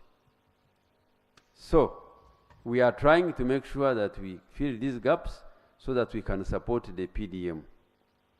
Land uses. The land use, we still have challenges of encroachers on government farms, and we are fighting them. Agriculture mechanization. There is no way we cannot mechanize agriculture now if we have to feed the population, if we have to do agriculture as a business. And I will urge members to support the mechanization program. However, the funding for mechanization also has not been very adequate. Storage and post-harvest handling facilities. Much of the crop, much of the produce, be it livestock, be it crop resources, be it fisheries, Uganda, we are registering 40% loss because of not having post-harvest handling facilities. We had envisaged that agro-credit facility loan would help our farmers to do a lot of these storage and post-harvest handling facilities. And I agree with the members, the consumption, the uptake of the farming community is still very low. We need to make it more friendly, and my thinking is that we should use only government, where banks where government has interest, so that we can direct that they do the job. But otherwise, cooperative bank, you know, is based on Pareto principle. Those of you who know about cooperative banking, they would like to lend their money at a high profit rather than lending government money at lower profits. Pests and diseases. Honorable, you want to go to each and everything. Just let's get the general. This is the last one. Yeah. Disease control and pest disease control. We are helping the farmers and also helping government agencies to make sure that they overcome. Now, fake herbicides, fake chemicals on the agriculture is going to be history. You must appreciate that originally, Animal Industry and Fisheries Ministry was dealing with livestock and all the chemicals and the acaricides, vaccines, and agriculture was dealing with the crop side. Now, the veterinary medicine and vaccines went to Ministry of Health. These others went to NBS. Now we are creating an agency that is going to regulate food and all those, and the other ones will be feeding in that organization, like any other international agencies that actually regulate food and agriculture, chemical and veterinary drugs. Very soon we shall table the law here, and it will end this kind of mess and break down in our monitoring system of the inputs for agriculture and veterinary medicine and vaccines. Thank you very much, Right Honorable Speaker. I want to thank for members' contribution. We have taken note of your concerns, and we shall correct where we have erred, and we shall take errand officers on to make sure that they account for whatever mistakes they made. Thank you very much. Yes, I had promised Honorable Chibadia, he had a clarification.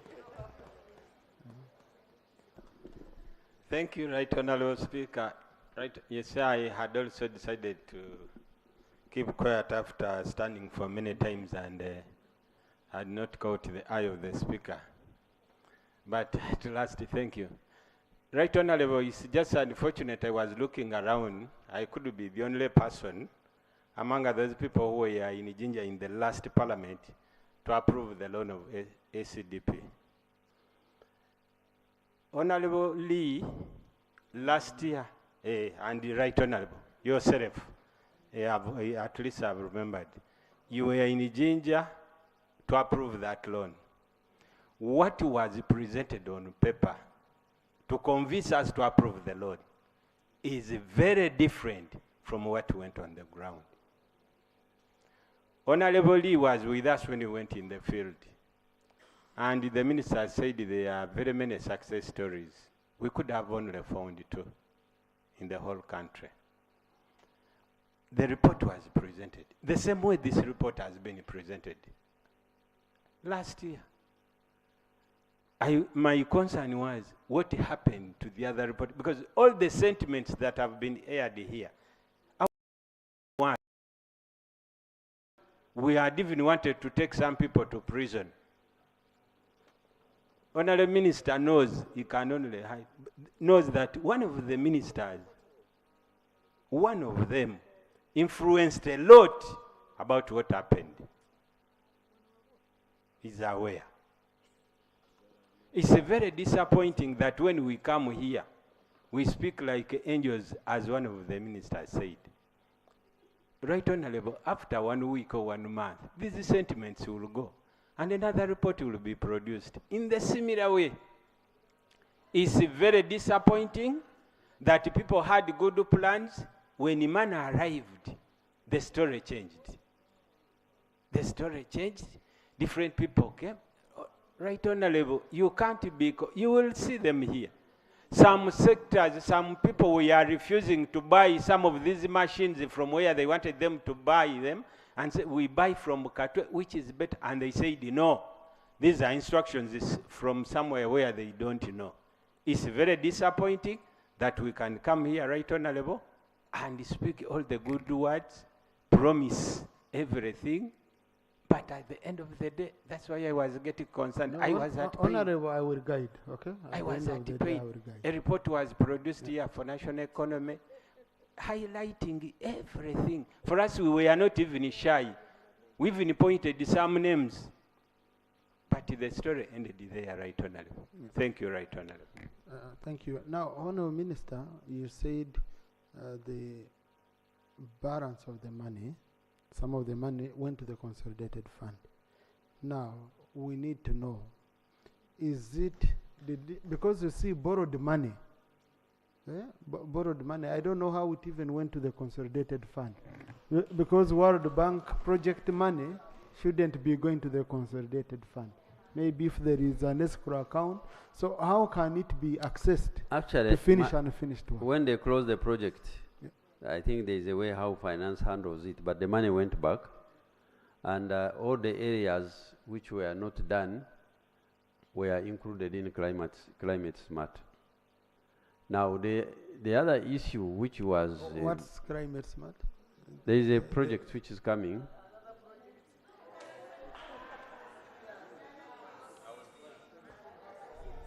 No, Honourable Minister, Can I conclude. We answer? can, yeah, sure. Let the Minister.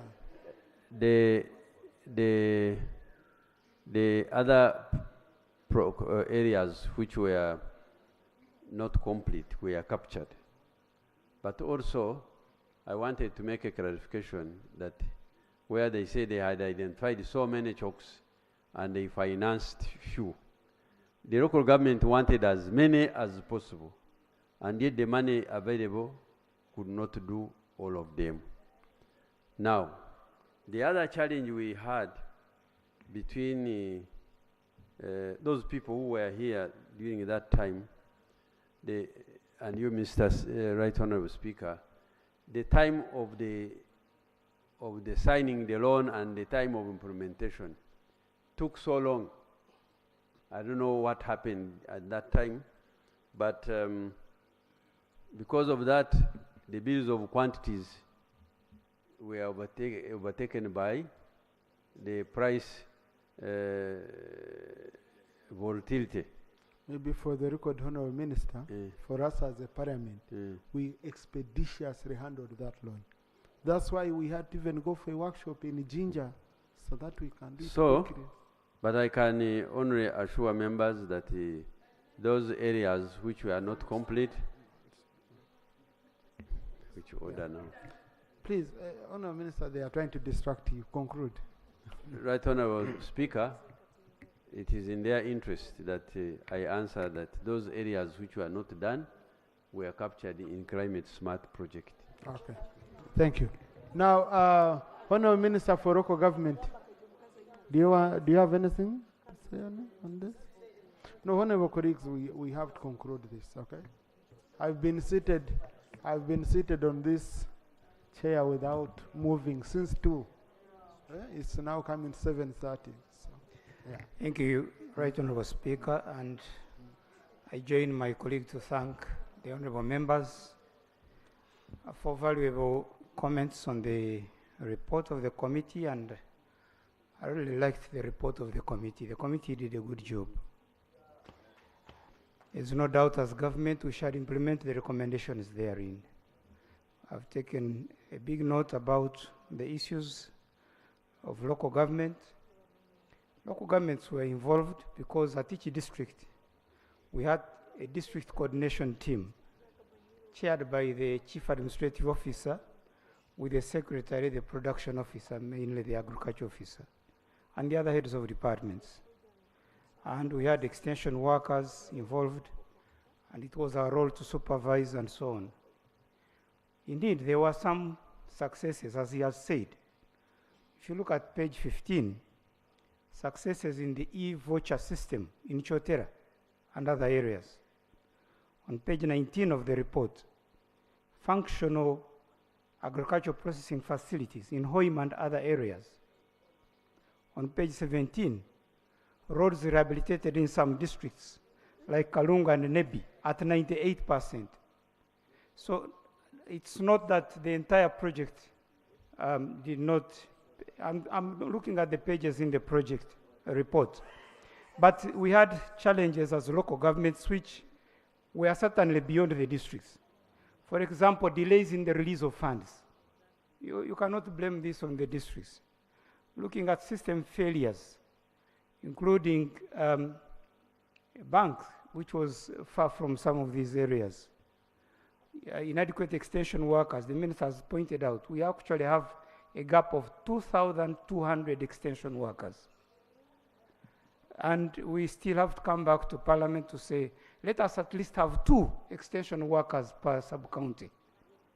And then, of course, the lack of electricity for some of these APFs, and as a result of poor identification.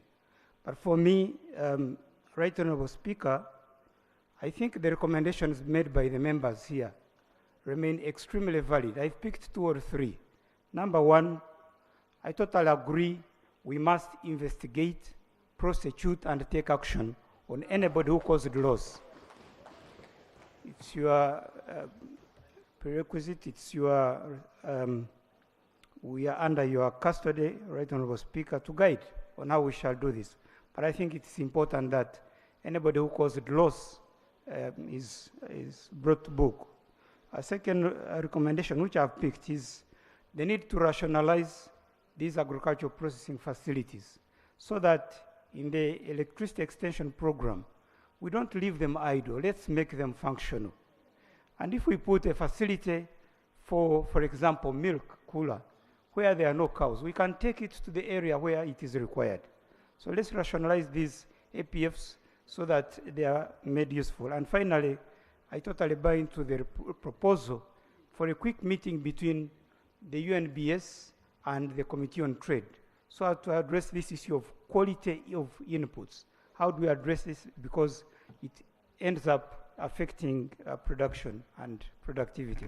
Right Honourable Speaker, I'd like to thank the members for, the members of the committee for a good job done. This was a very good report. I want to give the commitment on behalf of the Prime Minister and government. We shall certainly take the report forward in terms of implementing the recommendations. I thank you. Thank you. Honourable colleagues, Honourable Magezi is the acting Chief Whip. So, yes, so these days I call him Chief Whip, and he has been whipping seriously. Now, honourable colleagues, we have 2 reports. We shall start with the one on food security. I now put the question. Your permission. Thank you, Speaker. There was a motion to amend. It wasn't seconded. We would like to second it. That is on the agriculture sector project. I pray that the question, you put the question I'm so that... starting with item 7. Thank you. Then the other one is item 8. Yes, yes. Thank you. Honourable colleagues, I now put a question that the report of the Committee on Agriculture, Animal Industry and Fisheries on Food and Animal Feed Security Interventions in the country be adopted. Those in favor say aye, to the contrary nay. The ayes have it. Crack, extract the recommendations together with a copy of the Hansard and relay it to the Minister for Agriculture so that an action taken report can be brought to the House as required under Rule 220 of the Rules of Procedure within 2 months. Because these action reports, it's 3 months in fact. The Minister needs to go back, put the interventions and all that. It can't be a one-day event. On item 8, the Honourable Aisha is saying she has, because Honourable Mushemeza had moved the motion so that you had talked of a value for money audit, a forensic audit. Yeah, because you see, Right Honourable Speaker, I moved to amend the report so that in one of the recommendations, the relevant government agencies, particularly IGG, CID, and the anti-corruption organs that have been established by His Excellency the President, take interest to investigate this project with the view to prosecute those who have caused financial loss to this country. Yeah, so honorable colleagues, I wanted to guide on that. We agreed with the President on the oversight role, how we engage with him. You need an entity that will report back here to us, okay? That would be the Auditor General. Or whether you should do a very for money audit or a special audit or a forensic audit. Now, after he has reported here, and we usually share the report with His Excellency the President, okay, which goes to CID with the view of investigating and prosecuting. So it would be much smarter so that we see on the report. Otherwise, those ones will not come and report. Right Honourable Speaker, for that matter, I move that we make a resolution of Parliament that the Auditor General, which is an organ of this House, carries out the necessary audit in the terminology they use. Can we be specific, either forensic or value for money? Mr. Speaker, to support your honourable. Right Honourable Speaker, a forensic audit takes a lot of time. Okay, information. Thank you, Honourable Mushemeza. Actually, the forensic audit is more specific and it goes to the details and is able to unearth each and everything because it follows all the trails of the transactions that have been carried. So that's the most appropriate audit that should be carried out to this because it can really feed into the other organs to carry out the prosecution that is required out of whatever criminality has arisen from that. Thank you. Right Honourable Speaker, I take that professional guidance. I move that the Auditor General carries out a forensic audit and reports back to this House with appropriate recommendations that would save the taxpayers' money. Okay, is the motion seconded? Yes. Honourable Uzuri. I'm moving to. Honourable, yes. Yeah. We are seconding this, yes. Honourable Meze, Honourable Mayanja, Honourable Guzuri, Honourable Rinda, Honourable Tom Bright, Honourable Singe, Honourable Kiki, Honourable Repe, Sembabure, Honourable Mweza, Honourable Magezi, Honourable General Masco, yes. So many members of this House. I now put a question that a forensic audit be carried out by the Auditor General on the Agriculture Cluster Development Project, ACDB, as moved by Honourable Mushemeza. Those in favour say aye to the content. Aye. The ayes have it. Thank you. Honourable colleagues, I put a question that the report of the Committee on Agriculture, Animal Industry and Fisheries on the implementation of the Agriculture Cluster Development Project be adopted. Those in favour say aye, and to the content nay. The ayes have it. So the one of the forensic audit stands around because it's a resolution of the House. I don't want it as part of the amendments. I will meet the Auditor General over this issue so that it can be expedited. Because when you debate this way, and you hear even the ministers really are concerned the way they are concerned, I think something needs to be done.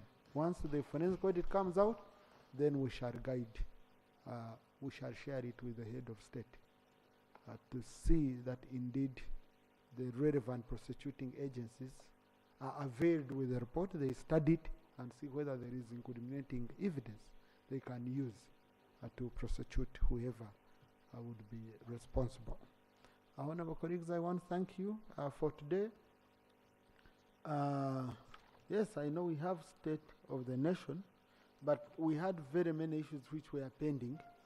And State of the Nation, honourable colleagues, we are going to give you time. I don't know whether 2 weeks, whether a week, but we want to give you enough time to debate it. We don't want to just pick a few members. Every member who would want to contribute will be given a chance to contribute. Now, tomorrow I had wanted to handle the alcohol bill, but I received a message from the Honorable Saro Pendi. She lost someone. In fact, she lost someone on Tuesday. Then they had a function today. Then tomorrow, again, she has another burial of an uncle. And it would be unfair for us to handle a matter moved by a private member, a bill moved by a private member, to handle it in her absence, yet she has reported to us. So we shall not handle that tomorrow. But if there is any report that is pending, that has been there for long, and we have not given space on the order paper, we are also human beings, Honorable colleagues. You can alert us the way Honorable Guzuri yesterday alerted us, and we immediately managed to put this critical report on the order paper. So, Honorable colleagues, you can always even drop a WhatsApp. Say, right, Honorable, there is this critical report which you have not given space on the order paper, and we would give it. Honorable colleagues, with that, our House adjourned to tomorrow at 2 p.m.